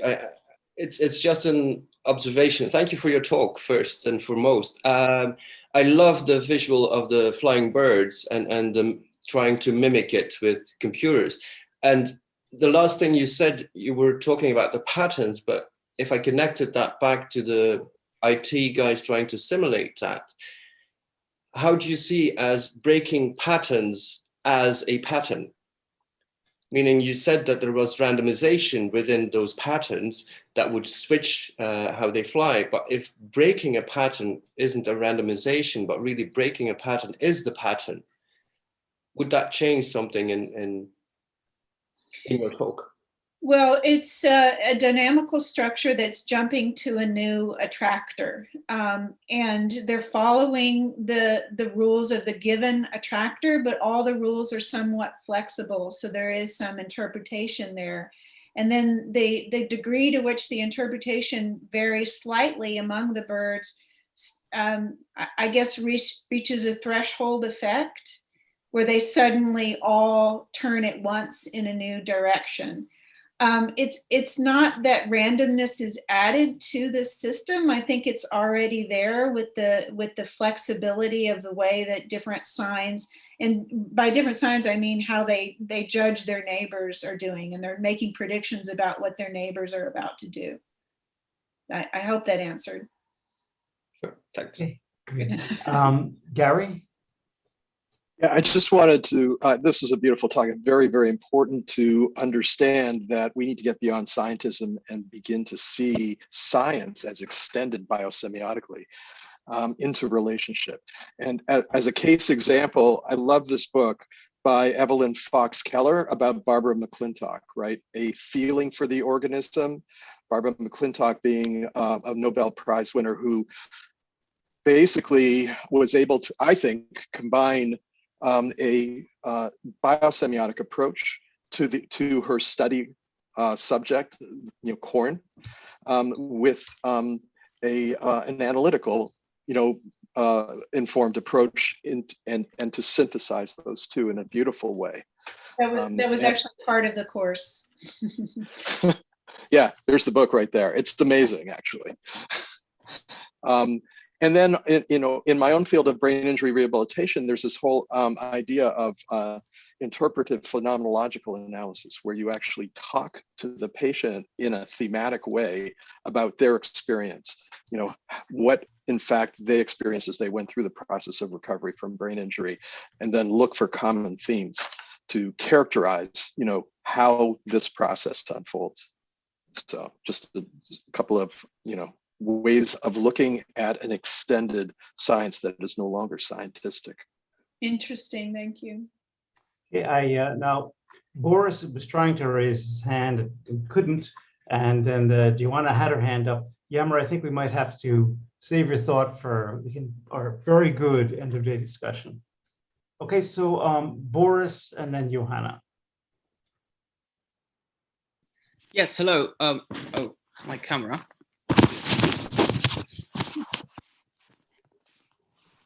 Hi. Thanks for the talk. I was very thrilled to find this this connection, especially since, well, Joanna will probably say it in a second, but the conference going on exactly the same topic, well, not in biosemiotics, but on qualitative versus quantitative data. But my question is about the quantitative part of it. So you mentioned a very interesting phenomenon that with noticing accidental indexes.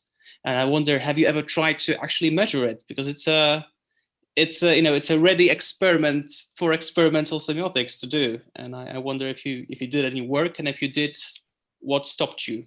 And if you didn't, I I'm taking it as a challenge. So in the paper that I mentioned, Oscar, Josh, and I did look at experiments that have been done in Pavlovian conditioning of slime mold, which I would say is an accidental index. So, but Actually, I meant the rate that people tend to notice it. Oh. So whether it's connected to any particular psychological makeup, etc. Yeah, I've tended to look at cells making accidental indices more so than I have with humans, but right. that is certainly interesting too. I mean, it's everywhere. It's the way we process a lot of information and come up with all sorts of pathological understandings of reality. So. Awesome. So. Okay, great. Joanna and then Bea. So thank you, Victoria, for your great talk and touching this very, very important problem. And I'm happy that sort of we're tackling it from different angles, because actually the angle that we are taking is that of missing experience and first-person experience, which is so difficult to quantify. And I wanted to ask you about that, if you have thoughts also on this particular quality that is missing from our quantitative models, and how do you sort of integrate those problems? Well, on the question of quantifying subjective behavior, there's Crutchfield's idea of folding the observer into the system, which is, you know, basically looking at the behavior of the bird in the flock as it's the relative differences between what appear to be rule-like moves and chance-like moves, the degree to which that relationship changes over time, and you can measure that. So that's one way to objectively say that the birds are processing information differently by this degree. So in terms of quantifying a subjective response, I guess that's one of the things. And to me, you don't really need to put a number to it so much as just to identify the misassociations that might have been made at the local level that resulted in the global change in behavior. And so that in itself would be enough. Do you have to measure it? Yeah, you know, maybe you can measure the relative similarity of something to something else. You know, how likely, you know, how congruent is this shape to another shape? So that you could do too, I guess. Okay. Thank you for your question. I know these will all be continued in our discussion. So let's move on now to Joshua Augustus Pacigalupi. The title of his talk is Semiogenesis, Harnessing Higher Order Dimensions from Structured Noise. Josh?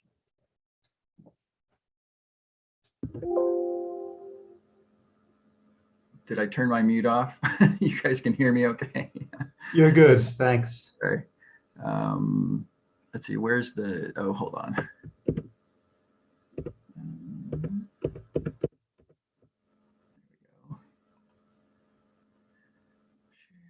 Screen, okay. And start. Okay. All right, you guys can see my slides move okay? Just to give a nod, great, thanks, okay. All right, so this is great. I'm really glad to be here. Start my timer. So just a little bit of the motivation for this talk. I was really inspired to really delve into this work almost a couple decades ago now, the World Trade Center Memorial Competition with the 9/11 attacks. I did this interactive sculpture, grappling with tension, grappling with the idea of disparation and discord between different cultures that are just seeing things differently, and then realizing. So that was my sort of embedded in my architectural practice, but then going back to like my environmental work and my physical chemistry, I really kind of wanted to understand how it is that life, in essence, like at first you think of this the ability to deal with tension as like this something like that's just intrinsically toxic, this notion of tension. But then through the course of this research realized that no, actually life intrinsically, or what I'll talk about in this talk, semiogenesis, requires tension, that's one of the central features of the emergence of life itself and semiosis. And then, of course, in the larger scheme of things, really looking forward, as Tori Alexander mentioned, doing some work with you guys and working with Dawn on how it is determinacy emerges out of indeterminacy. Really hope to contribute to this larger conversation of semiotics. So I'll split this talk into 3 parts. The first part is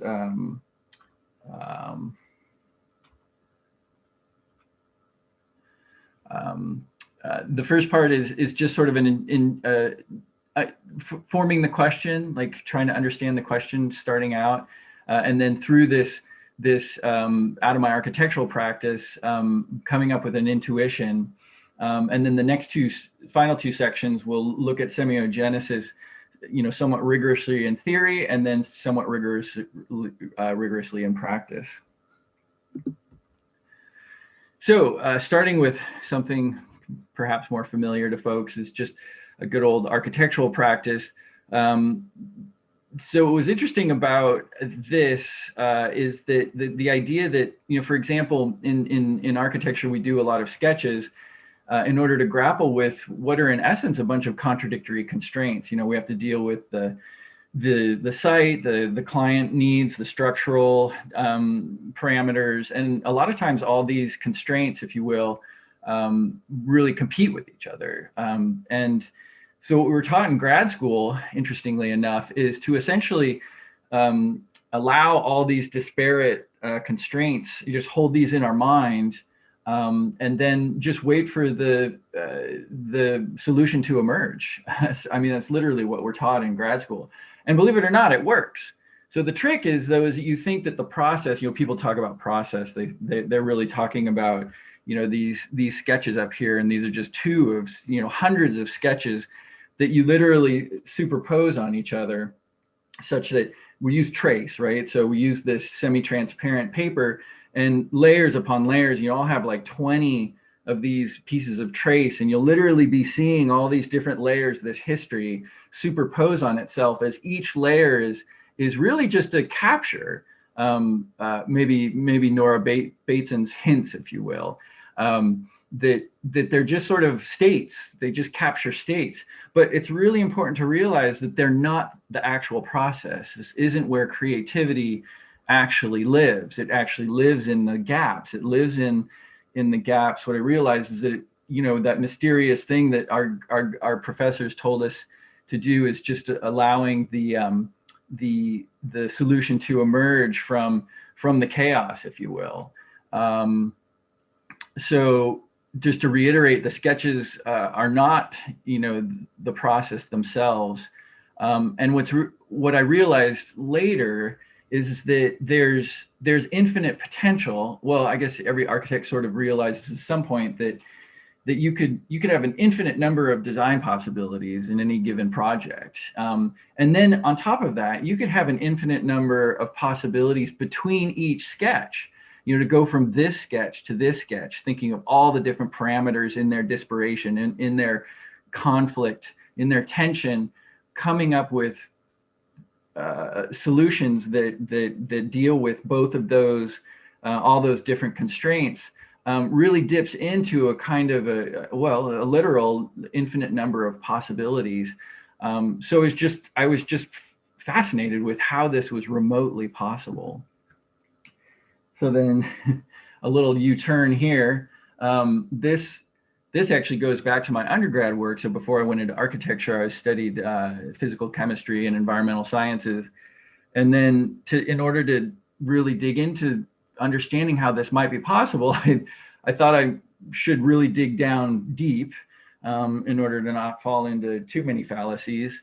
So I went down into quantum mechanics, and what's really interesting about, depending on your interpretation of quantum mechanics, is that here too, quantum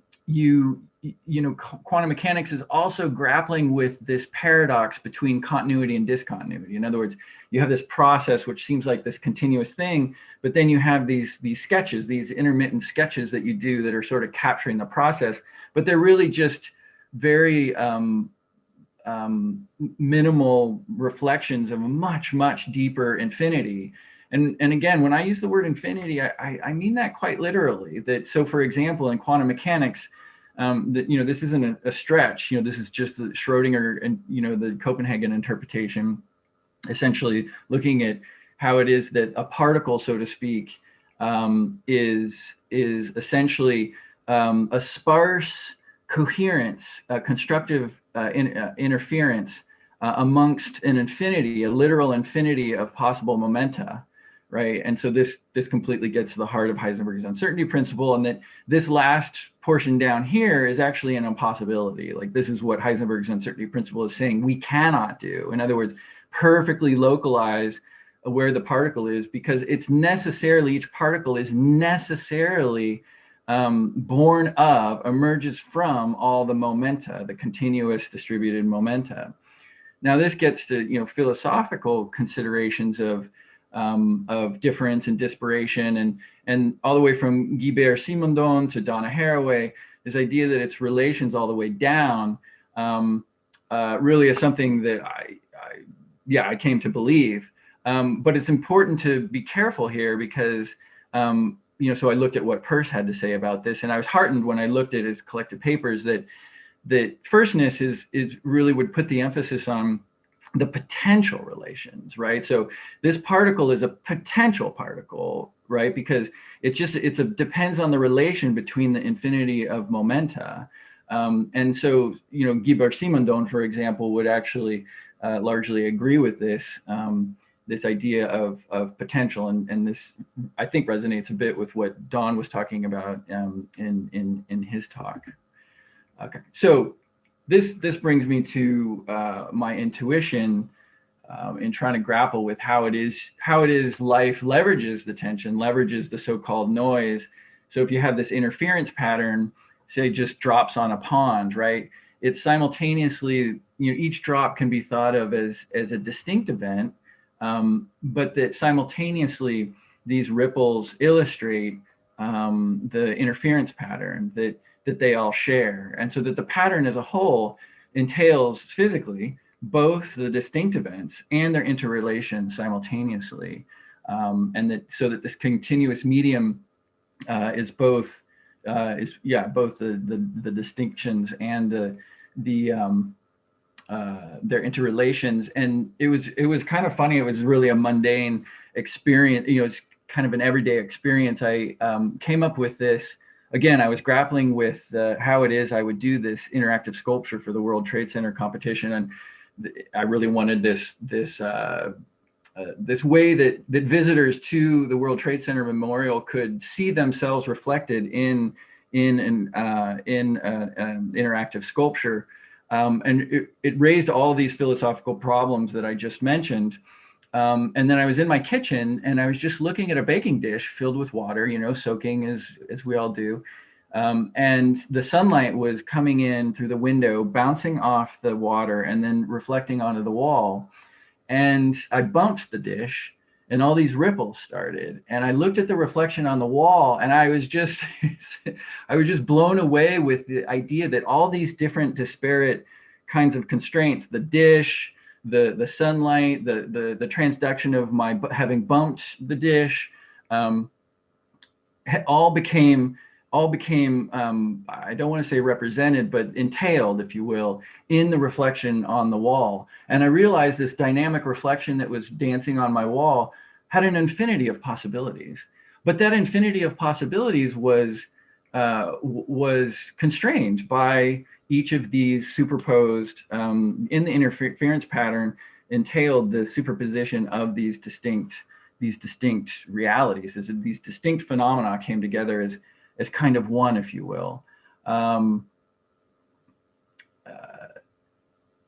But but then I, of course, realized that that's all fine and good, but in quantum mechanics, superposition is a linear phenomenon, meaning that, well, to put it loosely, the waves are transparent to each other. Like they don't, the interference pattern, they'll flow through each other like these ripples, but they have no memory of each other in a sense. So I had to grapple with that, because obviously that's not how semiogenesis ultimately needs to work. So then I was playing a lot of music at the time. So I took this idea of the interference pattern and I imagined, like, okay, where else does this happen where you don't have just waves, you have sort of a nonlinear aspect. And I thought of musicians like symphony, or probably a better example would be jazz improv. So you have some musicians, and that they're literally co-molding a common medium, right? So that interference pattern is literally manifested in the acoustic patterns in and amongst themselves. Like each musician is putting themselves a pattern in to that shared milieu, while simultaneously what they're getting back is the superposition of everyone's pattern. So you could imagine all the dissonance if you're, not a very good musician, that comes back to you, or as you sort of respond to this collective, you change your behavior. And so the musicians both form and are formed by their shared interstitial medium. But of course, here too, we run into another problem, which is that I've assumed semiotic agents. I've assumed it's sort of a homuncular fallacy, if you will. Like I'm trying to explain semiogenesis, like how it's possible, but I've assumed a semiotic agent. Let me skip that slide. So this then goes into section 2 of the talk about semiogenesis. Just Josh, that you have five minutes. Oh, I have 5 minutes left? Yeah, but you can go a little longer. It's okay. Oh shoot, I have I'm only halfway through. Oh shoot, okay. It's okay. Okay. 5 minutes to the 20 minutes. Yes. Oh, okay, great, thank you. Perfect. Okay, so I'm gonna go a little over 20 minutes. So the neurons, I started going to, started researching neuroscience, and okay, how could this be possible in the brain, for example? And it was I quite quickly realized that that through local field potential and different phenomena in the brain, whether it's electromagnetic, which is local field potential, or chemical gradients, reaction diffusion phenomena in the brain, that it was quite possible that the neurons themselves would have an interstitial milieu, could have an interference pattern, and so that you could have, because no one really, in doing my research, I found that even if you look at spike timing dependent plasticity and all the latest models of the timing, spike timing and all that kind of stuff, no one was really answering the question of how it is that these that neurons literally rewire themselves in a way that's not simply stochastic. That's not simply that they're wandering around in the dark, right? Because we have this idea that we've over-reified the notion of the action potential in the neuron, like these little machines, and that they're just sending, they're just in the dark with respect to each other. And I said, well, what if they weren't necessarily in the dark, that they had these very ephemeral, and to use the term diaphanous that Nora Bateson mentioned yesterday, is a great term, diaphanous, semi-transparent, superposed patterns in and amongst them, that it's a milieu, again, like the musician example, that they all form and are formed by, and that in this simultaneously superposed milieu, that they could move towards ever higher levels of complexity and in formation, so that they're growing along the constructive interference, so to speak, in these interference patterns. But again, the neurons themselves are superposed somatic agents, and so in this process of formalization of really answering our question, can we simultaneously simplify our model and work out, again, a kind of a homuncular fallacy. So this moves to a project that I actually gave a good portion of this talk at the 2012 Bateson Idea Group in Asilomar. And so how this works is that instead of neurons, you'd have these, what I call primary nodes, these dark nodes that have frequencies over them. And what those frequencies in hertz are indicating is sympathies. In other words, like a tuning fork, if you will. I mean, each of these nodes would be more complex than a tuning fork. But what they would do is they would respond to, say, a C major chord and in the environment, from the environment. And then each of these nodes would differentially respond to that environmental stimulation, and that create an interference pattern. Say in this example, in this model, might just be an electromagnetic shared milieu, and then be able to, via these secondary nodes, which are the more numerous gray dots in between them, be able to discern the energy differential as sort of like a gestalt, like a very dynamic gestalt figure ground kind of a thing, this ephemeral gestalt, that they're sensing the differential order, and then be able to bias the network. So this answers this really fundamental question of how it is that the network biases itself in a non-stochastic adaptive way, so that in the future, so that you start with an unbiased network and then you move to a biased network, and then the biased network not only is sensitive to individual notes, so to speak, but also to groups of notes, a chord, if you will.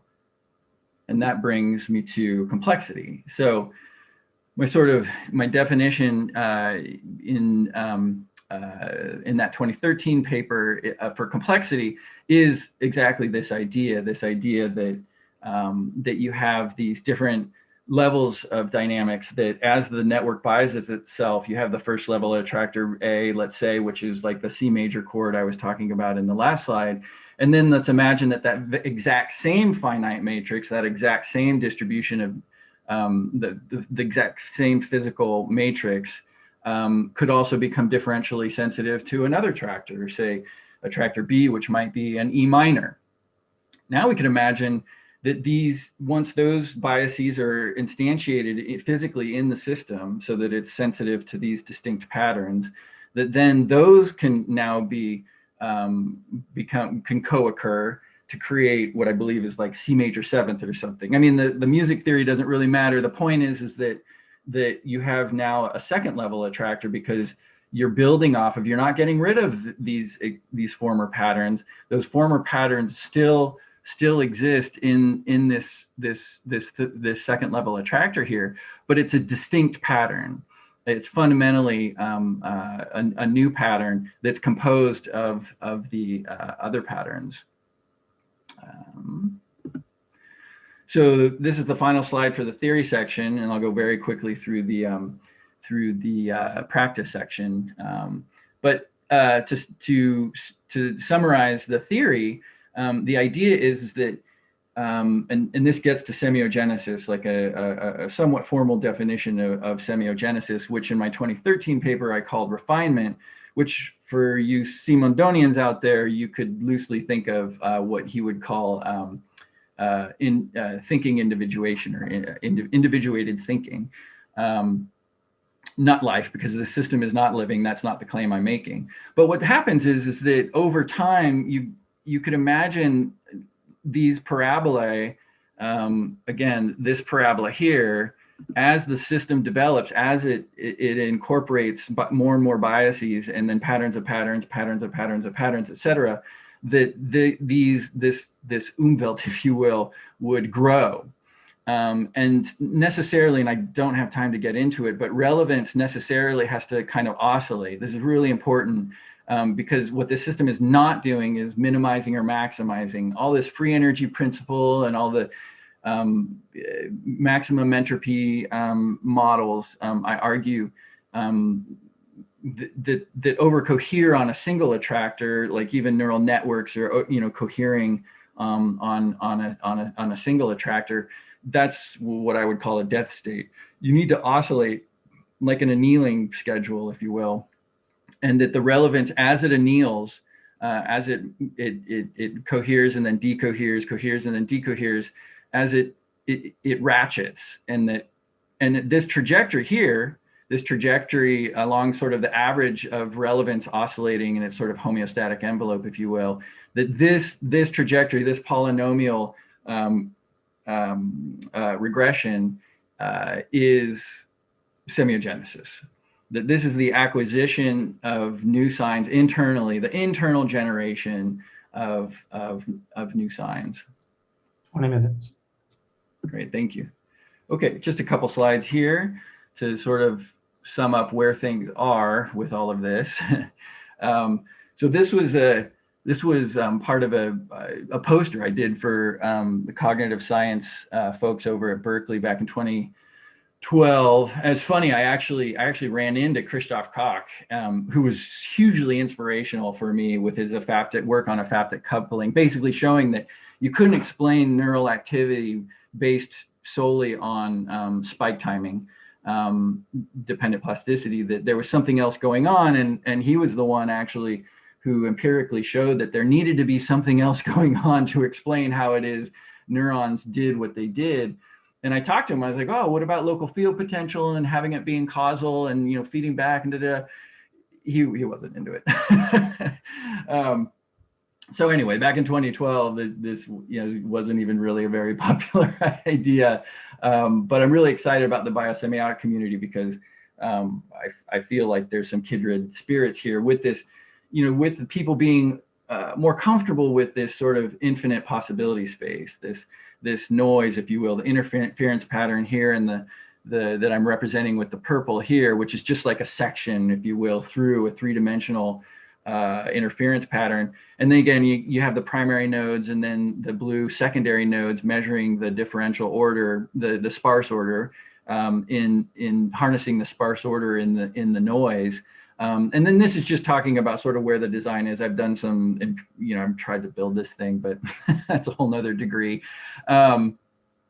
That you have a digital portion, but necessarily you have to have an analog portion. And when I say analog, I don't mean just analog computing. I mean non-Turing equivalent form of processing, because fundamentally you're dipping into, what Don was talking about in his talk, this sort of the infinity of the indeterminacy. That's a fundamental part that's being leveraged, and it has to be physically manifested. And then it could be harvested, that it could be harnessed. And then this is just showing how you might have a software layer that's then creating in real time, in essence, updating the biases in response to the secondary nodes, sensing, feeling the interstitial pattern. This is just really quickly what empirical data might look like if we were to accept the alternative hypothesis of what I'm proposing here, that semiogenesis would literally be these biases accruing, and that as you're accruing those biases, you're literally able to do more adaptive work. And then this is second to the last slide.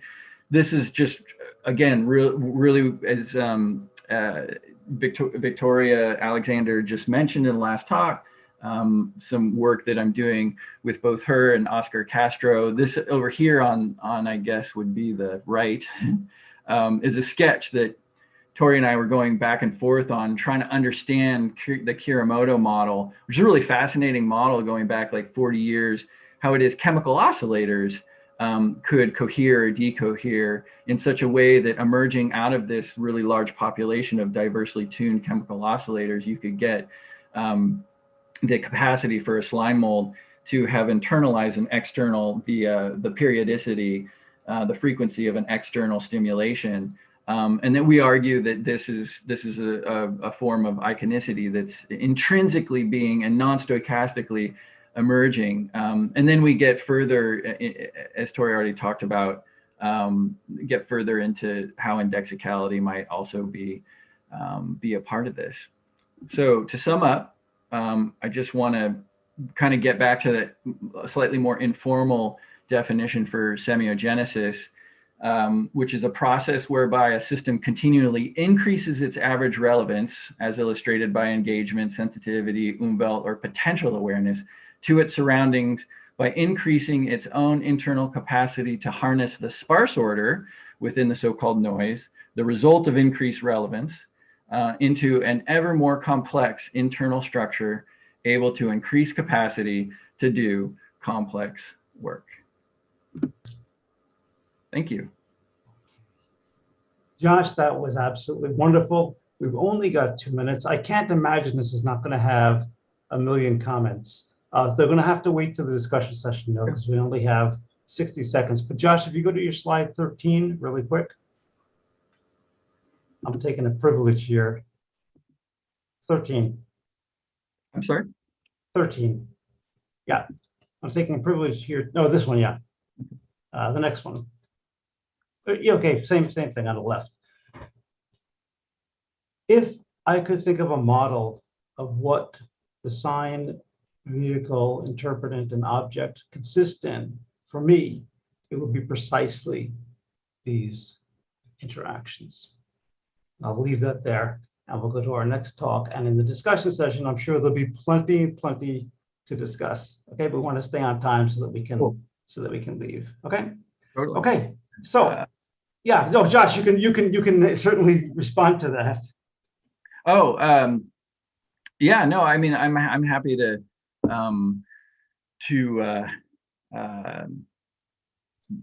yeah, well, we can wait till the, because that would be semiogenesis. Yeah, at this moment, when yeah, all of these things are, then you have a sign. Okay? Yeah. But we'll talk. But it also, I think, that helps us think better about what an object really is. It's not a referent in the world. It's not a thing.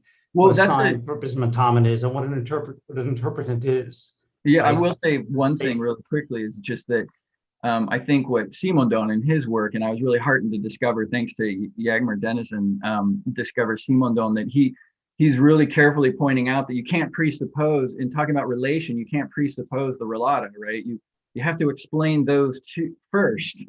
And it's a really difficult, it's a paradox, because how do you explain a relation without things being presupposing things being related? So that diagram, and for sure, is definitely trying not to make that presupposition. Right, but to show how those relata actually will emerge It as will formal emerge. relations with each other. Because Yeah. as a sign is only a formal relation. Icons, right? icons, then the patterns, and then the association of distinct icons as indexicality, etc. Yeah. Right. Great. So, Yammer.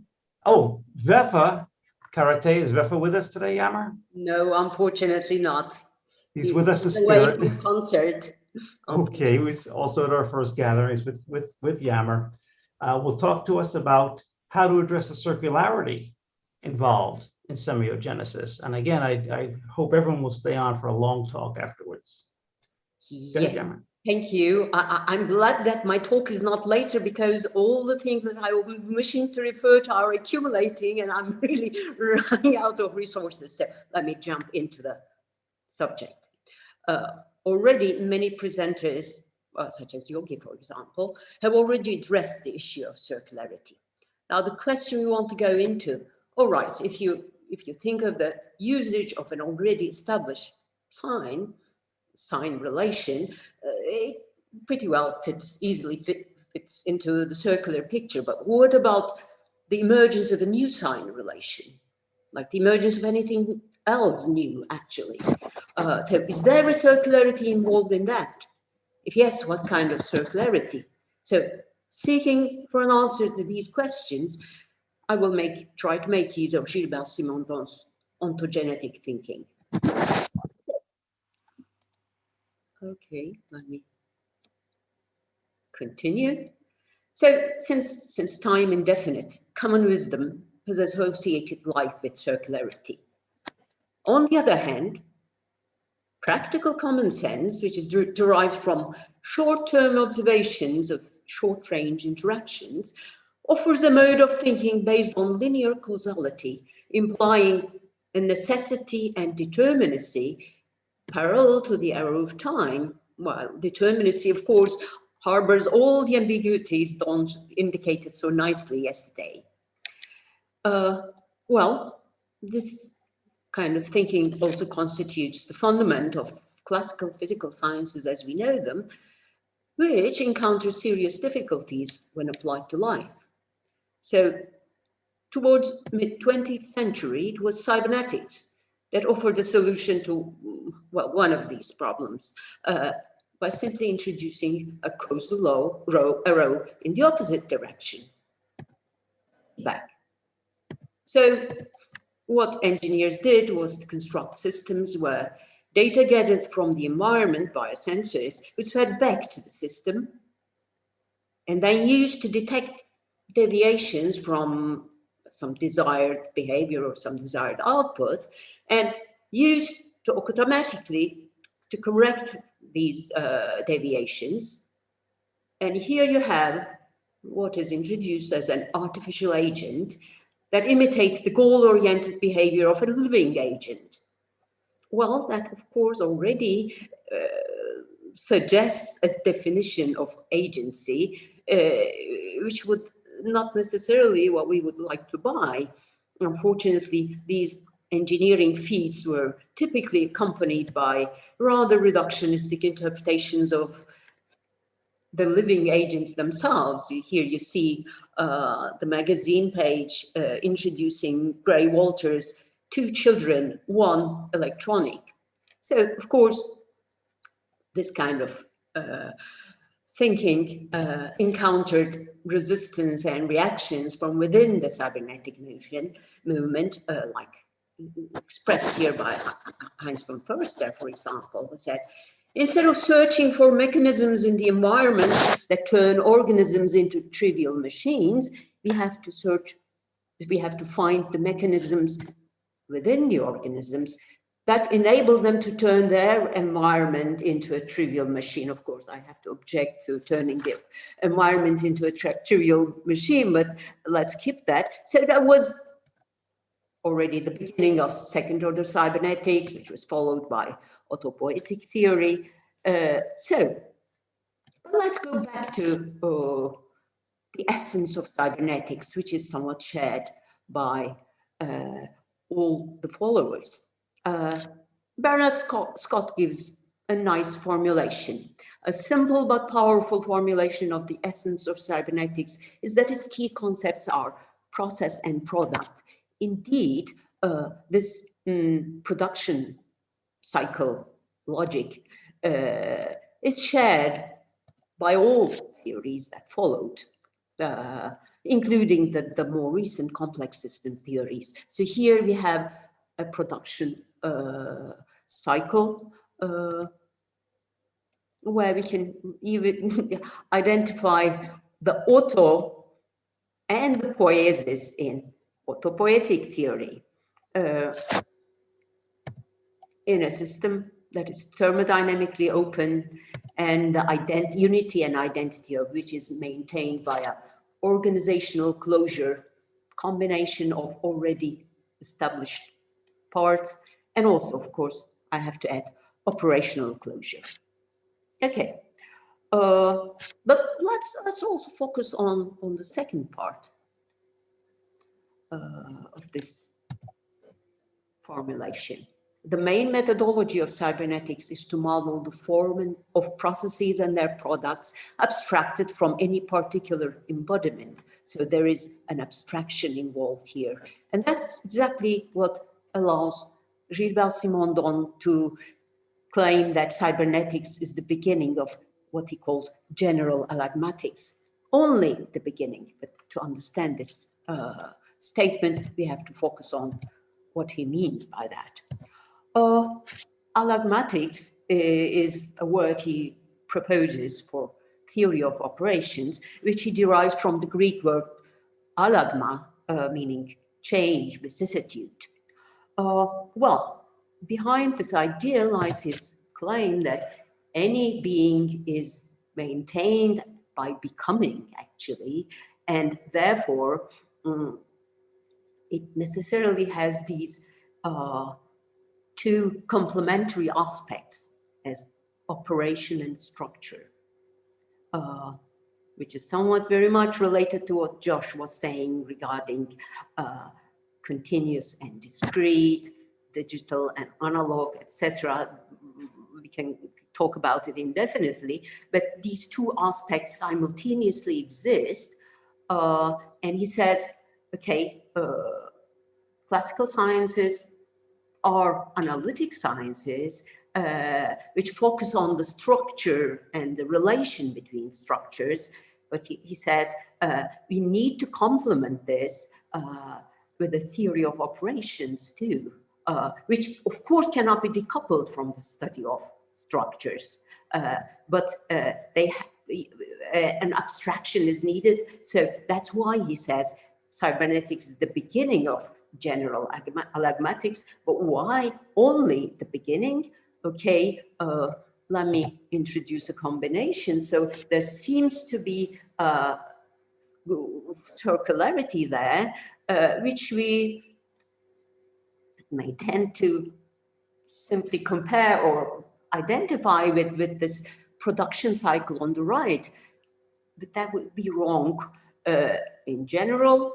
In very special cases, right though, and this circularity between operation and structure is very much fixed and established, then we could really associate it with this production cycle. But the production cycle of cybernetics is, from that perspective, actually form a structure itself, because it is crisp and well established. And moreover, it involves causal circularity, or put it the other way around, circular causality. What about this thing we have on the Simondonian theory side? Well, this also involves a circularity, and under some certain circumstances, it becomes the causal circularity we see on the right, as suggested by cybernetics, but not always. So what kind of circularity is this? That's exactly what we are trying to answer. For that, let's have a closer look at Simondonian thinking, his main theory, actually, the theory of individuation. Well, you know, individuation is an issue addressed by almost all great thinkers, but to my knowledge, none of them does what Simondon does, or there may be some, but I don't know. He places at the beginning this thing called the pre-individual being, which is characterized by its metastability, potential, tension, disparateness, lack of any structure, phases, and relations. Okay, so there is no single unity or identity in it, but much more than that. And then, during the process of individuation, this thing emerges, the individual, plus something else. I will come to it a moment later.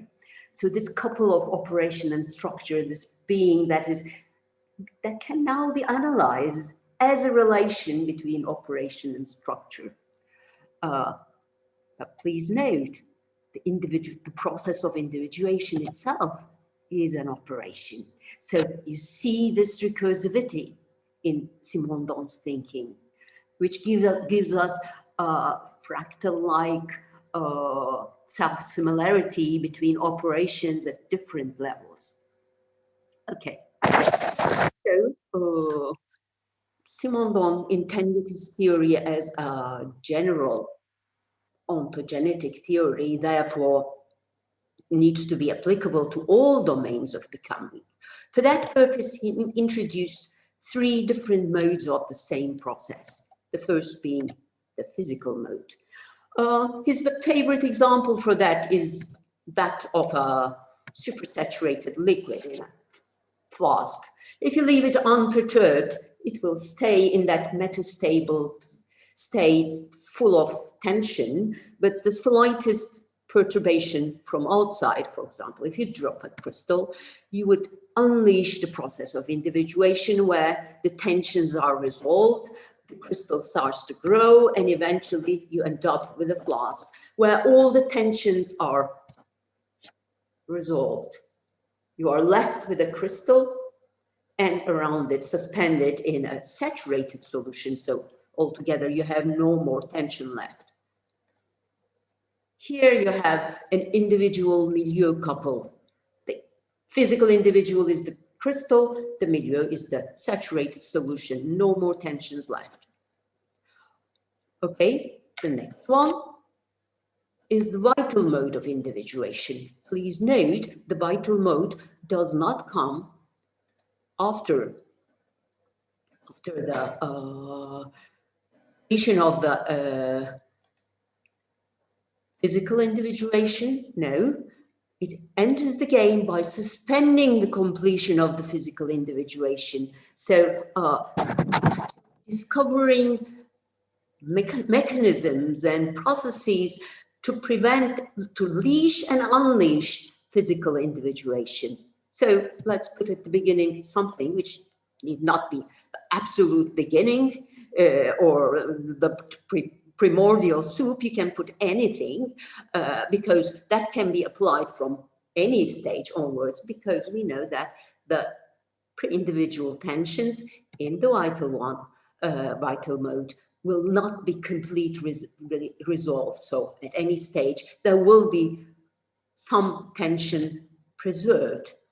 So, for example, after many, many iterations, you end up with the rabbit and its environment, which is also an individual milieu couple.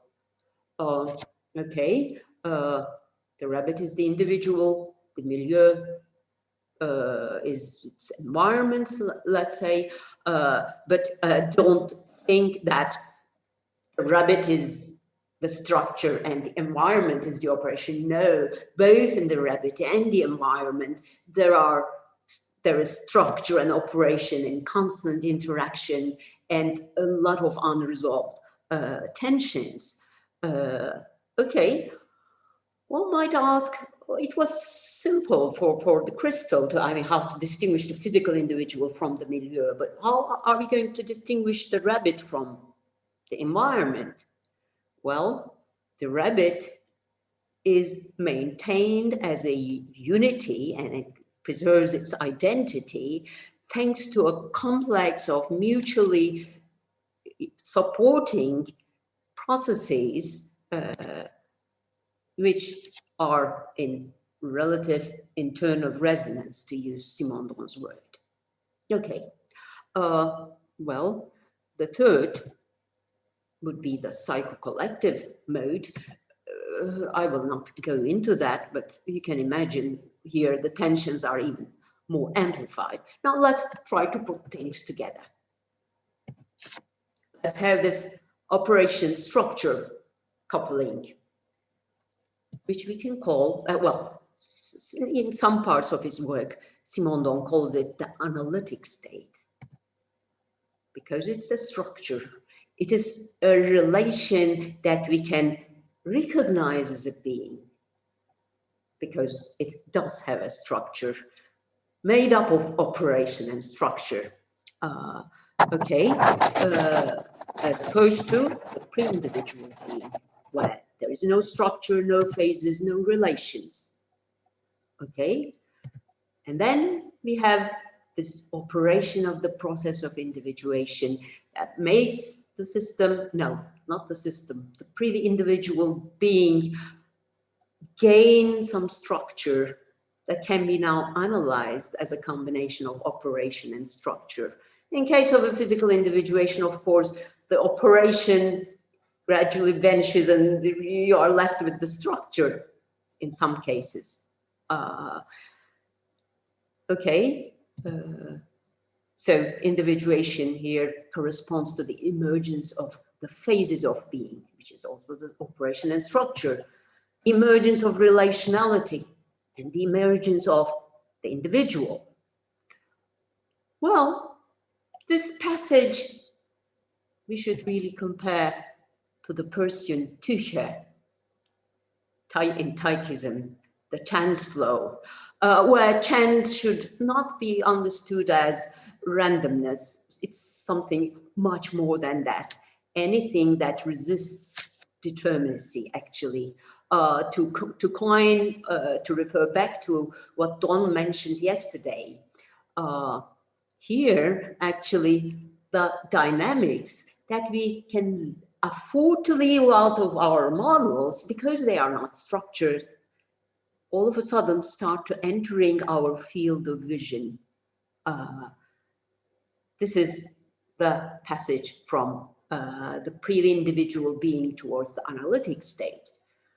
Okay, so we can also think of abduction here if we go to the especially psychocollective level. But let's think of the reverse direction. Is a passage from the analytic state to the pre-individual state possible? Am I referring to the kind of loss of structure? Loss of structure, in my opinion, would correspond to fluctuations within the analytic state. What indeed allows a passage towards left is the emergence of new dimensions because of new relationality. Because that opens up new possibilities, it enlarges the state space, the new dimensions pop out together with their lack of relations and phases and structures. So here we have another circularity, which, however, does not entail any necessity, determinacy, and causality as we typically associate with this one-directional causal arrow. So if you wish, a tendency which we don't know when and where and how it will be triggered. And this circularity does not also mean repetition, because we are going back to the pre-individual state, but it's of course not the same pre-individual state. We are not going back to the primordial soup. We are just falling into new possibilities that were not existing before. So let me call this circularity that lacks causality, causal determinacy, and necessity, and ontogenetic circularity. So here, unlike the model proposed in, autopoietic theory and complex system theory, we do not have only a thermodynamically open system, but ontogenetic openness. Which, by the way, keeps on repeating itself at every level, at every stage in a fractal manner. So we have a recursivity. Now, finally, before I exhaust all my time, let's come to our main issue. What does it have with semiosis? Okay, the semiotic process itself is a process of individuation. So here, going towards right, following the emergence of phases of being, relationality, and individual, we have the emergence of the interpreter, which carefully leaves out of the picture. It is the individual that emerges at this ontogenetic level that becomes the interpreter, the subject. And we have the emergence of meaning.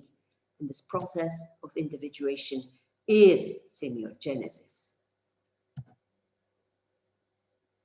And individual is the sign.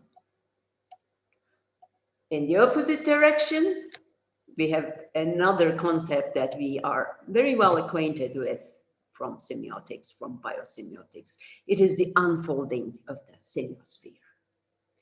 So this is the kind of circularity I'm proposing for semiogenesis, a circularity that is not causal. Thank you.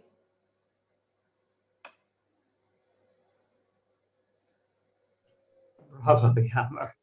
I would imagine we're going to have a lot of comments, so I'll shut up and look for hands. And the first one I see is Clavicool. Okay. should I watch the chat, or should I No, just? you just answer questions. I got you covered over here. Kalevi?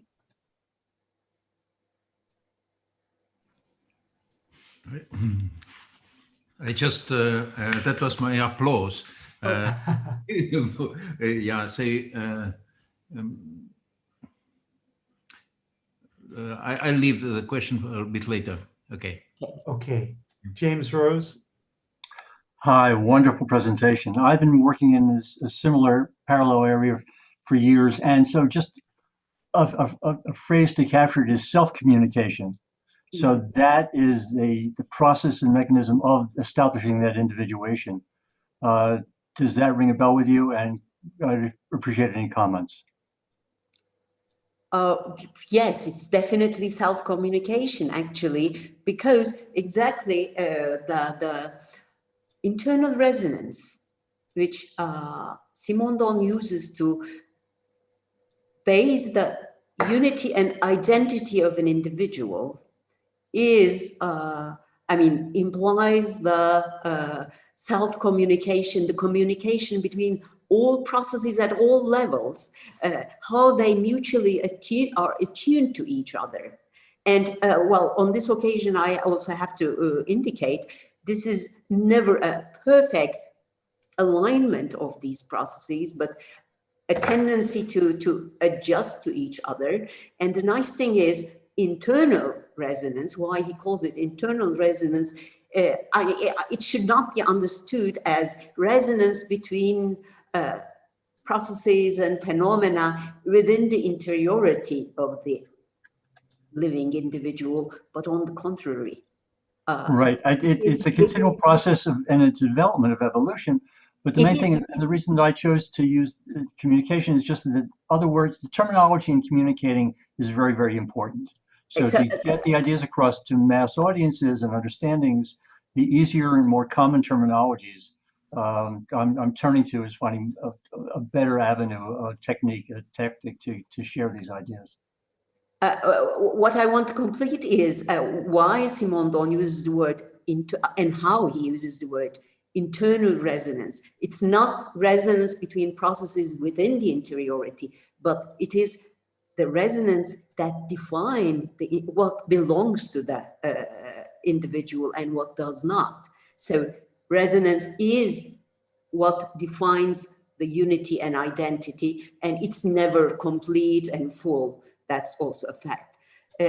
Well, to your comment, I keep on, of course, noticing how many different terminologies addressing the same issue and referring to the same phenomena are really popping up from different sides. So we have to sit down and find a common terminology. It's really very recursive. Thanks. Okay. Gary and then Terry. Oh, sorry. Thank you, James. Thank you very much. Gary and then Terry. Just wanted to ask the question of whether you thought about how this might connect to the dual process coding concept of Emesh and Hofmeyr. The idea that there is an internal digital code and an analog connection code. It is, well, I can establish the connect. I can talk about it for hours because it's also one of my favorite topics, the digital analog duality. Well, if you think of the individual environment couple, in the individual, well, at least some part of its processes are, let's say, for the sake of simplicity, digitally coded, only some part, whereas the other parts in the environment are analog in the sense that they are not so strictly regulated and harbor a lot of metastability. And it is exactly the interaction of these two that allows circularity, regeneration, continuity without exact repetition. This is a way of explaining it. Thanks. Terry.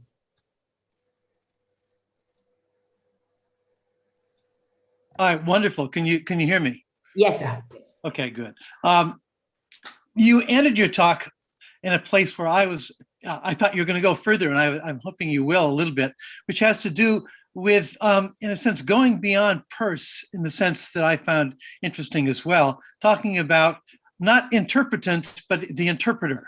That is the whole move that you were making towards the end, was a move towards individuation as the creation of the interpreter, that is, that which produces the interpretance, that which produces semiosis. Go a little bit further and just be clear to me. I'm not quite clear how that transition occurs in this model.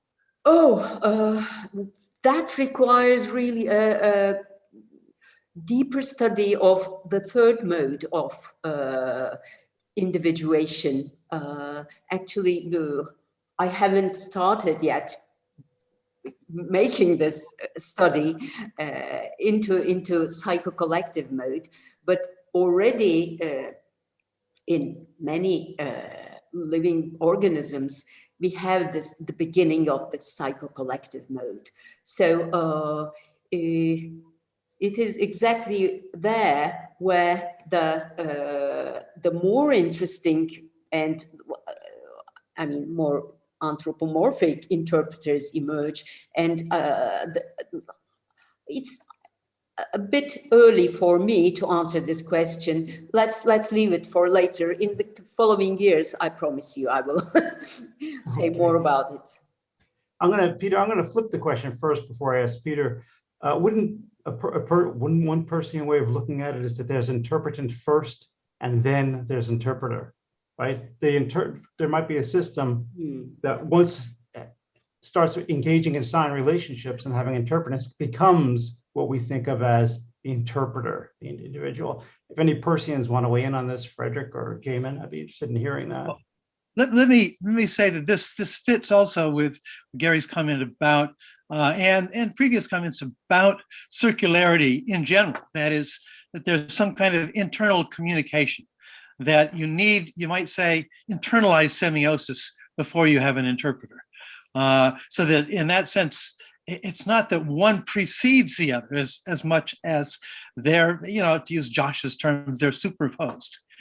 Actually, I can give an example from the little thing I remember about psychocollective.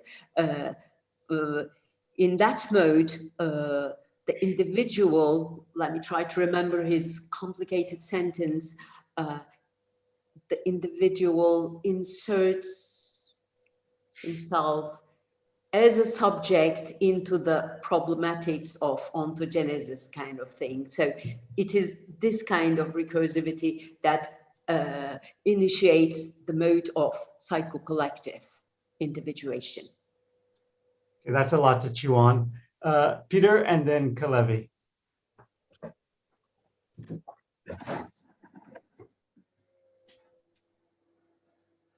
You need to unmute Peter. Peter, you need to unmute. I'll do it for you. Okay, now you got me. Yeah. Sorry about that. Yeah, okay, so I'm going to answer Batesonian question, which is, what about logical types here?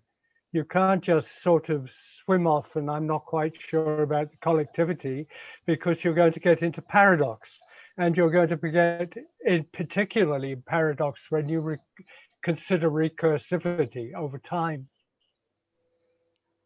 Oh, I mean, I don't think that I'm sufficiently knowledgeable in that domain to answer your question, but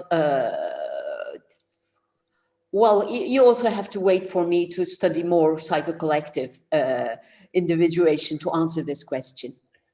Yeah, well, I could assure you that Bateson's logical types has nothing to do with logic. It has to do with the nature of paradox, which nature has to resolve itself in. Okay, I have to study it.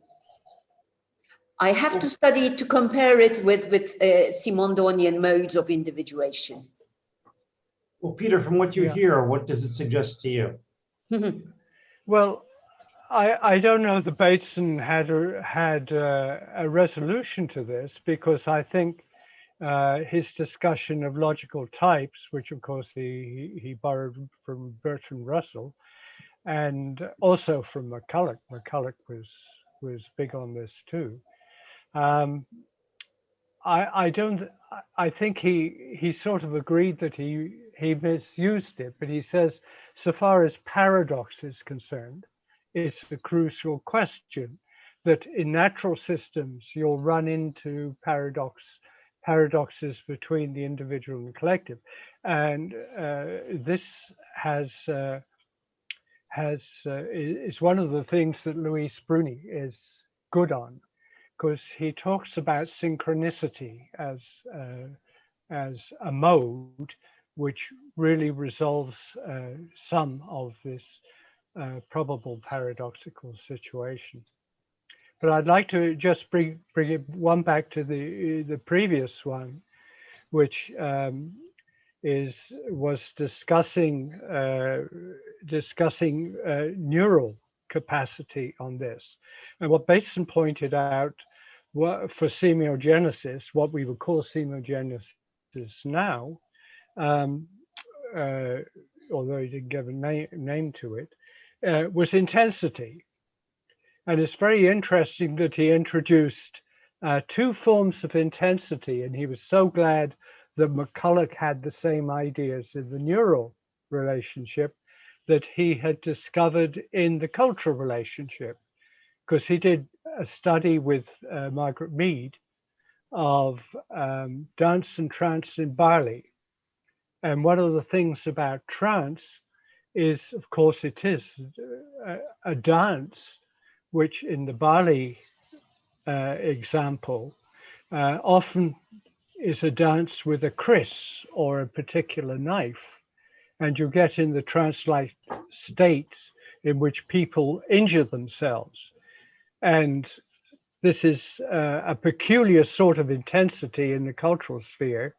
And he was looking at it in the informational sphere when McCulloch suggested that it was intensity, that it was the originator of activity in any aspect of the intensity sphere. And that apparently is still on the go before artificial intelligence.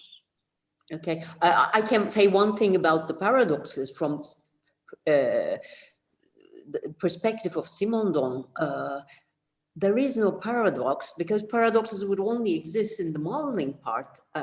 In his theory, there are tensions and disparateness, and these are exactly what are driving the dynamics of individuation. Okay, now, Terry and James, your hand is still up. Kalevi, your hand went down, is that right? So I thought the time is over, but otherwise. No, we were going to continue into the discussion section, Kalevi, but for those who want to leave now, because technically the talk session is over, I want to remind you that we're having a very special event in 1 hour, 8 o'clock Sweden time, which is an evening of music and talk, animal communication and animal sounds with Stephen and David. So I won't be here because it'll be 2 a.m., but I've seen it, it's great. Please come by, watch it, and then afterwards there'll be a discussion on their art and their work, okay? So for those of you who are leaving now, please do come back in 1 hour. And for those who want to stay for the rest of the discussion, we'll pick it up with Kalevi. Thank you. So you Jagmur, made very nicely this from Simondonian individuation model now well, translated it into a model of sign formation. So, and here, one of the big problems we have in biosemiotics is that we have some very general models of sign formation, while these are described in so general terms that we are actually in difficulties how to apply these in particularly in minimal now, so to say, biophysical systems. So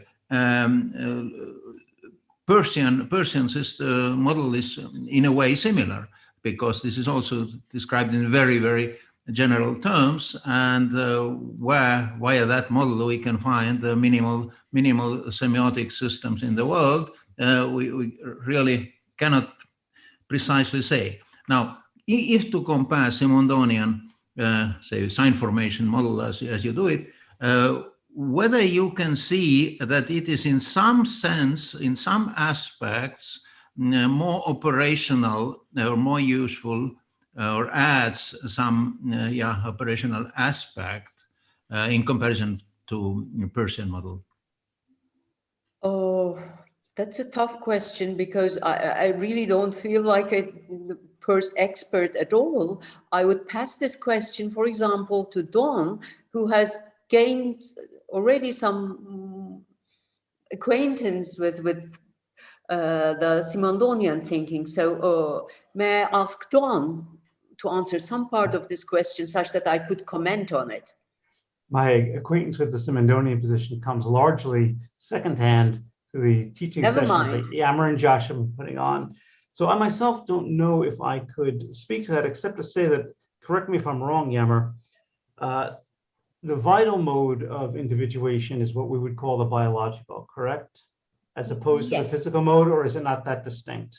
Yes, no, vital is biological, although, of course, when you say biology, that's why I prefer to use the word he uses in French, vital, because when we say biology, it evokes too much the separate discipline of biology, which is not. He refers to a mode of individuation, which is built on and uses physical individuation, kind of regulating it, leashing and unleashing it.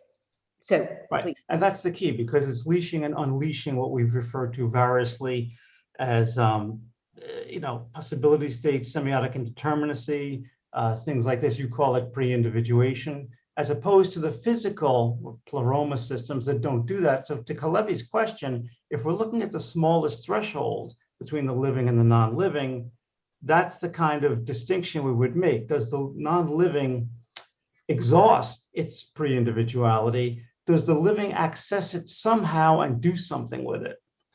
That's what I would think would be the way to frame it. Do you agree? Yes, as a matter of fact, in our article in Biosemiotics journal about, what was it, multi-level semiosis, I think, issue, we have mentioned that, namely, Simondon explicitly indicates a scale and the level of complexity from which onwards vital individuation would be possible. And that is the order of magnitude and the complexity of large molecules, long molecules, which are complex enough to have, to allow for multiple stable configurations between which they can switch. So they are not only bistable, but multi-stable in that sense, and open to external perturbations, couplings that could make them switch between one or the other. So this is, from Simondonian point of view, I mean, he really names them biologically and physically. Below that level, he says, structures are pre-physical and pre-biological, he says. In order to be able to distinguish them, you have to go beyond that level, such that you can talk about structures converging to a stable state and losing all their tensions and metastability, or structures that maintain the possibility of further dynamics which can be evoked from within. Right, so I want to ask Josh to speak to this, because again, that very notion is very highly resonant. Kalevi's calling it choice. I prosaically call it possibility, right? And Josh, for you, I think that's something about oscillation, correct? Yeah, well, definitely.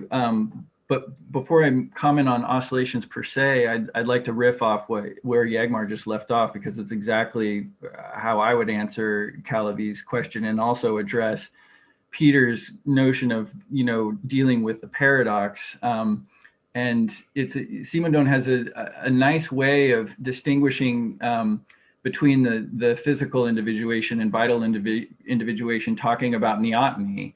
In other words, this idea that physical individuation almost in a way is allowed to go to maturity, right? So it kind of, it just has its one stable state. If this crystal has enough solution, it'll just keep going in perpetuity, never doing what the vital form of individuation would do, which preserves, as Yagmar was just saying, preserves that some of that pre-individuality, and in essence isn't allowed to grow up. And that he talks about it at every stage, even into the psycho collective, that it's these successive levels of I forget the proper biological term for juvenilization, that you're allowing, you're preserving, in essence, like life, going to that vital, that break. We have to rigorously understand how it is the dynamics preserves potential, preserves that pre-individuality, and preserves, and Simondon talks about aperion, the Aristotelian notion of kind of the infinitesimal potential, if you will, like in Yagmar nicely characterized in her talk, that on the other side of her, I think the left side of her diagram, that there's no individuality there. And in that way, we can talk both about the oscillation, but the oscillation is tricky too, because going all the way back to Paul Weiss, he had this idea of circular closure, circular causality, sorry. But as Yagmar again nicely articulated, that we've got to be careful that we're not into cybernetics or second order cybernetics when we're talking about an oscillatory circuit or oscillatory living system, that there's a simultaneity, that the pre-individual, that potential, is simultaneous with the structures that are emerging. And then we were talking with Nora yesterday about re-merging back into that pre-individuality. And then just one final comment addressing Peter. I think Simondon, I was really excited to discover Simondon, not the least of which because he was one of the first philosophers that was willing to take a crack at the law of the excluded middle. I don't think if you take the law of the excluded middle as like your starting point, you're just not going to get there. I'm just going to say that right out, okay? Like if you're not willing to face the law of the excluded middle and at least challenge it, at least be open, if you will, like open yourself up to the pre-individual that's underneath the surface of having typed, having gone through the semiotic process of typing. Like, how were we able to get to that point in the first place? And I think I'll leave you with Cantor. I was really deeply inspired by, as was Simondon, I believe. Cantor's ability is really the foundation upon which Gödel's incompleteness theorem, even Turing's halting problem, are founded on Cantor's diagonalization, demonstrating that the infinity between 0 and 1, the continuous infinity between 0 and 1, is larger than countable infinities. In other words, the infinity of counting 1, 2, 3, 4 up to a countable infinity is distinct, is smaller. And the reason why I bring that up is because I think when it comes to logical types and paradoxes, as Yagmar, I think, rightly pointed out, is that paradox is sort of a problem we get ourselves in.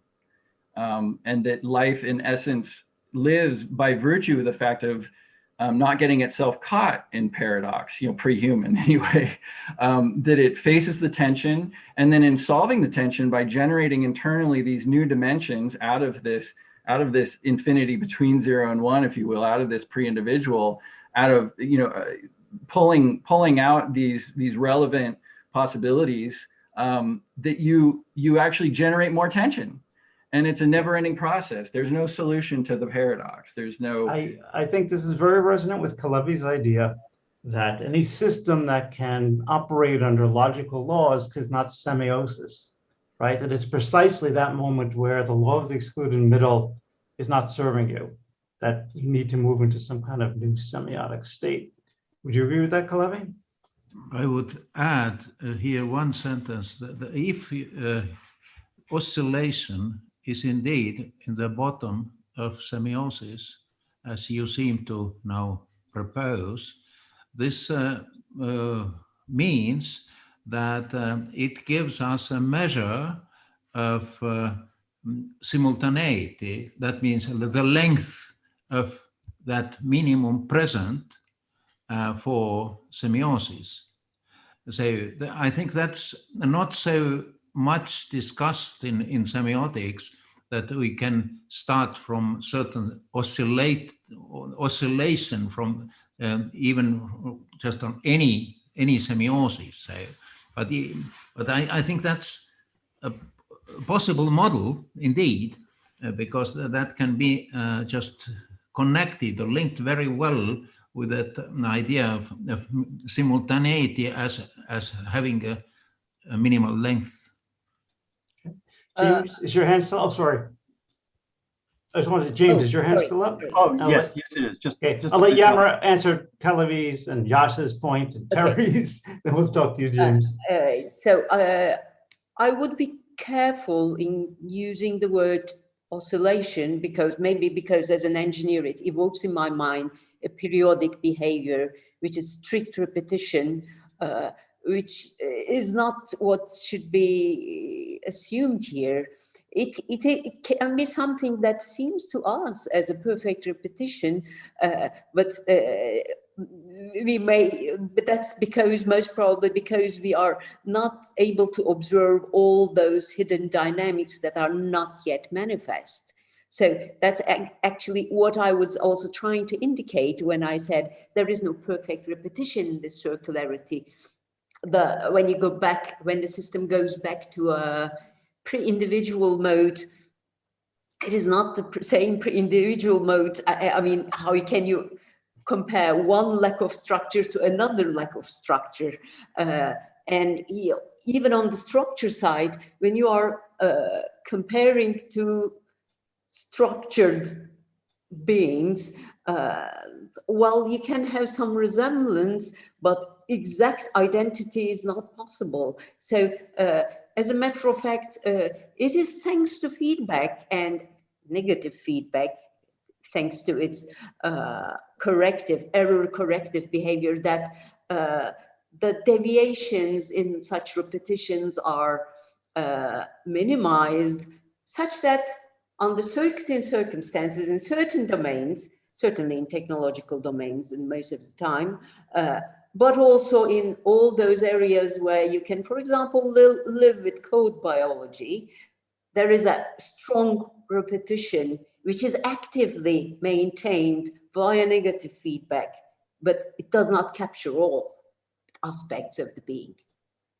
Okay, James, I told this would be a deep session. James. Okay, thank you. Going back to the Terry and Jagmer's notions about interpreter and interpreter, that stimulates some thoughts in my mind. I think that we humans we're bigoted in terms of identity and notion and selfness, and we think in terms of a oneness, and that tends to be a thing. But as a biologist, I'm very aware of the multiplicity of our neurologies, so that we have intentional parts of our nervous system, but we also have a very important autonomic nervous system, and we have pluralities of aspects to mind and thinking.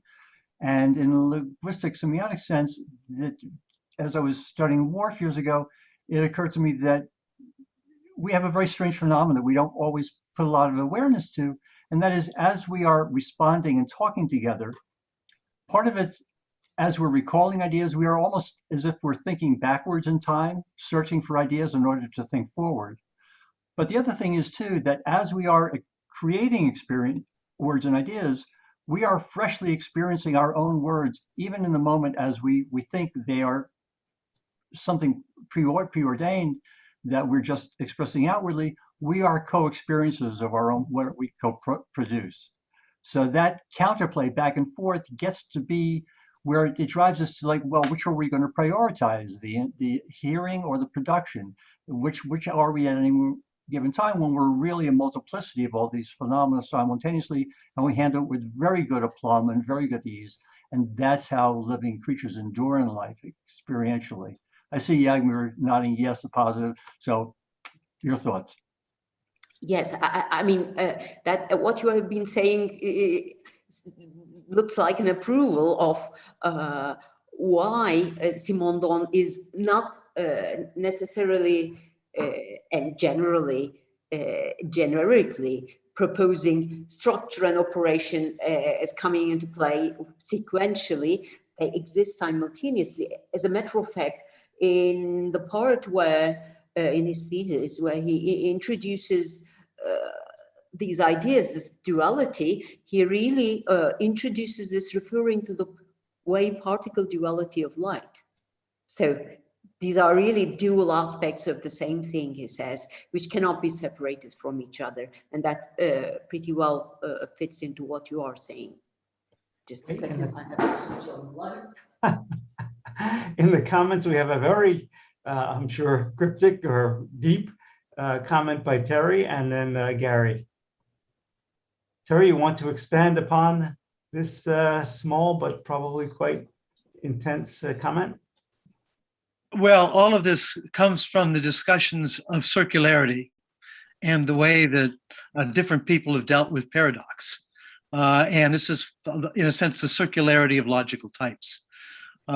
And I've just tried to represent it here, as I have in a paper I've written some years ago, by just talking about the various paradoxical systems that have expanded and expanded over time, mostly in logic, but I think they lead us into the same problem, which has to do with,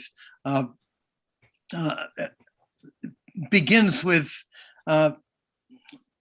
actually with logical types and then Gödel and so on and so forth, but it begins all the way back with imaginary numbers.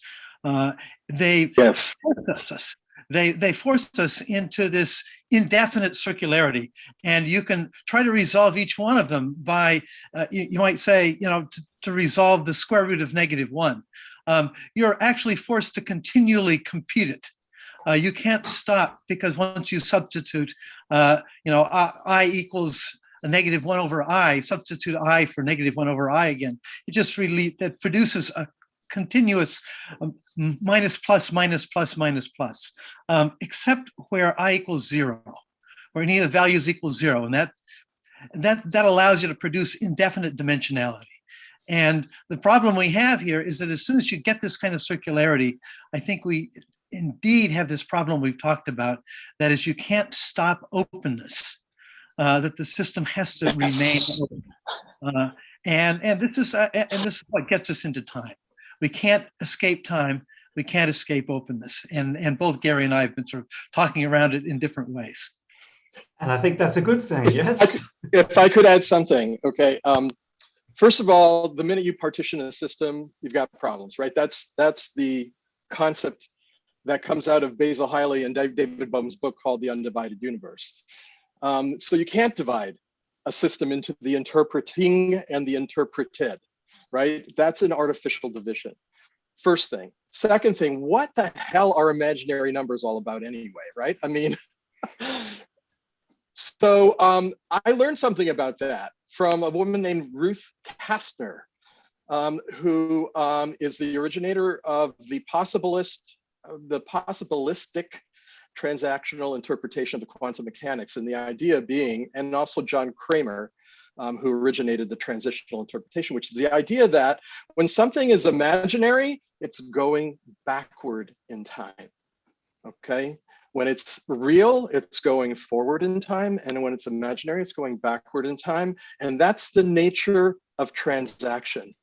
Transaction that goes all the way down to the atomic level, right? You have an excited atom, and you have a whole bunch of less excited atoms. And all of a sudden, something weird happens. There's a photon that just gets, flows across to one of those less excited atoms. Why does it happen when it happens? I mean, is there free will all the way down? Is there maybe volition all the way down? Is there conscious agency all the way down? Is there pansemiosis all the way down? It's a question. And that's where we probably will part company. James? Well, Yammer, if you believe in cynicism, okay, because it comes down to Peircean cynicism and the true Peircean continuum, which is super multitudinous, which is very special. It's not a Cantorian continuum. Yammer, so you moved on the screen. Try to answer this question by saying that when a system is complex enough to undergo vital individuation, and even further, psychic and psychocollective individuation, it is able to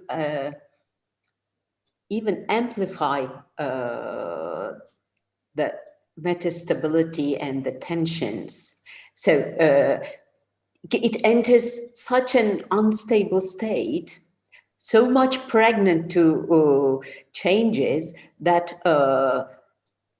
any slightest perturbation is able to give rise to a new structuration. So this increased instability is the ground out of which freedom can be born, from my perspective. If this freedom can be associated with a will, that is to say, directing the outcome of the freedom, depends on how much self-control the agent has, in my opinion. Okay, James, and then we'll be at the end of our time, but I think anyone who wants to stay can stay. This is an amazing discussion, a lot of fun. James? Oh, just that. No, I want to just jump in about the volition thing. I see it as necessary in all systems, whether they're living or non-living. I think that's an absolute prior necessity. I think compatibility and coherence is an essential part of the fundamentals of space-time first. Systems don't interact unless they can see each other on any levels. And that begins with matter energy, scalings, whatever. And it's a little known thing. I think decision-making and proofs are a secondary artifact. This is just an opinion and analysis, but I know it's going to get a lot of arguments on it. But I think a lot of the traditional logic has been taking us off in a wrong direction, so that we're missing the forest for the trees. And so it's just with that in mind. Okay. Yammer has asked to say something to the other speakers, and then yeah, officially have concluded today's gathering. No, the special event is now in half an hour. Okay, so as the last speaker, one doesn't get much chance to ask or refer to other speakers. So thank you all. It was very exciting, and I would really love to say a few words. Let me try to find my notes. Andres' talk was very interesting, and I have been writing to Don from the chat about nonlinear dynamics and bifurcation theory. So I don't want to occupy you with that, but at least I can say a few things about Tori's and Josh's talk. One thing, there was a question directed to Tori, I suppose, regarding the randomness, right? Do you remember that, Tori? Yeah. So when you are making the simulation of, let's say, the birds flying, and then the simulators introduce some randomness to make it appear more lifelike. As a matter of fact, neither is the randomness they are introducing true randomness in quotation marks, because it is most of the time the random number generator they are resorting to, which is kind of long enough sequence that actually repeats itself, but long enough such that we cannot perceive it. Nor could we say that there is no randomness anyway, because when you run such a simulated system, which let's assume everything else is deterministic, the determinism, as we perceive it, refers to the attractors, which can be also dynamic attractors, by the way, which are some subset, sub-manifold of the huge state space, actually, to which the system converges. But the funny thing is, of course, when we are really watching such a simulation, we never let the system converge to the actual attractor, which may take a long time, which is anyway an asymptotic process. So depending on where you start and how long you watch it, most of the time, most probably, you would see the system actually along this transient route, starting from some arbitrary initial condition. So what you watch is anyway not the attractor behavior, but some kind of behavior while the system converges to it. So there is also some randomness involved due to the arbitrary initial conditions the simulation is started from. So this is one thing I would like to indicate in that respect. There's also something I would like to tell Josh, but let me tell it in private. Let's not occupy everybody, if you wish. Okay, so much food for thought. Some of it I understand, some of it I don't, but that's why it's food for thought. Ludmila, are you still with us as a co-host? Ludmila? Maybe not. No. Okay. Well, then we won't have a countdown clock because there's nobody here to put one on. But please, again, come back in 25 minutes. I guarantee you this is a performance you want to see. Okay. Thank you all for our second day. We've got 2 more days of great fun and looking forward to it. Good night, everyone. Thanks. You guys stay. I want to leave. Hi, Todd. Good night, everyone. Yeah, plenty of fun. Thank you, Get some Don. sleep.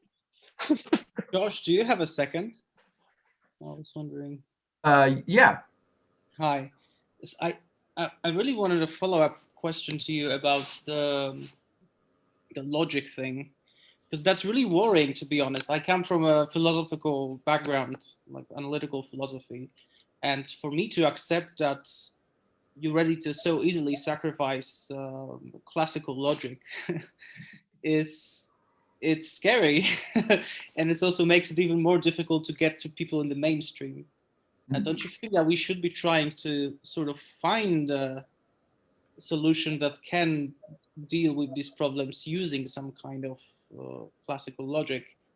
It is sort of a thing that we'll be trying to do tomorrow, to be honest. I mean, I will. I'm not sure about Joanna, but that is my point, sort of, is that when you take events as a basis for an ontology, so not things, and you take the events to be both the sign and the referent and the context, etc., events which are actually pretty well defined if you take Barwise and Perry's terminology, so the situation theory. So they are relations on things and properties, etc. But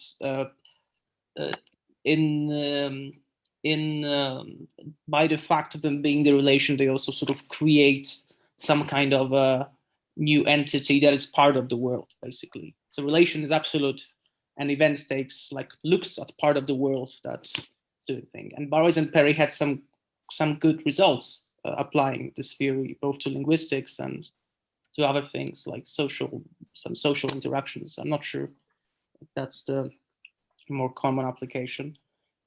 So if you take events as the basis for such a system, then I don't think you have a problem with the law of excluded middle, because then signs never refer to a thing. They always refer to a situation. They always refer to like the proper name stops being the fundamental term on which you do philosophy of language. It's the proposition, like in pragmatics. And when you deal with propositions, you can have, for instance, probabilistic propositions. And you can say whether a probabilistic proposition is true or false, and yet it allows for all these statements about well, quantum physics, for instance, if you go with probabilities. So you can have that, and you can still have the law of excluded middle if you go with propositions. Yeah, the thing about propositions or well, let's take just probability theory and an inductive approach to inference. The trick is that you have to presuppose the random variable. You have to choose it. You have to discern as the observer, as the researcher, what goes into those buckets, of events. So the events are preconditioned, and there's nothing intrinsically wrong with that. I mean, as long as you understand where your model is effective and where it ceases to be effective. I think that's the problem that Cantor and then Gödel helped us just very uncomfortably realize, that the set theory that Russell, and I'm no expert on these things, but Russell bound himself into some paradoxes, and the way, and so the question is like, are the paradoxes intrinsic all the way down, or can we get out of the paradoxes? Can we maintain our law of the excluded middle? Can we maintain our well-formed question, our well-formed events? And Gödel's answer is no, you can't.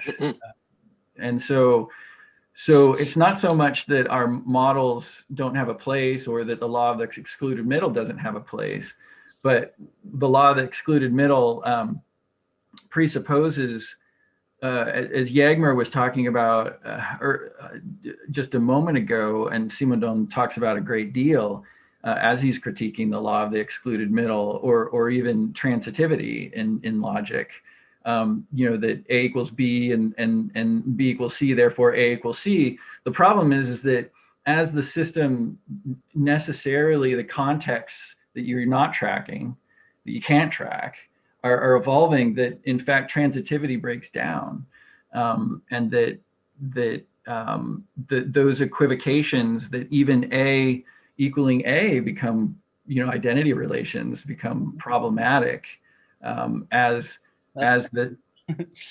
I know, it's uncomfortable. I'm not claiming that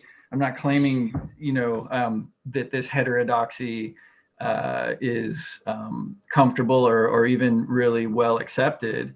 But if our goal is to understand semiogenesis all the way down, so to speak, then there's plenty of place for these frames to be held and maintained and well-defined, where it is we can define completeness, where it is we can define the line between coherence and incoherence. But that we will, Simondon's, I think, argument is that we'll forever find ourselves in paradoxes insofar as we assume more than we're really permitted to assume, that we assume beyond our model, that we assume beyond how it is we've defined our terms, how it is we've defined the closure of our system that we're observing to conduct our inductive investigation. Jagmer, do you want to comment on that? Yeah, so actually the principle of excluded middle, which is so close to our hearts in a sense, which is so intuitive, is, in my opinion, derived, just like linear causality, from our daily life experiences, which are based on short-term and short-range observations, where the assumption of ceteris paribus applies. Our models can be assumed to include everything necessary. But then, as things keep on evolving, especially in some kind of dynamics, other unmodeled dynamics enter the play, and we cannot confine ourselves anymore to the state space within which we were working, unless we want to give up determinacy. In this case, if you want to all of a sudden confine ourselves to statistical, probabilistic models, okay, we can still remain within our earlier state space, but then we lose the determinacy. If you want to embrace, stick to determinacy, then you should be ready to expand your state space, but how large, how much you should include is unknown, of course. I think Kalevi was going to say something. Just one sentence. I think I would help Josh in this way, that what is the basic problem of biosemiotics is to explain the origin of logic itself.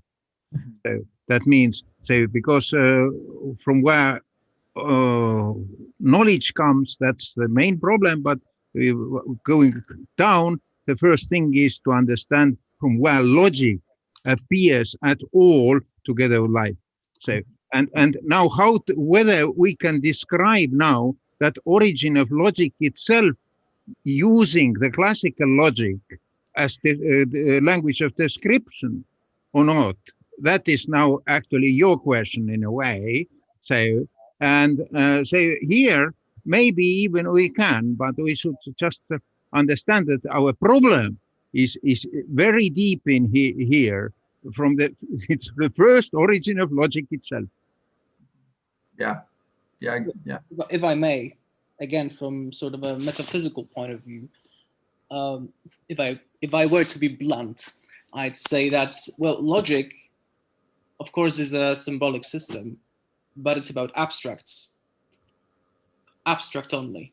So why would you suppose that biosemiotics all the way down, which operates on, of course you suppose relations from the very beginning, but at least from the materialistic point of view, Boris, you can be comfortable living in the classical world, but the question is, do we live in a classical world? Is the world truly? My question then is, if we don't there is actually such a fundamental difference, wouldn't that imply there must be some cutoff at some point, even between life and non-life, or at some level at some point when life evolved, when it is enough to have this short-term everyday life. There's no cut point to create. There's no reason for a cut point. I actually agree with you, Kalevi, entirely, and I think this is. I think one of the ways into this is to look at how George Spencer Brown begins his laws of form, and it's consistent with Peirce's notion of fallibility. George Spencer Brown says there are two operations. There's distinction and confusion. A confusion means I can't make a distinction. Living things are forced to make a distinction in a world of confusion, in which ultimately there is not absolute distinction. But once you do make a distinction, once you say, okay, although I can't fully get rid of confusion, you can now build on those distinctions. And George Spencer Brown, of course, does that in his laws of form, when he builds an arithmetic out of distinction and confusion, builds an algebra out of his arithmetic of confusion and distinction. But the beginning is a very, very simple beginning, which every living system has to do, because it has to distinguish itself from the world temporarily, and it can't continually do so. It's built into our biology, Boris. That's why we have a left hemisphere and we have a right hemisphere, right? We have a left hemisphere to deal with the divided world and the division in the world and the separation and the story of separation. But we also have another hemisphere. What's that for, right? What is it doing there? It's connecting us. It's connecting us to the concrete reality. The concrete reality is one which we can't talk about, right? Because to talk, you have to divide things up. You have to name things. But we feel it. We feel its presence.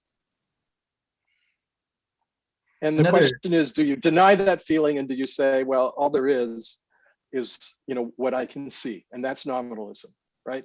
That was what Peirce was very concerned about, the threat of nominalism. And that's where we are in the world right now. We're overrun by nominalism. One example that's helped me, Boris, is because I've struggled with this too, and it's worth the struggle because this is just where we are as a species. But one example that really convinced me was this idea of, and this is related to the imaginary numbers that Terry was talking about, is the idea of a waveform, that you imagine a waveform and then you repeat that waveform, and then the second copy of the waveform you shift it 90 degrees so that they're superposed 100% out of phase, so that they're completely two distinct waveforms that we could say ontologically that they exist. You superpose those waveforms, they deconstructively interfere. So at that point, like, is it, through the perspective of the law of the excluded middle, like if I were going to use the law of the excluded middle to help me out of this kind of a paradox, like, is there a waveform? Because it's composed, historically, it's composed of two waveforms that exist veritably, but then they annihilate each other. And so that physically there's no thing. So just this example helped me at least challenge, at least beg the question, ask the question, I should say.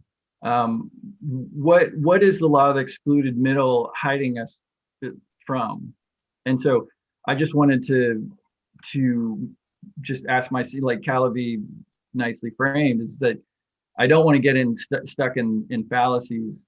Like, I'm trying to answer a certain kind of question, and I'm just convinced myself through that thought experiment that the law of the excluded middle might be leading me astray, might be actually actively keeping me from answering the ultimate question I want to answer. Yeah, although I'm always tempted to take the position of an ontological, metaphysical eventist and say, well, there were two waveforms. That was an event, and now there is one waveform. That's another event. And but to Terry's point, like the distinction between, well, distinction and confusion is that once you've established, then causal order, like, you could put those in either order. You could say that then all events that look like flat lines, are they just composed of an infinite number of momenta that happen to cohere in a certain way that they just flatline? The causal order, time, you have no time. There is no time at that point. So you can't order them sequentially, as much as I know classical logic needs us to do. Yeah, true. So and if causality, yeah, I don't have it. If time is a true continuum, then things can be arbitrarily closely displaced, right? Which means you can basically go all the way down as far as time will allow you to go down, which, if you believe that time is a continuum, it's an infinitely deep hole. But it's also where all the things that are novel in the world, everything creative, we were talking briefly about this. I mean, there's a beautiful paper by Vincent Colapietro about temporality and experience, where he talks about jazz musicians performing and the spontaneity of live performance, and how that is an exemplification, a concrete exemplification of accessing the creative possibilities of the moment, I think. And who says that there's a limit on that? Can I have a quick follow-up question, Terry? Professor Deacon, this Terry. So if we agree and go with this distinction confusion metaphor, which I like a lot, would you then say that we can try to explain biosemiotics up to the point, in terms of classical logic, up to the point when this distinction happens? So some kind of life appears, however we define it. So would you agree that that would be doable? And then we need to go into the fuzzy, non-Phrygian, complicated logic that we don't yet have with causalities that we need to invent. But at least down to the level of a cell, let's say, we can deal with logic as we know it. I think my response is very close to Kalevi's question, which is that living things need to have a self-other distinction. And that distinction is always transient. It always changes. The material of self is not constant. The boundary of self is not constant. But at every moment, there has to be a distinction.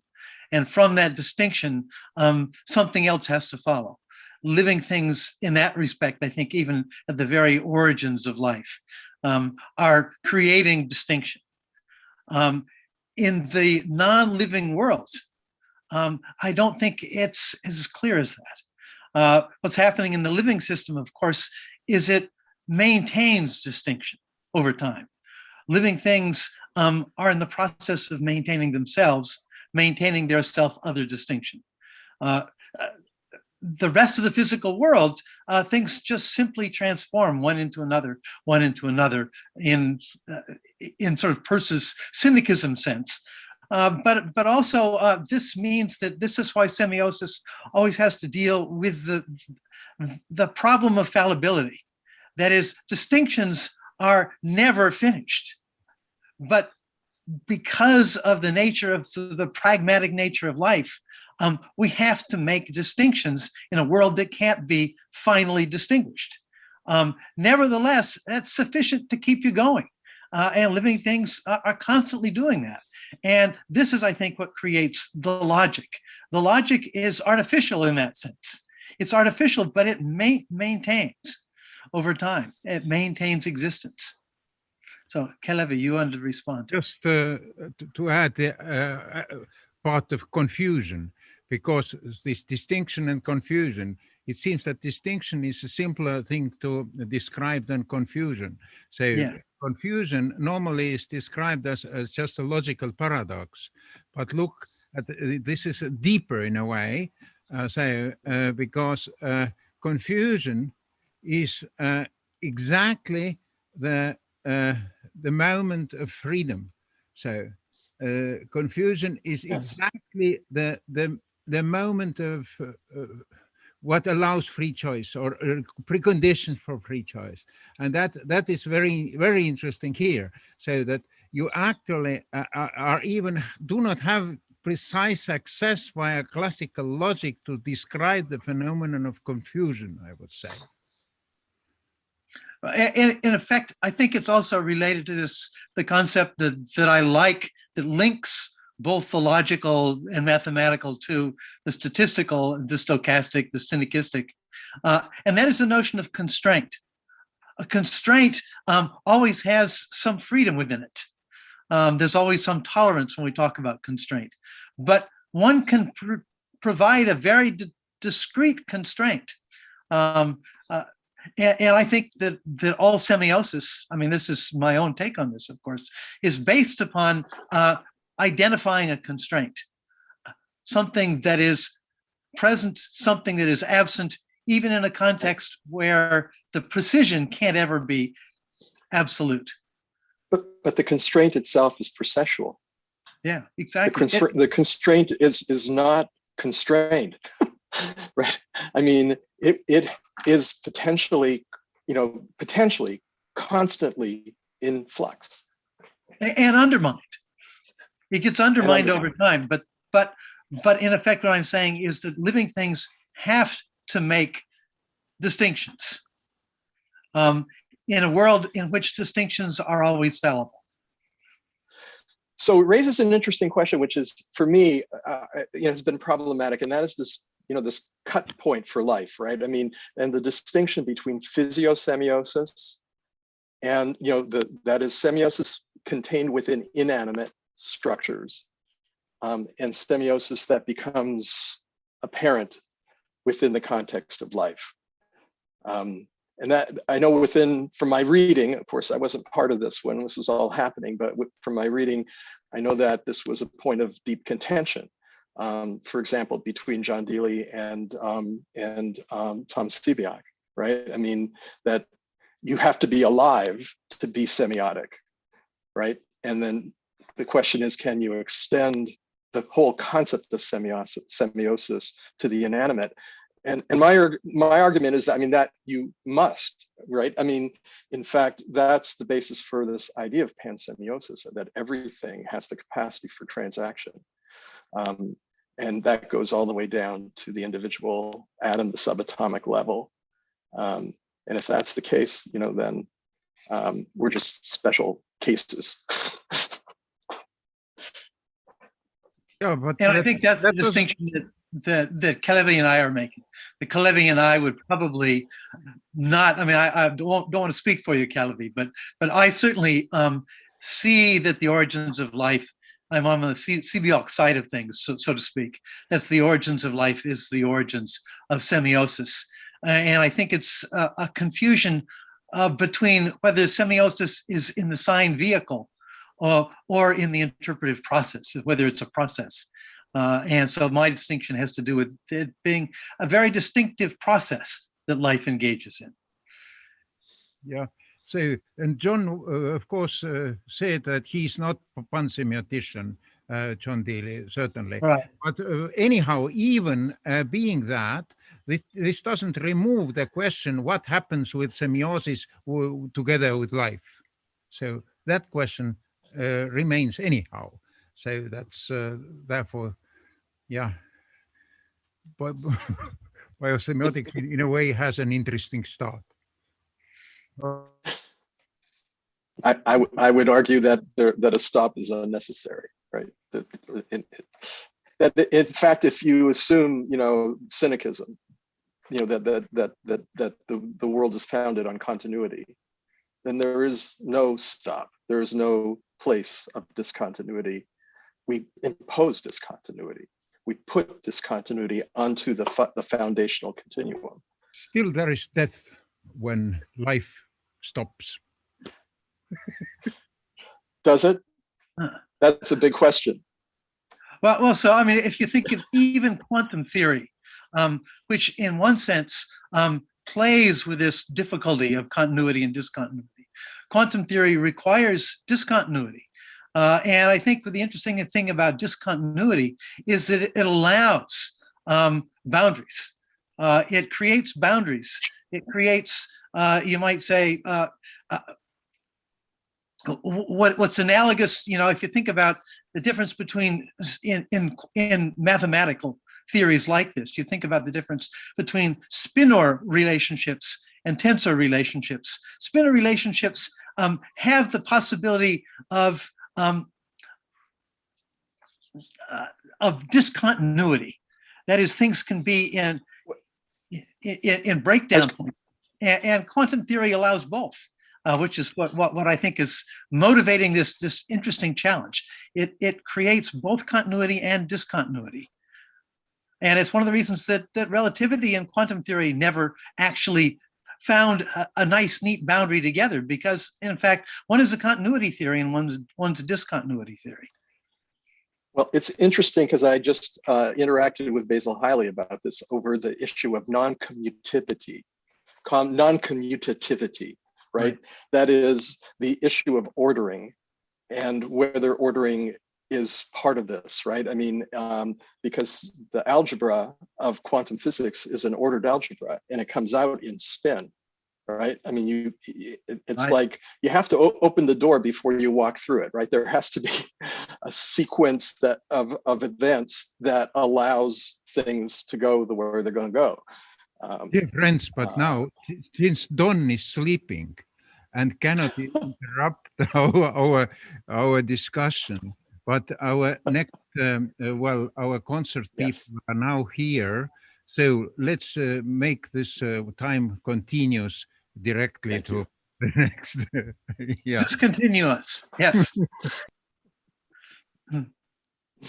Thank you again. Thank you. Well, I have the honor of introducing the next act, it's my great pleasure to say that David Rothenberg and Stephen Akmanovich are going to share with us an hour-long presentation that is both music, played music, and discussion as well. And they are both coming from a background of working with interspecies communication, art, explorations of playing with birds and bugs and insects and whales, and learning about how communication happens between human beings and the larger ecology. David's a professor of philosophy at New Jersey Institute of Technology and has written a lot of books and made a lot of recordings with animals. And Stephen is a graduate of Harvard, been doing improv and plays violin and got his PhD from my father. And he's been working with questions of what might art tell us about the possibilities for survival. And I've known him most of my life. So it's a great pleasure to introduce both of them. And I'm not going to say more than that because we need the time to dive in and to enjoy this presentation. So I'm hoping that that it's queued up and ready to go. And let's take a look. After the session, we'll have some open gallery time for discussion.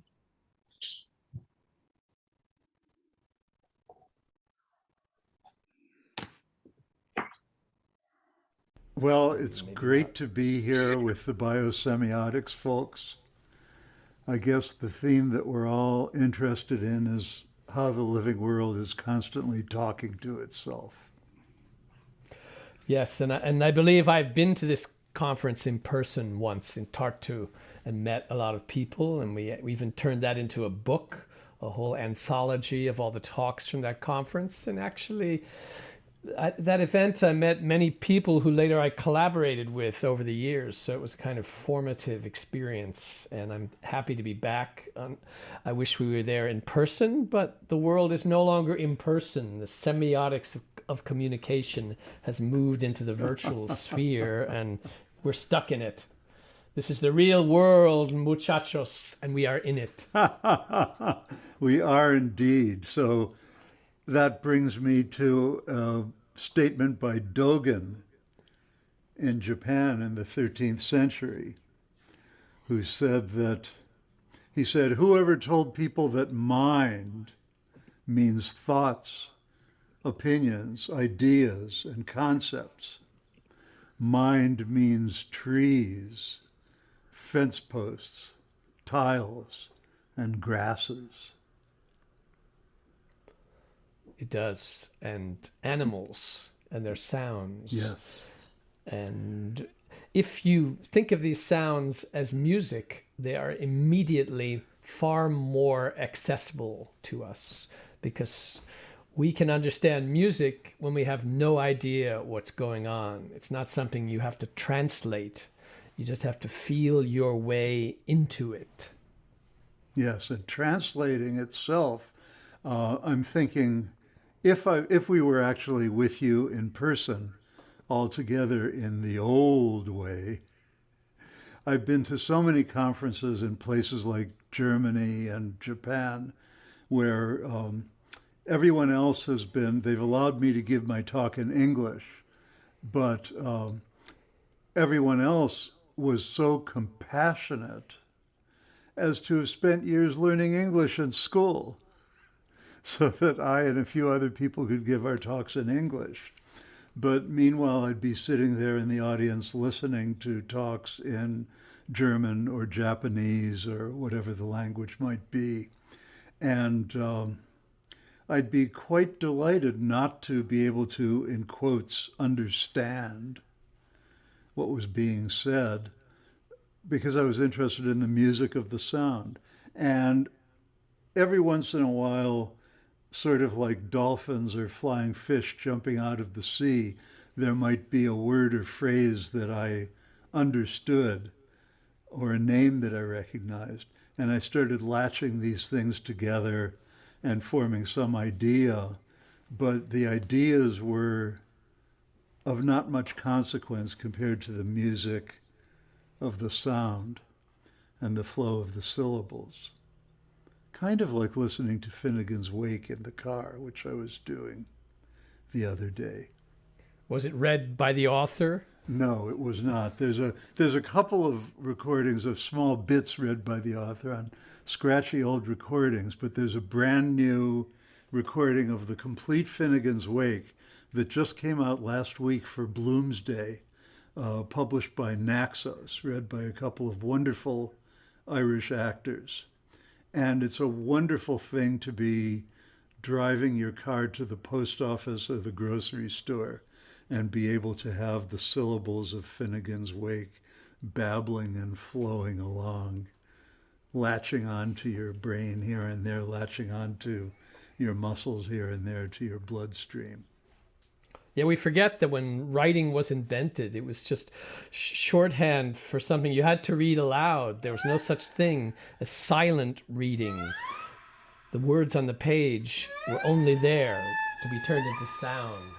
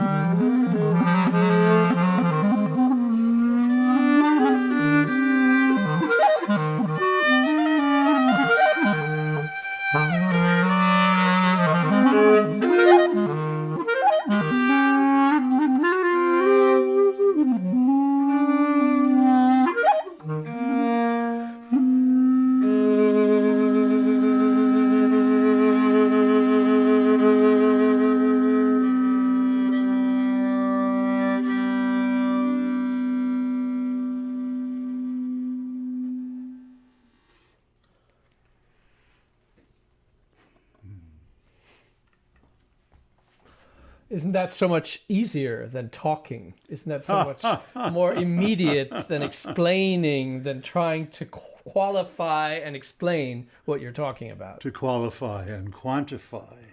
What kind of music did Dogen play? He must have been a musician. He must have been. And of course, nobody knows.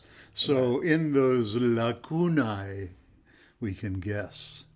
We can guess. So the lacunae or lacunae or whatever you call them in English, that's the bulk of every communication. You know, T.S. Eliot said, each word is a step to the block down the thief's throat. And even when we're supposedly making sense in denotative speech, which is really a tiny, tiny fraction of human communication, let alone the communication of the rest of nature, there are these enormous holes between each of my words, between my words and your words. Even people who are close friends can communicate partially with all of these gaps. And we fill in the gaps with habit, with imagination, with the tissue of perception and projection and introjection and all of those wonderful Freudian things. So the words, the so-called meaning, get, they're just a little bit. They're just a little narrow sliver on top of communication, just as notated music is a little narrow sliver on top of the totality of music that people have made throughout the world. Yeah, this is a perfect segue to something you probably weren't expecting, which is this piece that I wanted to play for you and figure out what you would add to it. That comes out of a conversation I had with Dan Stoll, a guy who should be at this conference. He is the creator of this app called Warbler that in Europe identifies bird songs. It hears a bird song, it can tell you what it is. How does it work? Well, it's a bit of a secret, of course, like a proprietary app kind of secret, but I know for a fact that it picks up on the rhythms of bird songs, the spaces between the sounds, more than the actual pitches or things that humans might notice. And I was talking to him in an online conversation, and he said, like, oh, you know, I would really like to hear the rhythms of bird songs turned into like electronic sounds. So not the pitches transposed and moved around like we usually do, but the rhythms turned into like electronic music, which he said electronic music rhythms are usually too boring, but bird rhythms are really interesting. Yes, so I said, okay, that's a good challenge. I'll make that for you, Dan. Hope you're listening, Dan. And so I picked the sedge warbler, a common bird in Sweden, not in the United States, but it can't be found. We're going to segue to the sedge warbler. So the sedge warbler is fast, I'm warning you. The rhythms of the sedge warblers here are turned into sounds. I don't even have to add anything to this, but let's see what you do and what happens. Here we go.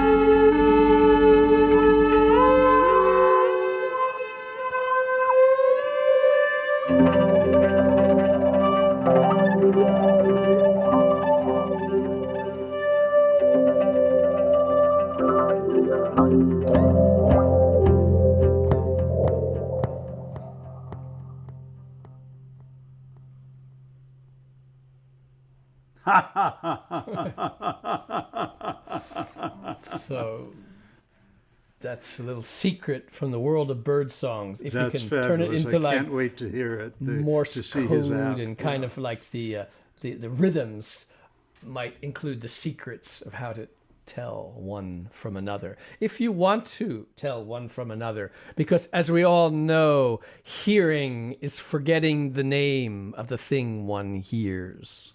Yes. Take that, biosemiotics. Is that a good idea or not? So when I was getting ready to do this and warming up the instruments, I had one of the few genuine interspecies dialogues that I've had. I mean, we've done a lot of playing with recorded bird song and playing with live birds, live animals, with some sense or possibly the hope of the communication being two-way. But my grandson, Ernie, whom I'm babysitting today, he is 71% beagle.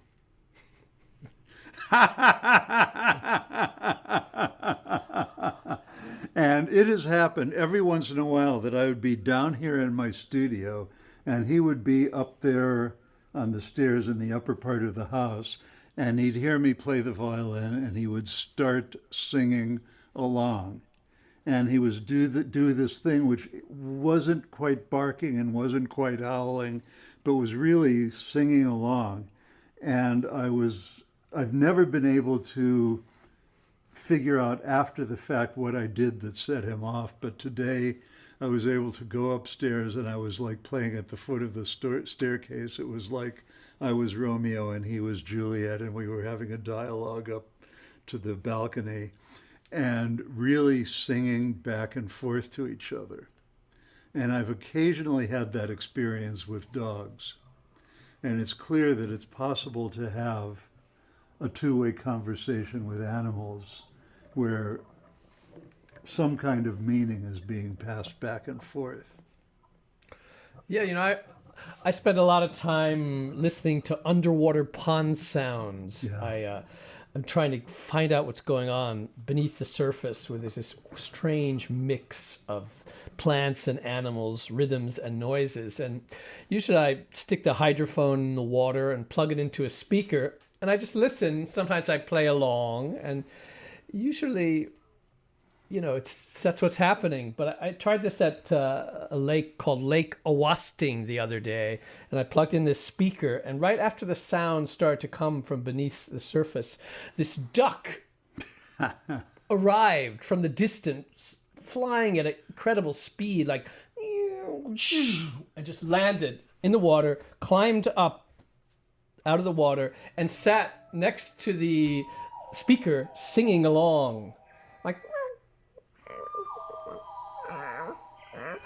I was so speechless. I couldn't believe this, that I did not film it or record it. I said, I can't believe this. So we're going to play these pond sounds and see who sings along to this. You imagine you were a duck and you heard this.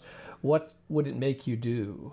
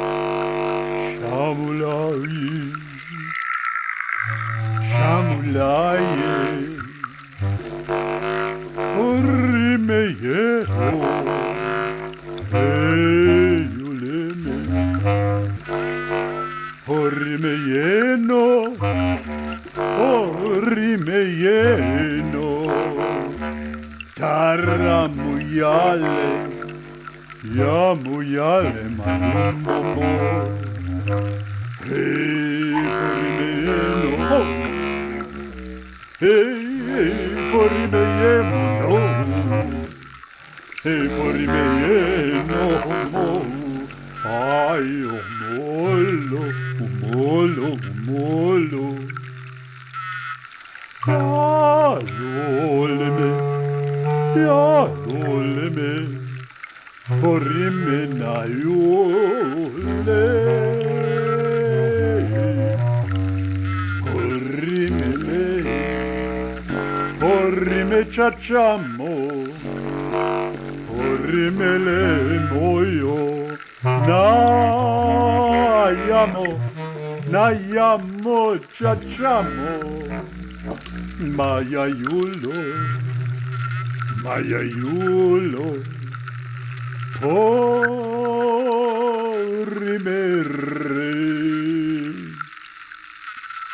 porrimere, porrimere,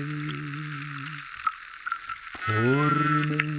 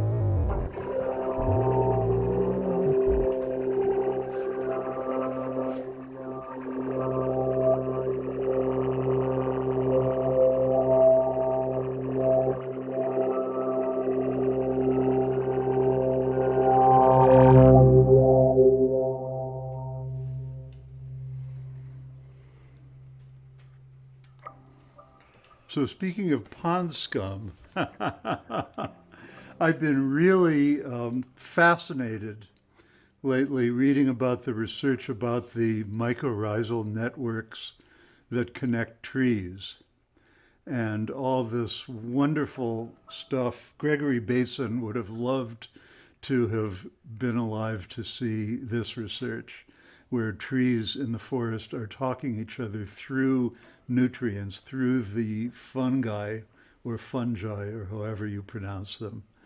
And there's a whole network of communication going on with water and nutrients as the medium of communication. And so as I've been reading about this, I was thinking, well, there really should be a field of phytosemiotics. And then, of course, 5 seconds visit to the shrine of St. Google revealed that phytosemiotics has been written about since 1981. And in fact, Don Favreau wrote a review of the book. So it's in the air. Yeah, I was just talking the other day to Monica Gagliano. She is a scientist who studies the kind of language of plants, but not just on their own, but how they talk to her. And her whole research was transformed when the coral reefs talked to her and said, no, you don't want to study us anymore. You have to study these other things. And she got in a lot of trouble for this, writing a book, a very personal book, where the sort of semiotics of the plant world was speaking to her. And she's asking the subject of her research, what are you telling me? How am I supposed to study you? Which is either the way all science works or exactly what you're not supposed to do. And so I really wanted to hear what she thought about this pond music, you know. So I sent her some, and I said, look, you know, I'm trying to find the rhythms in these ponds, like the rhythms in these birds, what they're going to tell me.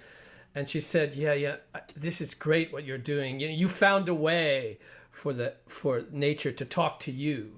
I wish I had found that. All my work is struggling to find that. That's why I'm a scientist. I haven't found it, she said, which is very surprising because I thought she sort of had found it. And with the interconnectedness of trees and plants, you know, that is this kind of thing I've sort of been dreaming of for a while. Like when we look out, we see leaves, we see a tree, we see a bird. That maybe nature doesn't see those things. It just sees relationships, shades, colors, connections, and the first principles are something else. Exactly. Yes. Relationships. Yeah, and that we just don't, we're talking about it all in this human way, you know. You know, scientists always accuse people like Monica, who start to get less scientific, or people who play music with birds and say, look, the bird is responding to me. And they're saying, this is all just subjective. It's all human things. You wish all this stuff was happening for you. And to which you can say, yeah, you wish nature was written in the mathematical language like Galileo said. Like, that's just a human way of looking at things, turning it all into numbers, statistics, you know. It could of all course, be the numbers music. and the statistics are present in the geometry of the rose, and they're present in the geometry of the caterpillar. And there's so much. I mean, here we are with the famous, you know, Mr. Pythagoras, where if I divide this string in half, it wiggles twice as fast, and that's what we call an octave in the West.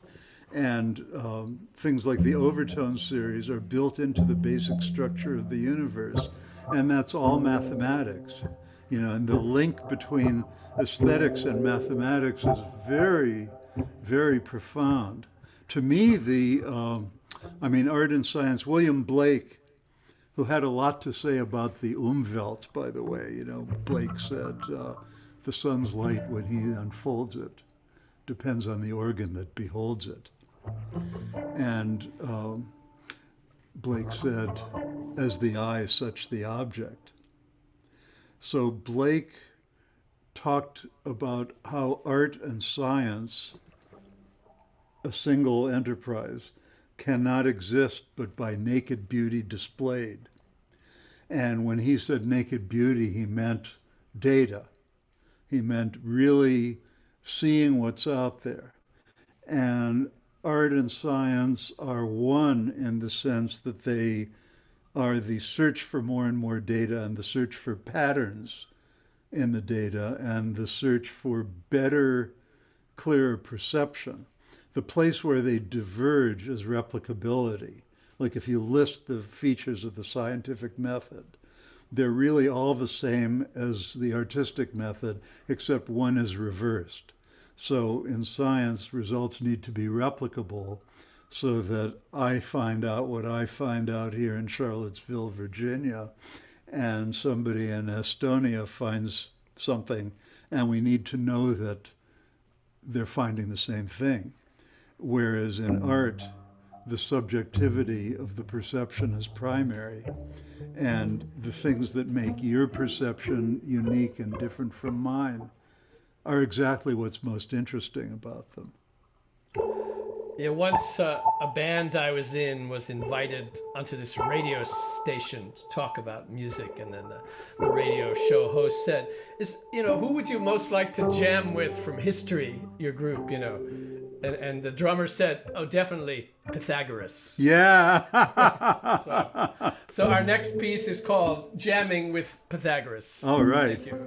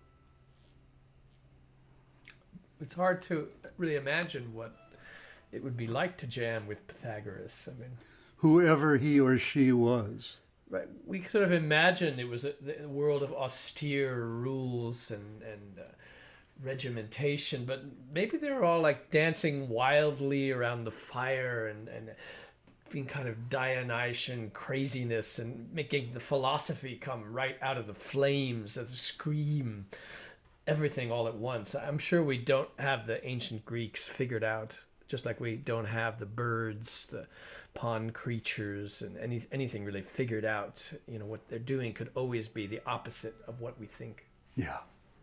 Yeah.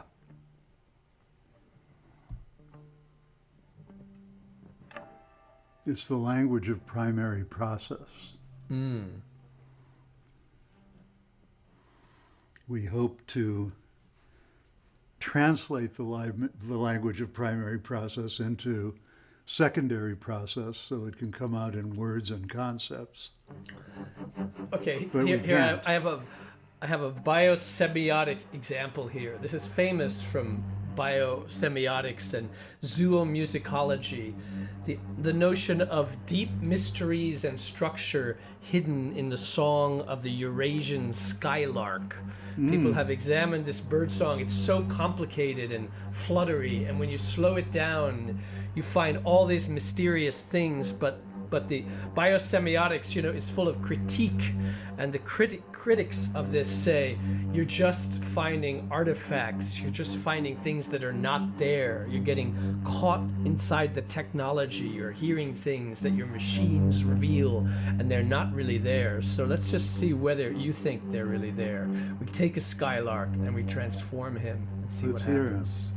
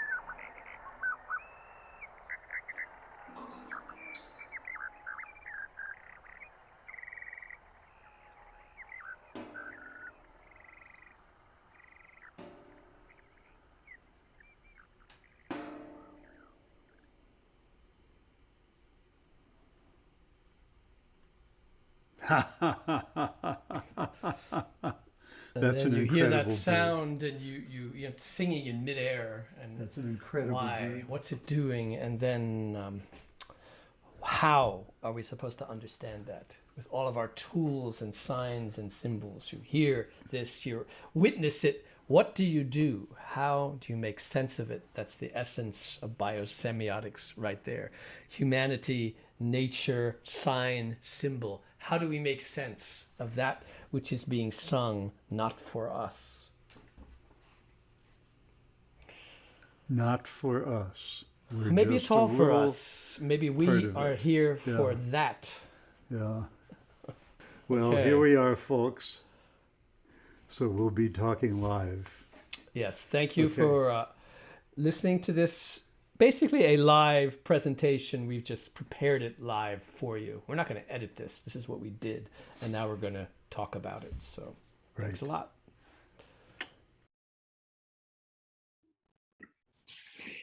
Ah. we exist. We exist. Well, thank you so much. So Dave, I'm now in Charlottesville, Virginia, and David is in Estonia, and we decided to pre-record this before he left the country so that we would be less likely to have technical snafus.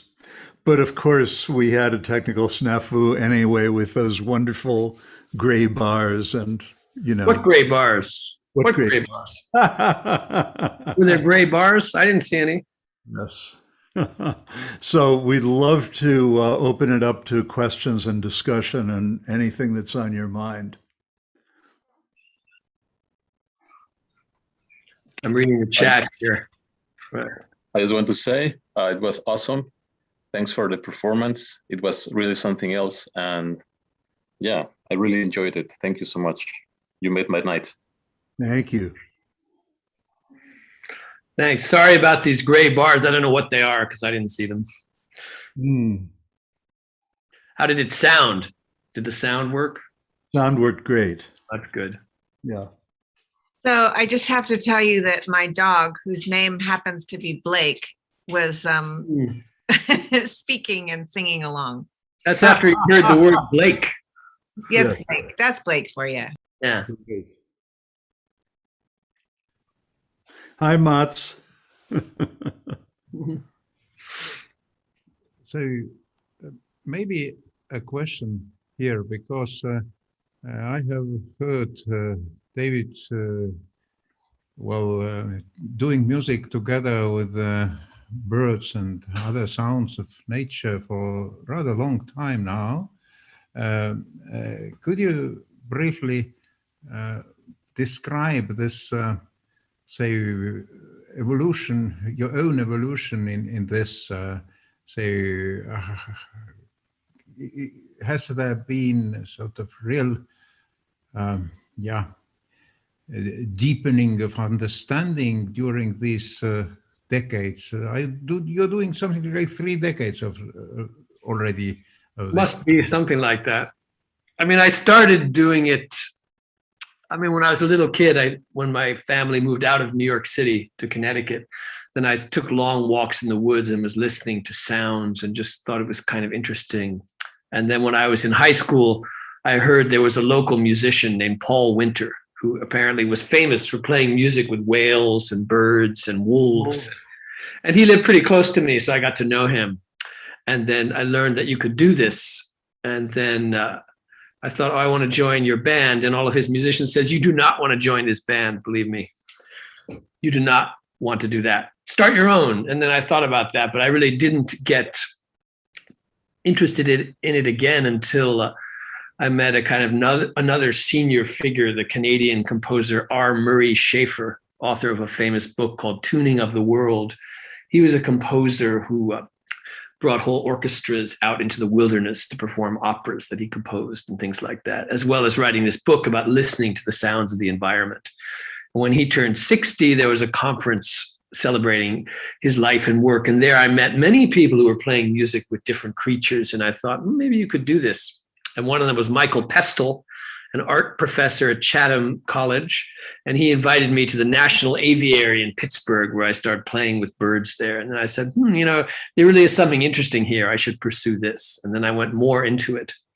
I think in recent years, what I've done most differently is get more other people involved, that it shouldn't be about me and some kind of story about the solo quest to interact with the world, but to get a group of people, what happens when they play with the sounds of nature for the very first time. That's what we did in this film, Nightingales in Berlin, that I did a few years ago. There's also a book about that. And what I continue to do is bring more people together into this process. And that's how I got back together with Stephen Nachmanovich, who I sort of consider to be my twin.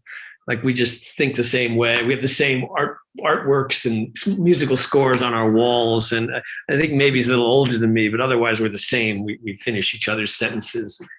And so he put out an album of bird-related music during the pandemic. I said, hey, let's do one together. Let's just record it online. And we spent days doing this. And then we spent even more days talking about it, and produced this book in a matter of months, From This World Another, which is a record of us talking about this music that we released. Because what can you do? Music comes today without any information, without any discussion or liner notes like it used to. So we decided to talk through the music. And that's, another experiment from the pandemic period of expanding this idea of connecting to nature and also connecting other people along with it. So I hope my work in this area has evolved, and I think it's evolved more recently in not being centered around me and nature, but around we and nature, and being willing to see what other people come up with and learn from their approaches. Nature is we. Ilgen, you had a question? Hello, thank you.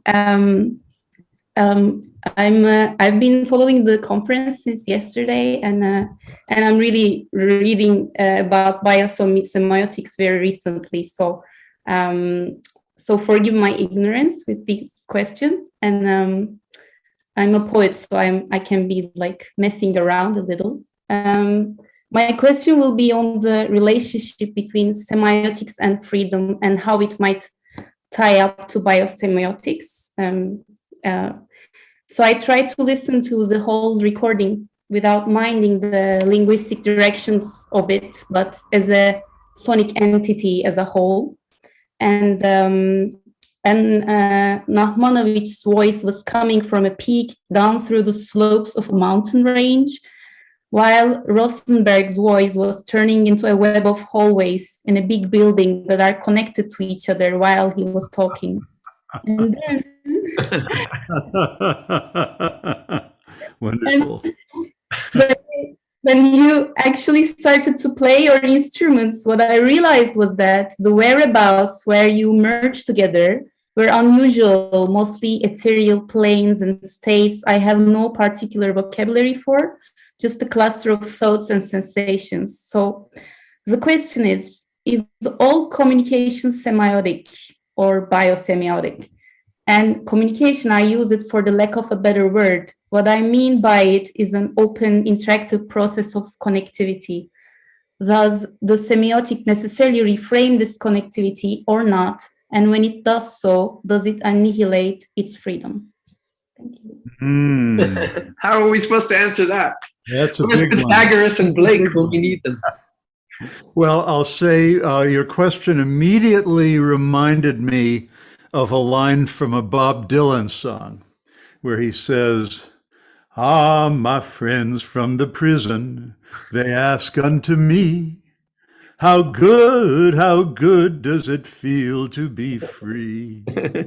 And I answer them most mysteriously, our birds free from the chains of the skyway." I wasn't So expecting here we that. are.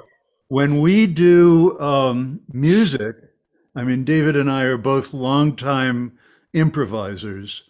And that means, of course, there's no preparation and no discussion and no nothing. We just play and listen respectfully to each other. And structure emerges from what happens that day, that moment, that second. And so, in a sense, it's all, you know, the conversational flowing of unpredictable sound that's never been made before. And certainly some of the sounds that we made in this little performance today have never been made before and will never be made again. Just as the sentences that we say have never been made before and will never be made again. But at the same time, each of us is sitting on top of 3.5 billion years of organic evolution, which is pattern upon pattern upon pattern upon pattern upon pattern. And we're all, my teacher, Gregory Bateson, liked to talk about how the structure of you as a living organism enables you to appreciate the structure of a piece of art that you're looking at or a piece of art that you're making. So that it's all, in a sense, you know, he talked about how form is secreted from process. So a snail secretes its shell simply by living and growing and moving around. And we secrete our music, or we secrete the furniture that we make, or the art that we make, or the plumbing pipes we build, or whatever our craft or trade is. And so, yes, that's all semiotic in a sense. And it's all non-semiotic because the more you investigate it, the thinner the lines come between these concepts. And the more the lines between the concepts disappear, the more enjoyable it is to participate in the actual creation of ideas and art and conversation. David and Stephen, thank you so much. We had yesterday a couple of presentations on beauty and aesthetics. And I think, Stephen, what you were just talking about really relates to sort of this synesthetic immediacy that, yes, you can probe it forever and get lost in the probing, but the experience and to take it in for what it is and what it does, sort of its effect on the organism, I think is one of these sort of key concepts that we keep on circling around, and which your performances sort of, especially the sort of ones with the music of other species, really brings us to, because there's something about the immediacy of other species sounds and sounding and their patterns and frequencies that are unmistakably aesthetic in a non-symbolic way. Whereas in, say, Western classical music, you know, we have certain ideas that, well, you know, when Bach was doing this, he was signaling this thing, and, you know, that there were certain tropes that were being used in a more symbolic way. But my name's Yogi Henlin, and I'm a drummer. I'm a percussionist, a handpan player, a hung player. And while I haven't really played so much music with other species, I did have a question about rhythm. So the Siberian skylark, for example, or Eurasian skylark, the rhythms, it seemed like that there was a punctuation, right? You'd have something that you could possibly loop, but then it would break into this whole other sort of tempo and tact, right? This whole other meter. And so I'm wondering how you deal with this, because a lot of the playing that the two of you were doing in accompaniment in the compositions was sort of, I think of it as, you know, briefly sort of ghost noting different rhythms without, say, falling into, say, something that like Steve Coleman, right, with M-bass, you could say is, you know, 17/8 or something like that, and looping, or having these polyrhythmic looping structures. So how do you see the lack of rhythmic repetition in natural sounds working, because our music is so structured around these closed cycles, you could say. So I'm really curious what you both have to say about that. Well, one of my favorite composers, and certainly the one who was most influenced by birds, was Olivier Messiaen. And he liked to talk about what he called non-retrogradable rhythms, which were rhythms, as you described, that don't fit into the boxes of meters, of mathematically defined meters, can't be turned around. They have to go the way they go. And listening to birds, I mean, just walking down the trail here this morning, hearing cardinals calling and crows cawing and the vultures cawing, I heard so many rhythmic utterances, but none of them, you know, a bird might do 5 utterances now, and then 15 seconds later do 7, and then 15 seconds later do 2. And there's certainly repetition and rhythm of a sort, but it's not the kind that fits into the geometrically defined box that we like to structure Western music around. So, of course, when you're an improviser and you're respectfully listening to nature, or you're respectfully listening to your human partner who's a different personality from you and has different ideas, and some of your ideas merge and some of them don't, then you get these wonderfully complex structures that can't be really described or quantified, but which are nevertheless structures and which have the kind of wholeness that a body has. You know, although it's true that, you know, a lot of human music has a regular beat behind it and regular rhythms from a small group that we often recognize, 4/4 and 3/4, 6/8. Most of the world's music doesn't have that. It's actually free and loose and changes in tempo and speed. You know, we shouldn't forget that. There's so much music people are doing. They just make a sound, and, you know, songs calling cows in the Swedish mountains. And then, you know, you have whole music based on that. It's uneven, you know, but there's rhythm to it. It's just not a steady beat. And I think people, you know, most of my students, if I teach a music class, let's make some music, just make some sounds. How do we know if it's music? The first thing they say is, it's got to have a beat. It's got to have a steady beat.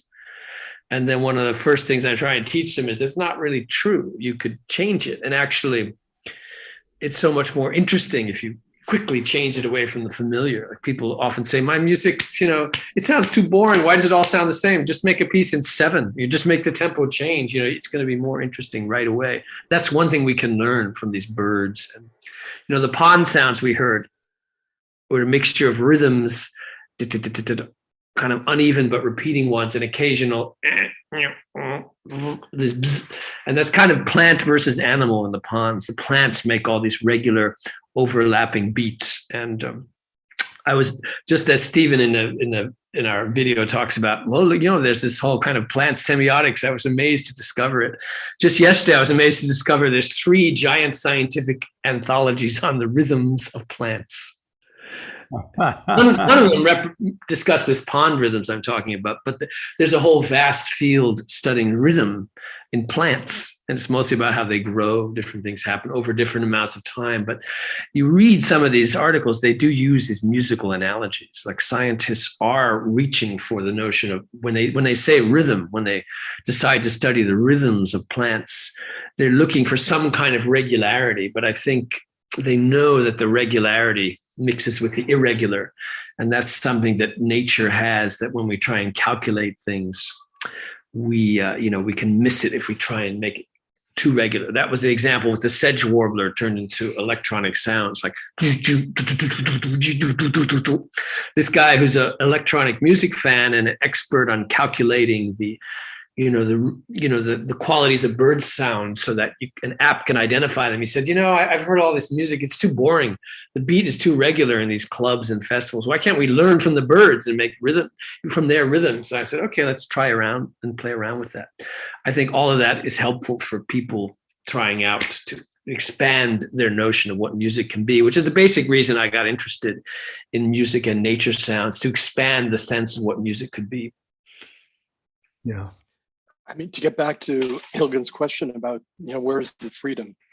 There was always going to be an element of freedom and an element of structure that contains it, right? The structure is the scaffolding that holds it in some kind of positioning. But there's always the elements of creativity that are built into that, and the two are blended together. And how that all happens can vary so much between different forms of art, depending on, you know, what the source of structure is and what the source of creativity is. So in poetry, for example, you may have like a rhythmic pattern. Certainly in music with lyrics, you have a rhythmic pattern, and then you have to sort of fit the lyrics into that pattern so that, you know, you can understand what the lyrics are saying at the same time that you're appreciating the melody. Yeah, I found what's so interesting watching this presentation that we made, and then I haven't paid attention to since, is that we talk with each other, and then we kind of communicate musically? Is the music also like a talking? I always remember John Cage saying, what I don't like about jazz and improvisation is that music becomes like a dialogue, becomes like talking back and forth. He didn't like that. He wanted the music to be something else. So when I watched our performance, I thought like, oh, are we trying to talk with music here, or are we doing something else? And I don't know the answer, but I suspect we're doing something else, that using music to dialogue with isn't the same as talking when you leave space for the other person to speak, that together you make some sounds. You don't quite know what the meanings are going to be exactly. And the great thing about music is you can get some meaning out of it with having no idea what's going on. You don't need to learn all that theory or know what the instruments are or what culture the musicians are from. That might help you, but it might not. Like the music cuts through, which is one reason you can play music with somebody, say from New Guinea, who might not speak your language. You can get together and make music that makes some kind of sense. So maybe you can also do that with animals who are making music for very complex reasons that we tend to oversimplify, but maybe they understand the connection of sound because they're playing around with sound. Anyone who pays attention to birds or whales or bugs know that they interact with sound without necessarily thinking about what that sound is. They respond. So it is one way to cut through the fact that we don't know what they're talking about, to make music with them. Music is not a language. It's some other kind of way to communicate. And the thing is that language isn't even a language. I mean, I remember so many times when my sons were in school and they'd be like in 8th or 9th grade or something, and they'd have an English teacher who would assign a poem, and the teacher said, well, what did the poet mean by this line? So here's a line in English poetry, and it's treated as though it was a code for something else, and that your job as the reader is to decode it and write down the real meaning, you know. And of course, Isadora Duncan said, if I could say it, I wouldn't have to dance it. But the writer also, if he or she could say it, he or she wouldn't have to write it. And I remember one day there was a novel, what was it? David Mitchell's The Bone Clocks. And I had just finished it and I really enjoyed it. And I was trying to describe to my family, like my wife said, well, what is it about? You know? So of course I made a complete fool of myself. Well, it's about this woman named Holly Sykes. And then this happens and that. Well, of course, what is it about is meaningless.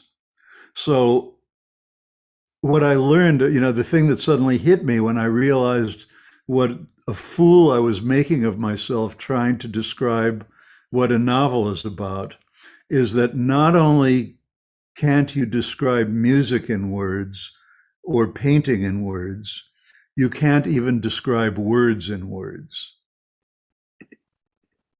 And yet we keep trying. And yet we keep trying. Why not? Give it a shot, you know. But you know, the pleasure of doing improvisational music or any other art form is that the pressure is off in terms of definitions, and the pleasure is on in terms of simply being there and listening to each other and responding without worrying about what it means or what it says. And the less you worry about that, the more together it becomes. I was once in a conference in Ireland that was full of like neuroscientists and linguists and psychologists. And at the end, we were like sitting, the presenters were sitting at one of these long tables, which is called a panel of wood. And so the question that was being passed down the line was, what's the source of human creativity? So various people had whatever was their favorite part of the brain that year, or various cognitive processes and so on. And then when it got to me, I said, the source of creativity is other people. Do you think musicians are more likely to say that than other kinds of artists or creators? I think creators of all kinds are interested in community and paying attention to each other and learning from each other. Musicians do have this wonderful process of doing something that's nonverbal and immediate, and where you're able to pile on top of each other and not have to do the turn taking. You can do some turn taking, but it's got this sort of more integrative thing, which is sort of like, I'm just noticing my hand here and the parts of the hand that are the so-called nervous system and the so-called circulatory system and the bones and the muscles and the tendons and the fascia. They aren't like taking turns in order to wiggle my fingers around, They're all doing it. It's all one. And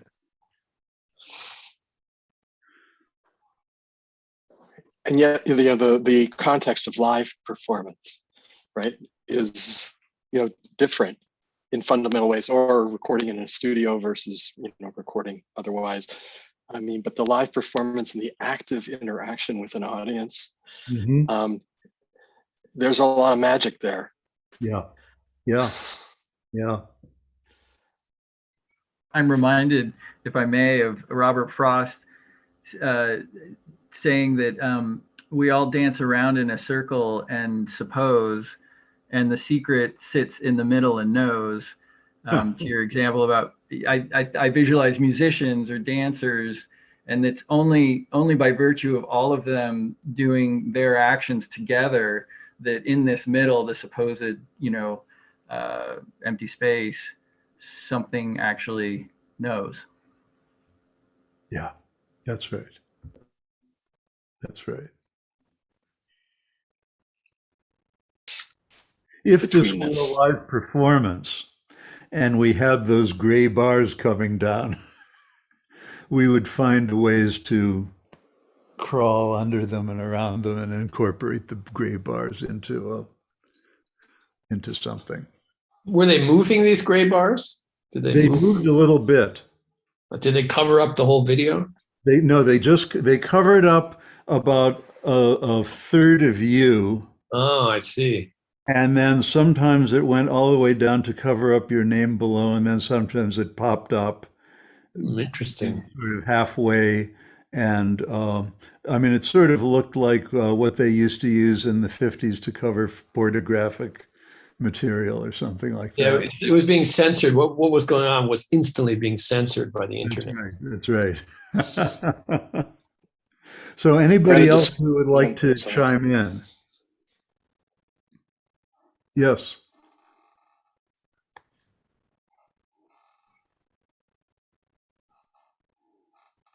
Somebody's out there. Okay, I'll chime in. Can you hear me? Yes. So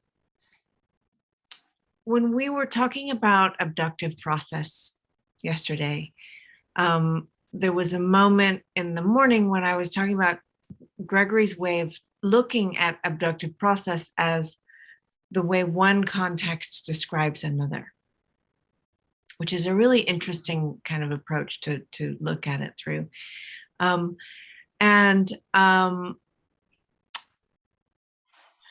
interested in this notion of description that's happening here. And description somehow being in that tissuing process between the gaps. And the richness of that description, of course, is coming from those many millennia of life and those patterns that have been overlapping and intersteeping and interweaving and moiring into each other and fusing and stewing and brewing and fermenting. And I guess one of the things that I find so interesting is, and I noticed this, I think really first it hit me the hardest when I was making the film about Gregory. And I was confronted with this very difficult question of how do you describe a living organism? And not to mention, it could be your father. But any living organism, how do you describe something that is alive without killing it? Without having the description isolated out of its potentiality of gaps that can be continually retissued into that richness of abductive process. And there's this moment, I love this quote that I'm gonna mess up a little bit of Gregory's, where he says, poetry is not prose that has been decorated and embellished, but prose is poetry that has been put upon a Procrustean bed of logic. Yes. And so what's interesting here is this sort of exploration of this thing we may be thinking of as communication, as a kind of dancing description between us.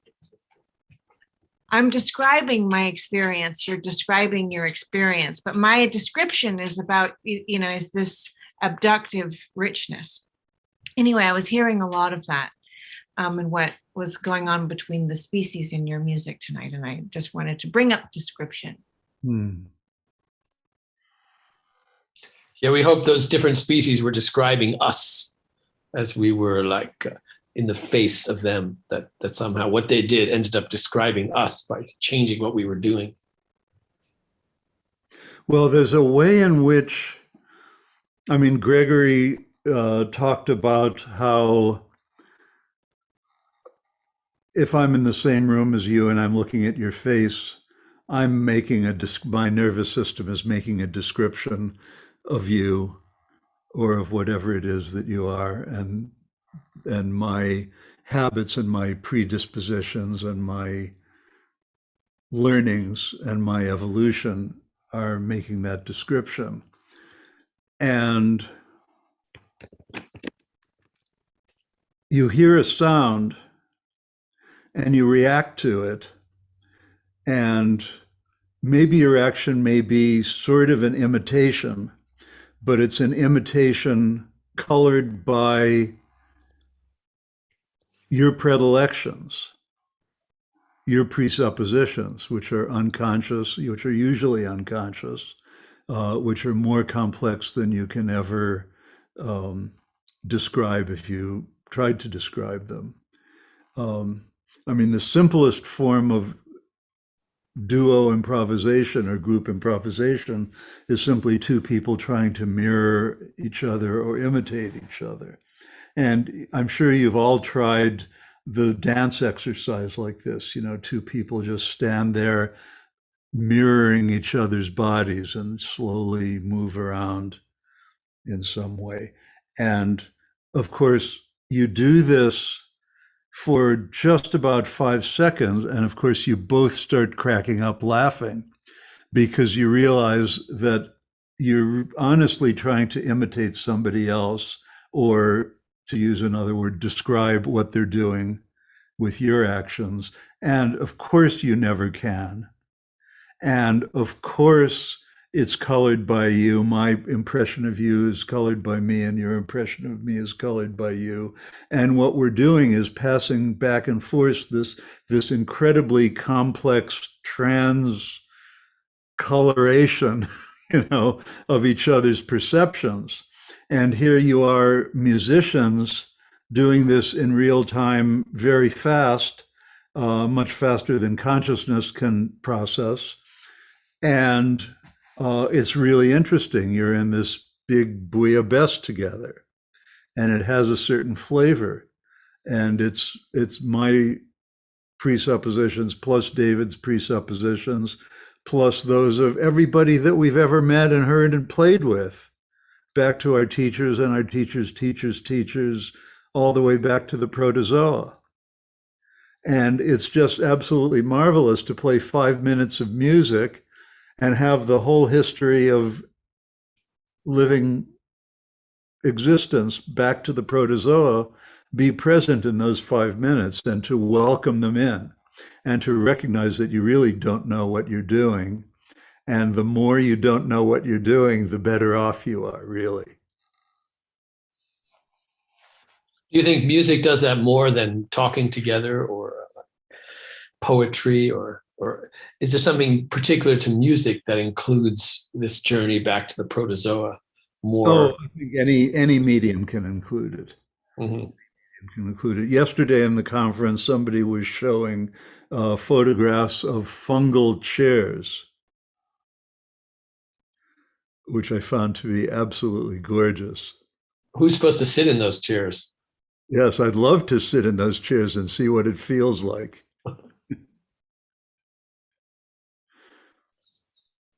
But yes, it can be done in any media. I mean, there's something one particularly, of course, I mean, I'm saying it because I'm a musician. Um, so obviously I'm carrying around my biases. Um, I like fooling around with musical instruments. And there is something about the nonverbal, you're not constrained by meanings and definitions, and the immediacy and the fact that you can talk on top of each other without being rude, you know. And that's really nice. But I believe that regardless of your medium, you know, music, dance, film, poetry, sports, craftsmanship, pottery, whatever it may be.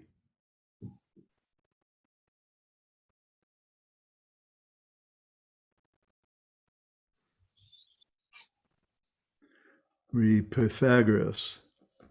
I've read that I have to say, Michael Jacob is saying wonderful performance regarding Pythagoras. I'd rather that every time I hear the word he, we have to make sure that we're saying he or she, because we actually have no idea who Pythagoras was, or as Gregory called him, Pythagoras.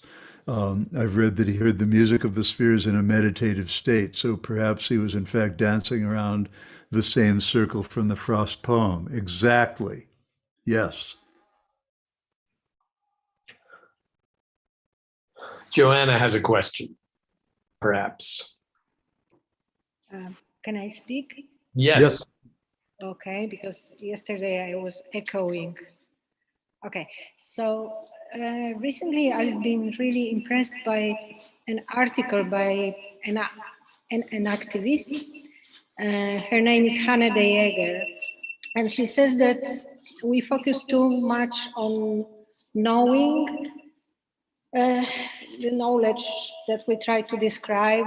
I think has to do a lot with description, like Nora just said. And we forget about loving, which is another way of knowing, of a relation with the known, which is just being together. And I was thinking about it when I heard you playing sort of with the bird.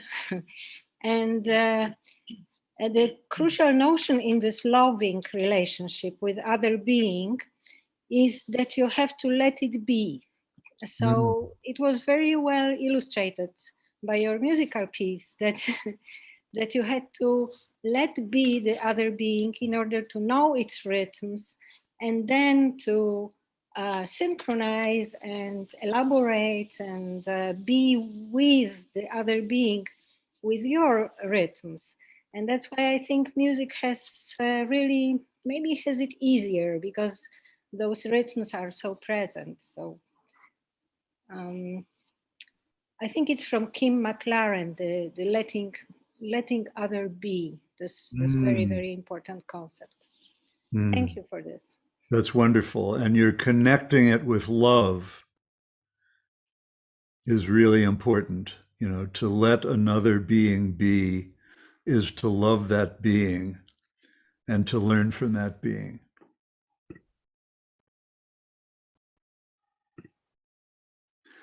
A question in the chat is from Peter. Do you find that animals pick up on particular patterns of musical expression?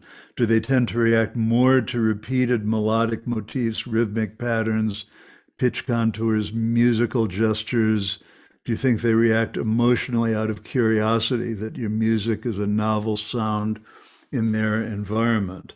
So I teach courses, I taught courses on music psychology and neuroscience. And, you know, there are various ways that music affects us, Mhm. you know, emotionally, cognitive, motivationally, levels of arousal, can drive our motor systems. We use it in about 20 or 30 different ways. A lot of those ways we have in common with animals. And so do you find that if you play, say, rhythmic music, do they bob, you know, like Snowball the Cockatoo, do they bob their Yeah, I was heads? just thinking of the cockatoos when you said that. Yeah.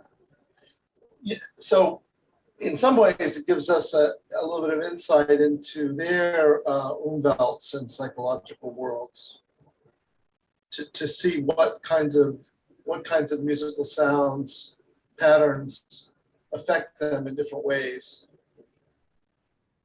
Well, for me, and I'd love to hear what David says because he's been doing this for years. I mean, my experience, my best experiences in terms of trying to actually see what I think an animal is reacting to has been with dogs over the years, simply because, you know, dogs can look into your eyes and you see so clearly what is interesting to them. They have that allelomimetic howling response. Yes, absolutely.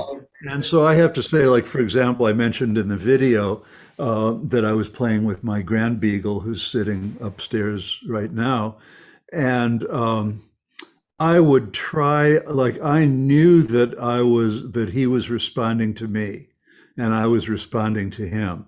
But if I tried repeating the last thing that I did, because, oh, that must have been it, or what was it?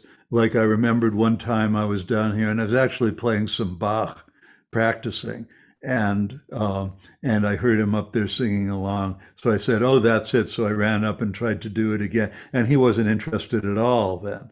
And so when I've tried repeating things that I think get a response from him, that doesn't work.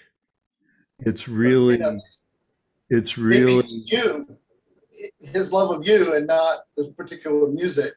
that could well be. So, David, what do you find with the nightingales in Berlin?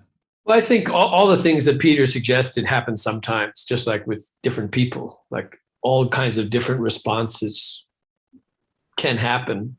Each creature is really an individual. They're liable to do something you don't expect. You know, once you think you've got it figured out, they'll do something else. But I do think that I often feel that when you're playing music with some different species, different being there, when they understand that it's kind of music and not your language, they respond very differently. They realize it opens up towards something they might be able to understand or relate to, which I think helps to suggest, you know, promote this argument that Stephen Mythen had in his book, The Singing Neanderthal, where he's an archaeologist, and he argued that, you know, it's quite likely that the way Neanderthals communicated was much closer to music than to what we call language, just like much of the rest of animals that have evolved. Like music is more prevalent in nature than language because communication is happening in a kind of emotional, structured and patterned way without always saying specific things that can be deciphered. Yeah, Herbert Spencer said similar things, that music's very similar to the prosodic aspects of language, and that the prosodic aspects are common across large parts of the animal kingdom. Mm-hmm. Like, you know, cooing is affiliative, you know, woo, and grunting and barking is aggressive, you know, rah! You know, and basically you can get these sorts of basic responses out of a huge range of animals. But thank you for your performance. Thank you. Yes, it's getting late. It's just in the mid-afternoon for me here in Virginia, but it's getting late for you folks in Europe. So yeah, Daniel's giving us the signal. It's time to shut down here at NAV. Okay. Yeah. Thanks everyone for being so patient and lasting on into the night. And we're so happy to have made this little a performance for you and also to appear live and to really be there. So thanks everyone for being there. And one day we'll do this all in person. We will indeed. So thank you all and good night. Thanks a lot. Good night. Thank you. Good night. Night, everyone.